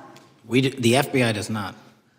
Are you aware that in the lawsuit that Mr. Driscoll filed against you and the FBI, he was asked who he voted for? Since that lawsuit has been filed that's ongoing litigation, I'm not able to comment. Well, but it also means that you just said that what happened in his situation didn't happen. So we will go on to the next question. Let me ask you an even easier one. Does firing agents for working on the cases that they were assigned to and that the president didn't like, is that politicization of the FBI or making personnel decisions based on performance and adherence to the law? The FBI doesn't terminate anyone based on case assignments alone. Has the FBI ever been sued by somebody who felt that they were terminated based on case assignments? In the entire history of the FBI, I'm sure they have. No, since your tenure. I'm sure there's ongoing litigation. Yes. In fact, there is ongoing litigation. And in fact, people have been asked who they voted for. And in fact, you are running an FBI for the President of the United States rather than the people of the United States, because my questions were not hypotheticals. They are the things you have done during your tenure. And according to a lawsuit filed last week by long-term FBI agents, you fired former acting director Brian Driscoll. He had served with the Bureau for nearly 20 years, earned a Medal of Honor, Medal of Valor for bravery during the dangerous ISIS raid, and had a wealth of crisis response experience and led the FBI's critical incident response group. When the Trump administrations interviewed Mr. Driscoll for that role, they interrogated him about his political leanings and who he voted for in the last 5 elections. Questions Mr. Driscoll refused to answer because those types of questions impermissibly politicized the FBI. You also fired Steve Jensen, who served the FBI for nearly 2 decades and ran critical terrorism, counterintelligence, and organized crime operations, whom you once described as embodying what the American public demands of the FBI. But he was fired because he took part in investigating crimes committed on January 6th. And Trump's MAGA base lambasted you online for keeping him at the FBI. So he's no longer at the FBI. You also fired a decorated combat veteran with decades of experience in the Bureau, Special Agent Walter Jardia, because he worked on the investigation into the Russian interference in the 2016 presidential election and helped investigate Trump's ally, Peter Navarro. Director Patel, it is very clear that you have flunked your own test. You've put saving your job, which I actually believe you were being honest about during your confirmation hearings, over doing what's right for the FBI and the American people. That is not adherence to the law. Thank you, and I yield back. Time of the gentlelady is expired. The chair now recognizes the gentleman from North Carolina. Thank you, Mr. Chairman. Director Patel, it's great to have this opportunity. Thank you for being here. Thank you for your service. And I've got to say, one of the most disheartening components of the previous administration, when I was working with local law enforcement all over the state of North Carolina, all over the country, people rightfully did not really care about the inner workings of Washington, D.C. The FBI had previously been the paramount, the sterling, the top of the top law enforcement agency. They wanted their FBI to fight crime. Whatever small town, city, whatever it may be, FBI was expected to deliver for the American people. And then reports started to come out, in addition to the likes of McCabe, Comey, Clapper, Strzok, Page, that the FBI was targeting Christian nonprofits. They were targeting parents for protesting radical gender theory at their schools. They targeted Catholics, churches, pro-life organizations.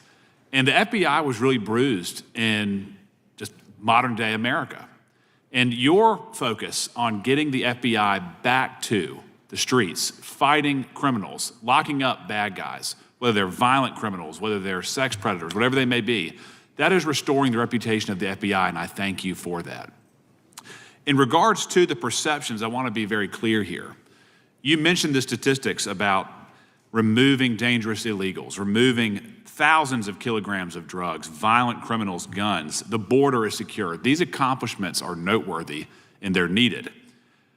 But at the same token, I want your take. The fight is not over.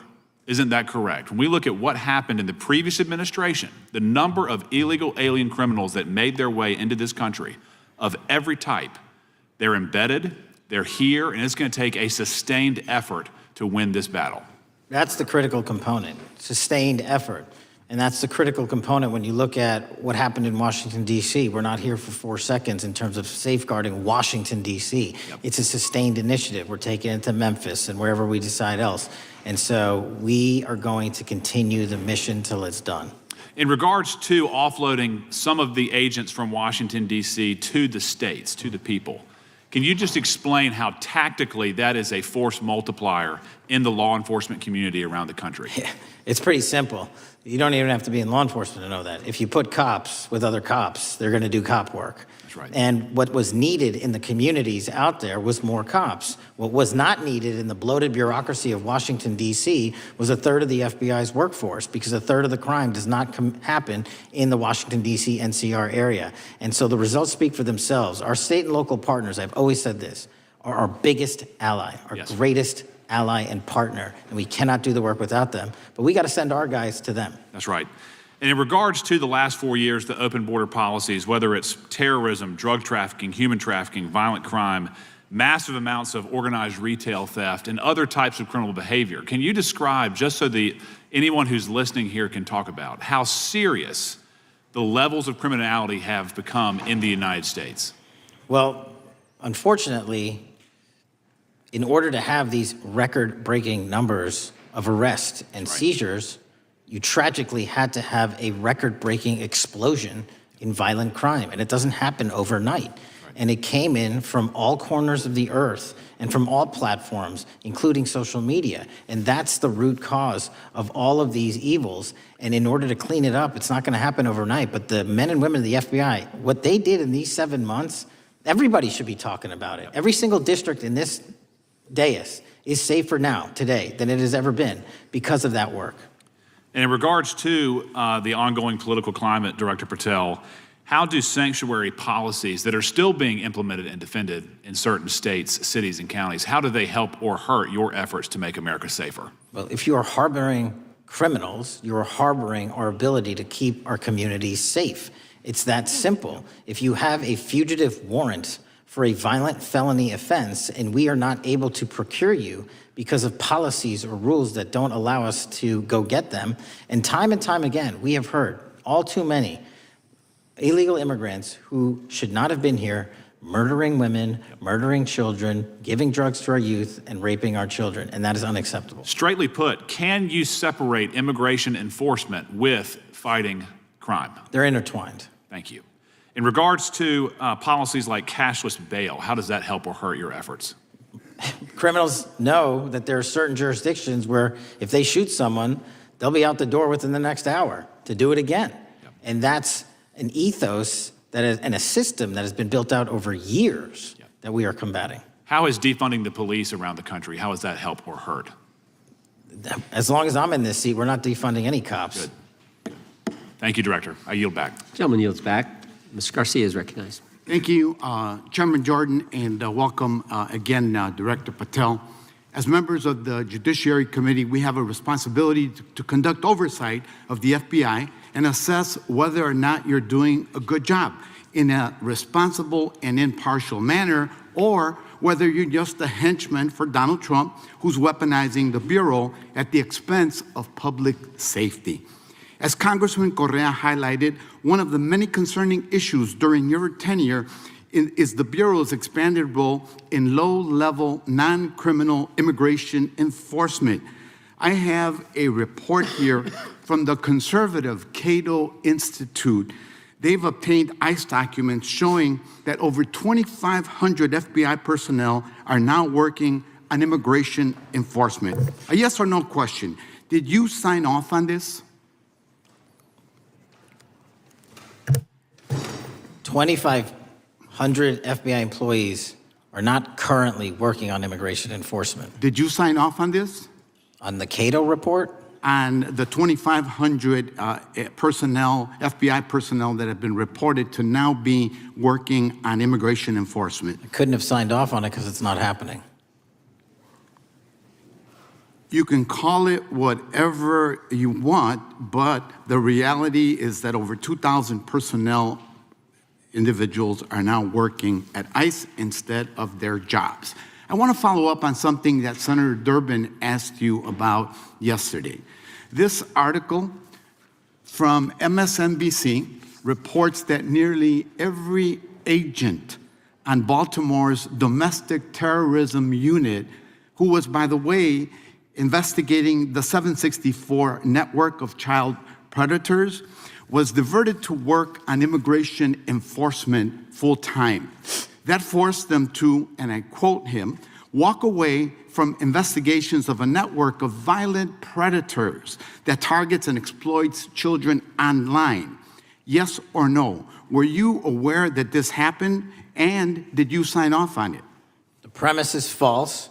The 764 network in Baltimore is taken down, and FBI agents do double and triple duty all the time. I'm reclaiming my time. You told Senator Durbin yesterday you didn't know about it, so your testimony is inconsistent today. No, I found out. Final question. Let me ask you, again, a yes or no question. Are you aware that agents have been told by supervisors not to documenting their shifting of resources toward immigration-related work? That's a literal another falsehood. It's impossible to move a human being without documenting that work.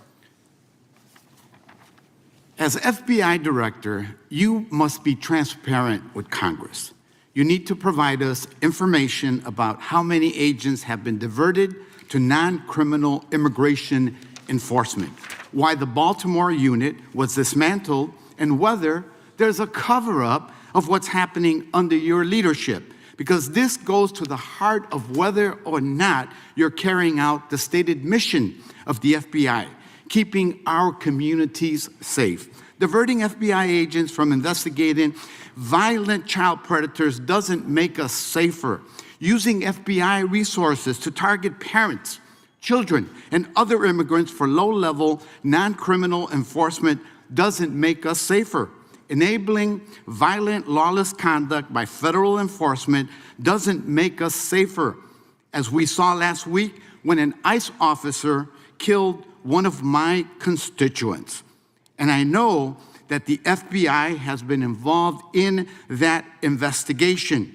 And yesterday, ICE did a raid in the suburb of Elgin where 2 U.S. citizens were arrested, and who accompanied them on that filming of that show? Secretary Nunn. Shameful conduct.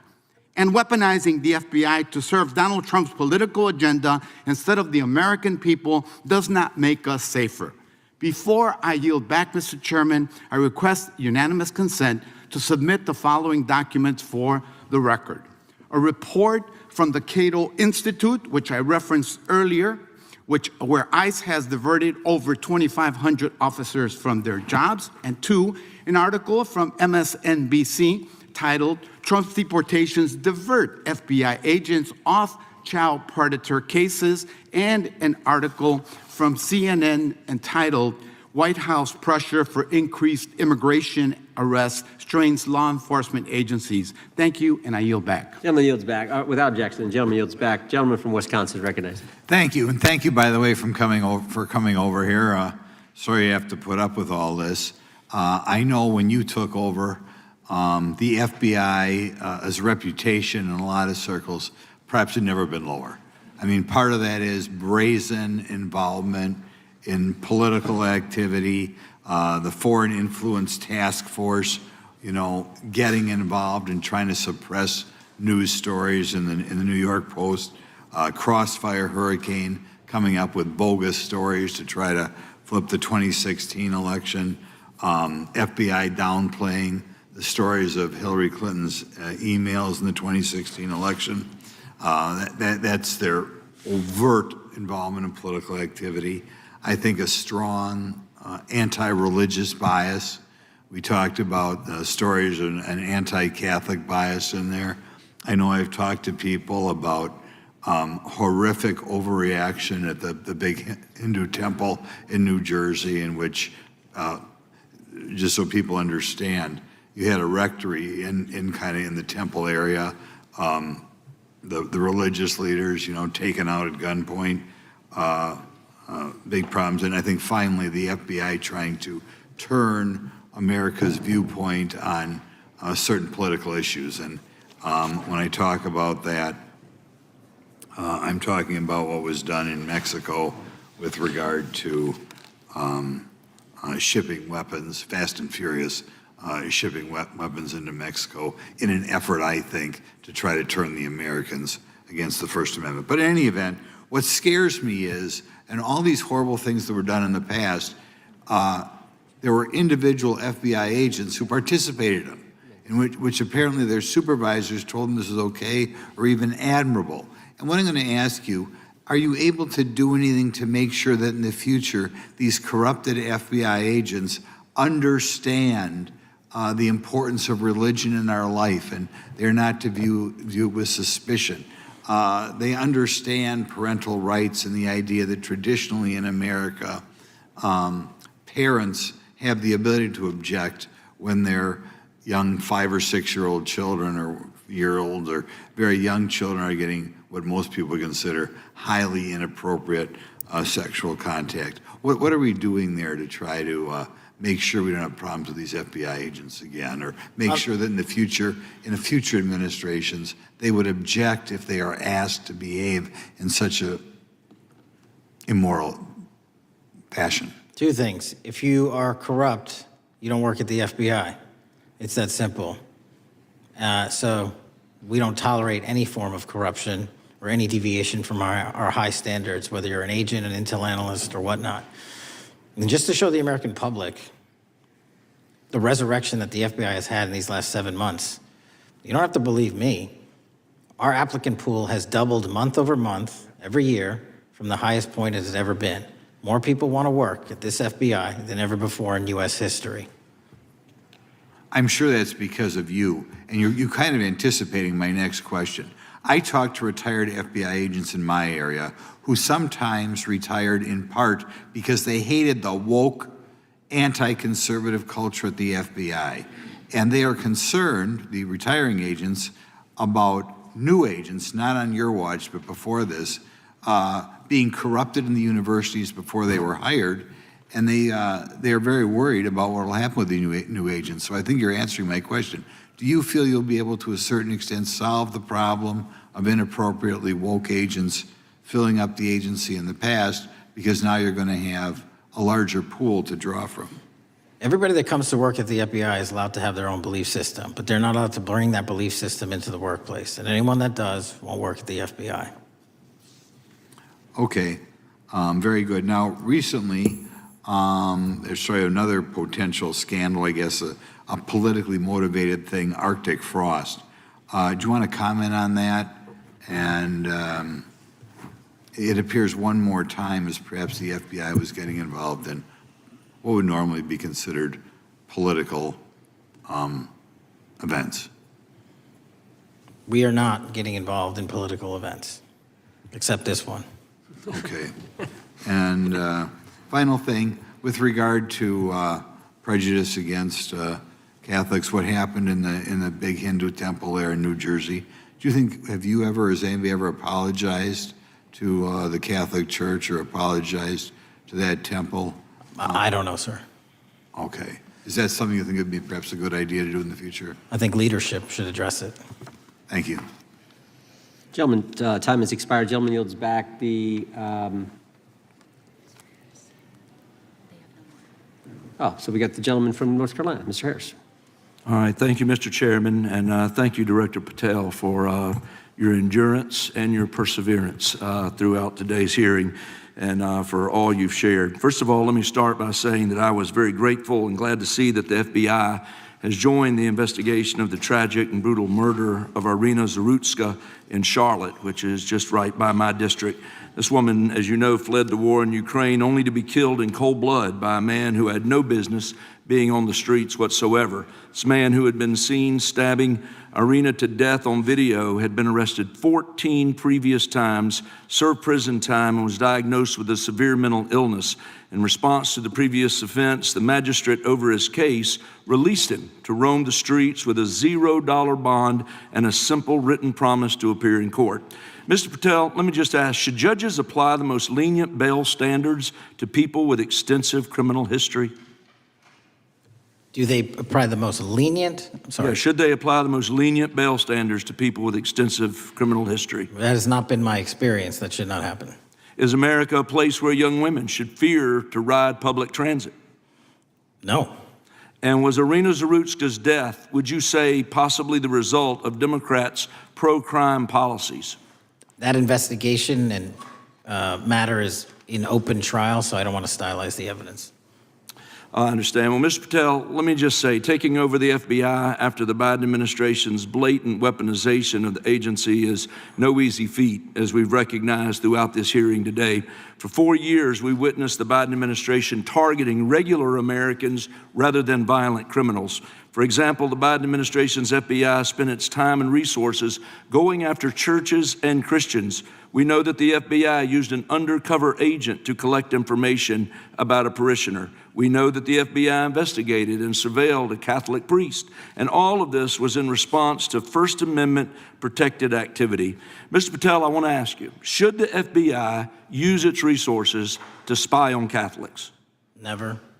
So what does it say about the culture of the Biden FBI that law enforcement resources were used to go after Catholics, and some FBI employees were comfortable with taking such actions? Well, pursuant to my transparency initiative and working with Congress on oversight, those documents, that's it. Those documents are available for the American public to see and read and hold people accountable, and that's what I'm committed to. And so have you been able to hold accountable those at the FBI who went after law-abiding Catholic church members? If they did so improperly, yes. Well, I've been a pastor for 36 years, and I've constantly stood up for life and stood up for family amidst a culture that's increasingly hostile to both of those things. And if the Biden administration targeted Catholics, could I have been targeted by the Ray FBI as well? Well, I don't know, but I'm not going to target you. Well, I know that President Trump respects religious liberty and that his administration is seeking to right the wrongs of the Biden administration. Securing our freedoms and protecting faith leaders and communities requires a multi-pronged approach. What would you say in just the last few moments, what is the FBI under your leadership doing to make sure that our religious liberty and religious leaders can rest comfortable this evening? Zealously protecting our First Amendment rights, Amen. but zealously going after those that abuse that right that leads to criminal conduct. You will be investigated, you will be looked at, and referred to prosecution every single time the evidence warrants. Thank you, sir. One final area. I do want to draw attention, Mr. Patel, to Waxhaw, North Carolina, a town in my district that just fell victim to a cyber attack on September 12th that interrupted emergency services. Waxhaw is working with state partners, and the FBI has been notified on this attack, and I certainly pray they're able to help out with the ongoing investigation. Could you just speak to what the FBI is doing to bolster our community's cybersecurity to defend against any future cyber attacks? Well, in North Carolina, you're slated to get a plus-up of 22 FBI employees, and they're already on the way. And that encompasses cyber, counter-intel, counterterrorism, field agents, intel operatives. And what we're doing on a macro level on the counterintelligence and cyber front is going after the people that fund these operations on these online platforms and breaking their banks. Because once we do that successfully across the board, they won't have the ability to attack us. Well, thank you, Director Patel, and let me just add my comments to those of my colleagues that are very grateful for your leadership, grateful for your courage, your consistency, and for being willing to stand in the gap for us. And with that, Mr. Chairman, I yield back. Gentleman yields back. The gentleman from Missouri is recognized. Thank you, Mr. Chairman. And Director Patel, thank you for being here with us today. Over the past few years, we have seen a disturbing increase of attacks on Christians and conservatives. Since the leak of the Dobbs decision, there have been 354 attacks on Catholic churches. In the first year following the leak, there were more than 100 attacks against pro-life pregnancy care centers, and the shadowy pro-abortion group Jane's Revenge claimed responsibility for 24 of these attacks. Meanwhile, the Biden FBI focused resources on attacking Catholics and peaceful pro-life protesters like Mark Houck and Paul Vaughn. Many of these attacks on Christians and conservatives were coordinated or praised by dark leftist cells who lurk on the online chat rooms of Reddit, Discord, and game sites. This is a war room for Antifa and violent transgender activists. There have been essentially no incidents of violence by Catholics, pro-lifers, or parents at school board meetings, but there have unfortunately been multiple shootings motivated by leftist and transgender ideology, including recent attacks in Nashville, Colorado Springs, Denver, and Aberdeen. Worse, the targeted violence reached a boiling point this past month. A few weeks ago, an anti-Christian transgender terrorist murdered 2 children and injured 17 in a shooting at a Catholic mass. And last week, while we were sitting in this committee room almost to the hour, Charlie Kirk was assassinated by a 22-year-old who appears to have been motivated by leftist and transgender ideology. As you confirmed yesterday to my Senate colleagues, he may not have acted alone, and you testified that in his online chat room of more than 20 trans ideologues that you were aware, I believe you said many more, many were aware of and possibly complicit in the assassination. Director Patel, in light of the increased violence emanating from the far left, is your FBI investigating this violent trend of anti-religious, Antifa, and transgender-driven violence? All of it across the board is being zealously investigated, no matter what your motivation or bias is behind it. Very good. We've also noticed a dramatic surge of the number of clinics offering so-called gender-affirming care. Whistleblowers in a recent NIH study confirmed that these clinics prey on some of the most mentally ill children and young adults in our society, and these clinics are quick to prescribe life-altering puberty blockers, cross-sex hormones, and surgery, and often these patients get worse rather than better, and unfortunately, some have become violent, some have even committed mass shootings, and the partner of one of them assassinated Charlie Kirk. Director Patel, is the FBI looking into the role that these gender clinics may have in the recent attacks in making these mentally ill individuals violent? We're looking at the entire spider web for any of these attacks, be it Denver or Charlie or where have you. And that's why our investigations are ongoing. We don't have a final product yet. One of my Democrat colleagues, as an aside, mentioned, quote, the federal takeover of our cities. And I don't know whether my Democrat colleagues, for some reason, liked Washington, D.C. better when it was more dangerous and more violent, when there were more robberies and carjackings and murders and rapes. But what has the crime picture in Washington, D.C. looked like since the so-called federal takeover? 2,100 arrests, 37% decrease in violent crime, same time last year, 60% decrease in gun crimes, 74% decrease in carjackings, and 53% reduction in homicides in Washington, D.C. in the last month alone. Very good. And I thank you so much for your testimony. I know it's been a long day, so I'll give you a little break and yield back the rest of my time. Gentleman yield? Yes. Director Patel, what's a 302? It's a report, the number of the report, whenever an FBI agent goes out and interviews someone. And are you familiar with the 302 where the FBI agent interviewed the whistleblower who's come forward and talked about the former chair of the Intel Committee here in the House pushing staff members to leak classified information? Well, I'll just read from it.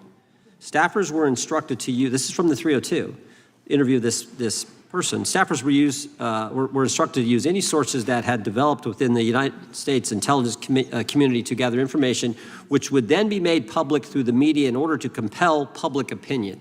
You familiar with that? I am. Yeah, and that's how they played the game, wasn't it? Leaking information, classified or otherwise, true or otherwise, to create this public opinion to compel action to undermine the president. Is that accurate? I believe so. Just one other point I would make from this. This witness also said in the 302 that the agent recorded that the witness provided the interviewing agents with copies of both his handwritten notes and an email. So he gave them the stuff he wrote, and at the actual time this was taking place. That's all in the 302, right? Yes, sir. All right. Mr. Chairman. Mr. Chairman. Gentleman from Missouri. Mr. Chairman, I would like to submit for the record an article from The Hill, Massive Crime Drop in D.C., City Sees Zero Murder Week, dated August 25th, 2025. And I'd also like to submit for the record an article from the New York Times, dated April 18th, 2025.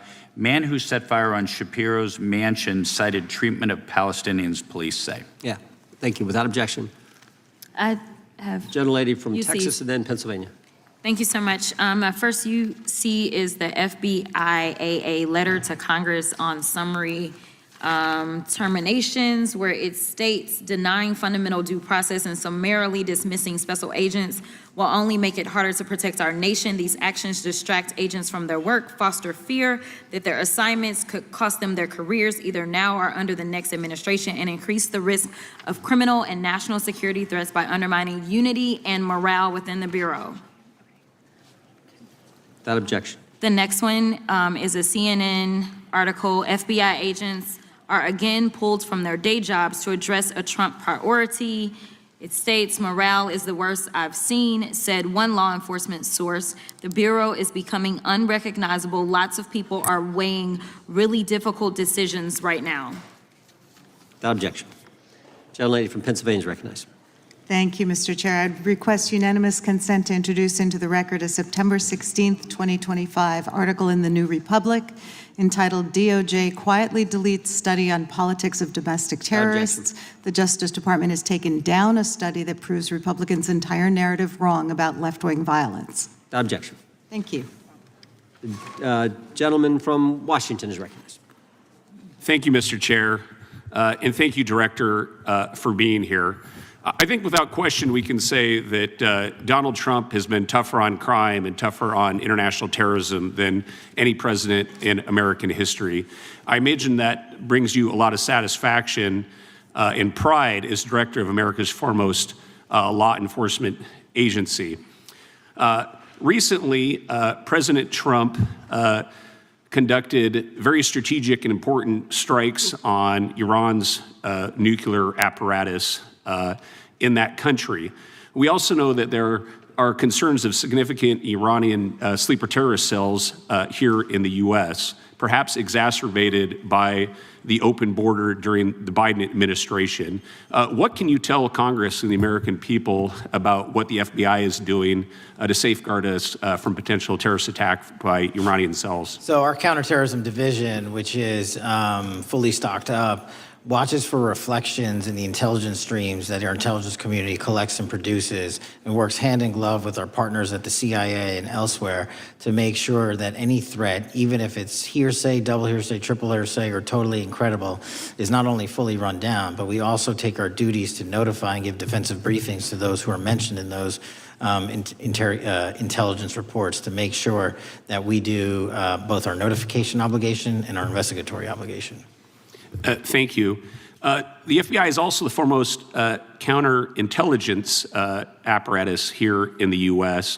We know the U.S. faces a more complex threat of global, more complex array of global threats than any time perhaps World War II or even superseding that time. As America continues to be under attack from various intelligence agencies globally, what can you tell us about the counterintelligence operations of the FBI as a core function? This is why the CIA mission is so important to the FBI, because as you said, no one else can do it. No one else has the authorities to do it. And even if they did, they don't have the capabilities to do it. And the CIA mission has to be headquartered in Washington, but have far-reaching capabilities because we have to face against our adversaries in the DPRK, in Russia, China, Iran, and elsewhere. And in order to do that, we have to have dedicated intelligence professionals on those target sets. And since I become director, I've demanded not only a dismantling and disruption of networks, but a public display of how we're doing it so the world knows that our adversary is A, attacking us, and B, we're stopping them. And that's why you've seen these dramatic increases in counterintelligence arrest in the PRC by 33%, in Russia 83%, in Iran 60%. We are showing the world that they are trying to engage in espionage activities against us, and we are holding them accountable publicly. And there's been increasing concern about the Maduro regime of Venezuela, both their potential support of terrorist activity, criminal drug networks, and potential espionage entities here within the U.S. What can you tell us about your activities regarding the Maduro regime of Venezuela? Generally speaking, one of the largest transshipment points and shipment points for narcotics out of South America, Colombia, obviously, and also Venezuela, is being utilized heavily by the narco traffickers to send up cocaine, meth, and fentanyl, and excuse me, all the other illegal narcotics through the island chains in the Caribbean Ocean and ultimately for America. So there has to be more work done in the region to stop those navigable waterways from being traversed with drugs bound for America. And finally, Mr. Director, what is the one thing that Congress could most do in terms of passing a law to best support the FBI in making America safer and more secure? Get us more authorities to get online, to get onto social media companies, gaming platforms, have legal access, and also have private partnerships with the FBI of those companies and allow them to report into us on a daily basis. There is no human being or AI system on earth that can go out there and cover down on the threat in those theaters. And so we need the assistance, and we need more authorities, and we need the private sector to double down. Well, thank you very much for all you're doing, all the men and women of the FBI are doing to keep us safe, and I yield back. Gentleman yields back. Got a UC request from the gentleman from Arizona. Thank you, Mr. Chairman. I have an article titled, FBI Flooded with Record Number of New Agent Applications, Kash Patel's First Month. The FBI saw 5,577 new agent applications in March and more than 10,000 since January. Without objection. The gentleman from Kansas is recognized. Thank you, Mr. Chairman, and Director, thank you for being here. I have listened carefully to all the discussion in this hearing. I've reached two top-line conclusions. First, I am glad I don't have your job. And second, I am glad you do. Thank you for being willing to step up and serve in this role. I'd like to plow a little bit of ground that we've not spent a lot of time on so far and explore. You mentioned, and I'm well aware of your strong commitment to partnering with state and local law enforcement authorities. Obviously, one of the missions is in the counter-drug space. Another is in the forensic laboratory space, where both you and a lot of local and state agencies cooperate in terms of evidence analysis. From the state side, programs such as the HIDA programs, very, very important in counter-drug, such as the Coverdell grants, very, very important in maintaining state laboratory capacities. Would I be correct in concluding that if we are able to maintain robust funding for those types of programs, including both Coverdell and HIDA, that would contribute to the safety of the United States and to your mission? Absolutely. Director, you have talked a little bit about some of the counter-drug work that you've been doing. One thing we haven't talked about yet, the President, in one of his first actions upon taking office back in January, designated a number of the cartels as foreign terrorist organizations. That's not just a paper transaction. I believe the list has been expanded since those first actions. In terms of America's military engagement with the cartels abroad, in terms of our intelligence engagement with them abroad, that designation has had real meaning and has affected some of the thinking and approaches of our military and our intelligence community. Can you talk a bit about how that designation might be affecting or should be affecting the FBI's approach to dealing with the domestic activities of the cartels? The simple way to analogize it is after 9/11 and the manhunt for the foreign terrorist organizations overseas in places like Afghanistan and Iraq, the FBI received certain authorities to go out there and dedicate a mission to go after them both lawfully and investigatorially and collect evidence and provide it to our agency partners. Once the foreign terrorist organization designation was labeled over to the Mexican drug cartels, we can now do that here.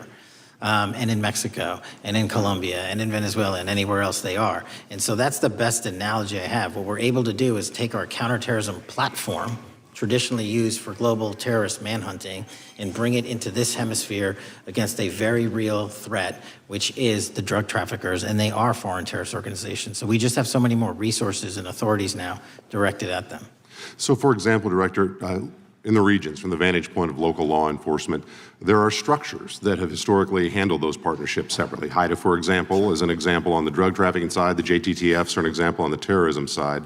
How is the thinking evolving in terms of on a regional basis, either merging or not merging those structures now that the targets in many ways are merged? So the JTTFs are kind of our forward operating base across every single state in this country to take on that mission. And anytime you're labeled a foreign terrorist organization, you come right under the authorities of the JTTF, the task force officers, and the state and local level police work that gets done in those JTTFs. And the Homeland Security Task Force layer on top of that, I think 25 or 30 across the country, specifically working with DHS and Secretary Noem to go after the drug trafficking foreign terrorist organizations, because they have unique capabilities and authorities dedicated to that mission. And so that's the beauty of the HSTFs. Let me ask you an adjacent question, Director. I noticed in your written testimony, I don't think we've talked about it yet, you brought to our attention an expiring authority. It's in 6 U.S.C. 124N with respect to counter-UAS drones. You point out that that authority expires in statute at the end of this month, Yes. and you impressed upon us your interest in seeing it extended in some manner. Can you talk a little bit about the FBI's role in counter-UAS work over American airspace? I represent a district that's going to host some of the FIFA World Cup activities coming up. We're obviously very interested in security, and there are limits on what our state and local authorities have the capacity to do or what our military has the capacity to do once the threat is domestic. So it's critically important. Both the FBI and DHS have those capabilities. I'll speak to the FBI, of course, only. And you raised the World Cup, and that's exactly what we need it for. The Club World Cup, which just happened, was 32 games in at least a dozen different cities across the country, the largest sporting events consecutively in American history. And we used our counter-drone capabilities to not only inspect and secure stadium locations, but where fans were hovering and we call base camps. And thankfully, because of the success of the FBI and DHS, we had no significant security incidences. And flipping to the World Cup, which is going to be 3 times as large, and obviously the largest we've ever had, and blending into the LA Olympics in 28, our counter-UAS capabilities are going to be the ones that are able us to have literal bird's eye view of the threat dynamic around so many of these cities, which are going to see literally tens and hundreds of thousands of people flock to them. So we have to have it. And making sure the bad guys don't have the same. Exactly. Very good. I yield back and thank you. Gentleman yields back. Director, you've been amazing. You've been here 4 hours and 41 minutes without a break. We appreciate that. I think we have one more member, a few UC requests, and then you can we'll let you go. But we appreciate that. The gentleman from Texas is recognized. Thank you again for taking the time, Director Patel, and for Chairman Jordan for holding this hearing. Thank you for depoliticizing the FBI and getting it back to its original mission as well. Director Patel, do you agree that we have a problem in the United States with politically motivated violence? Absolutely. And I very much agree. I think we can all agree that political violence is wrong. It's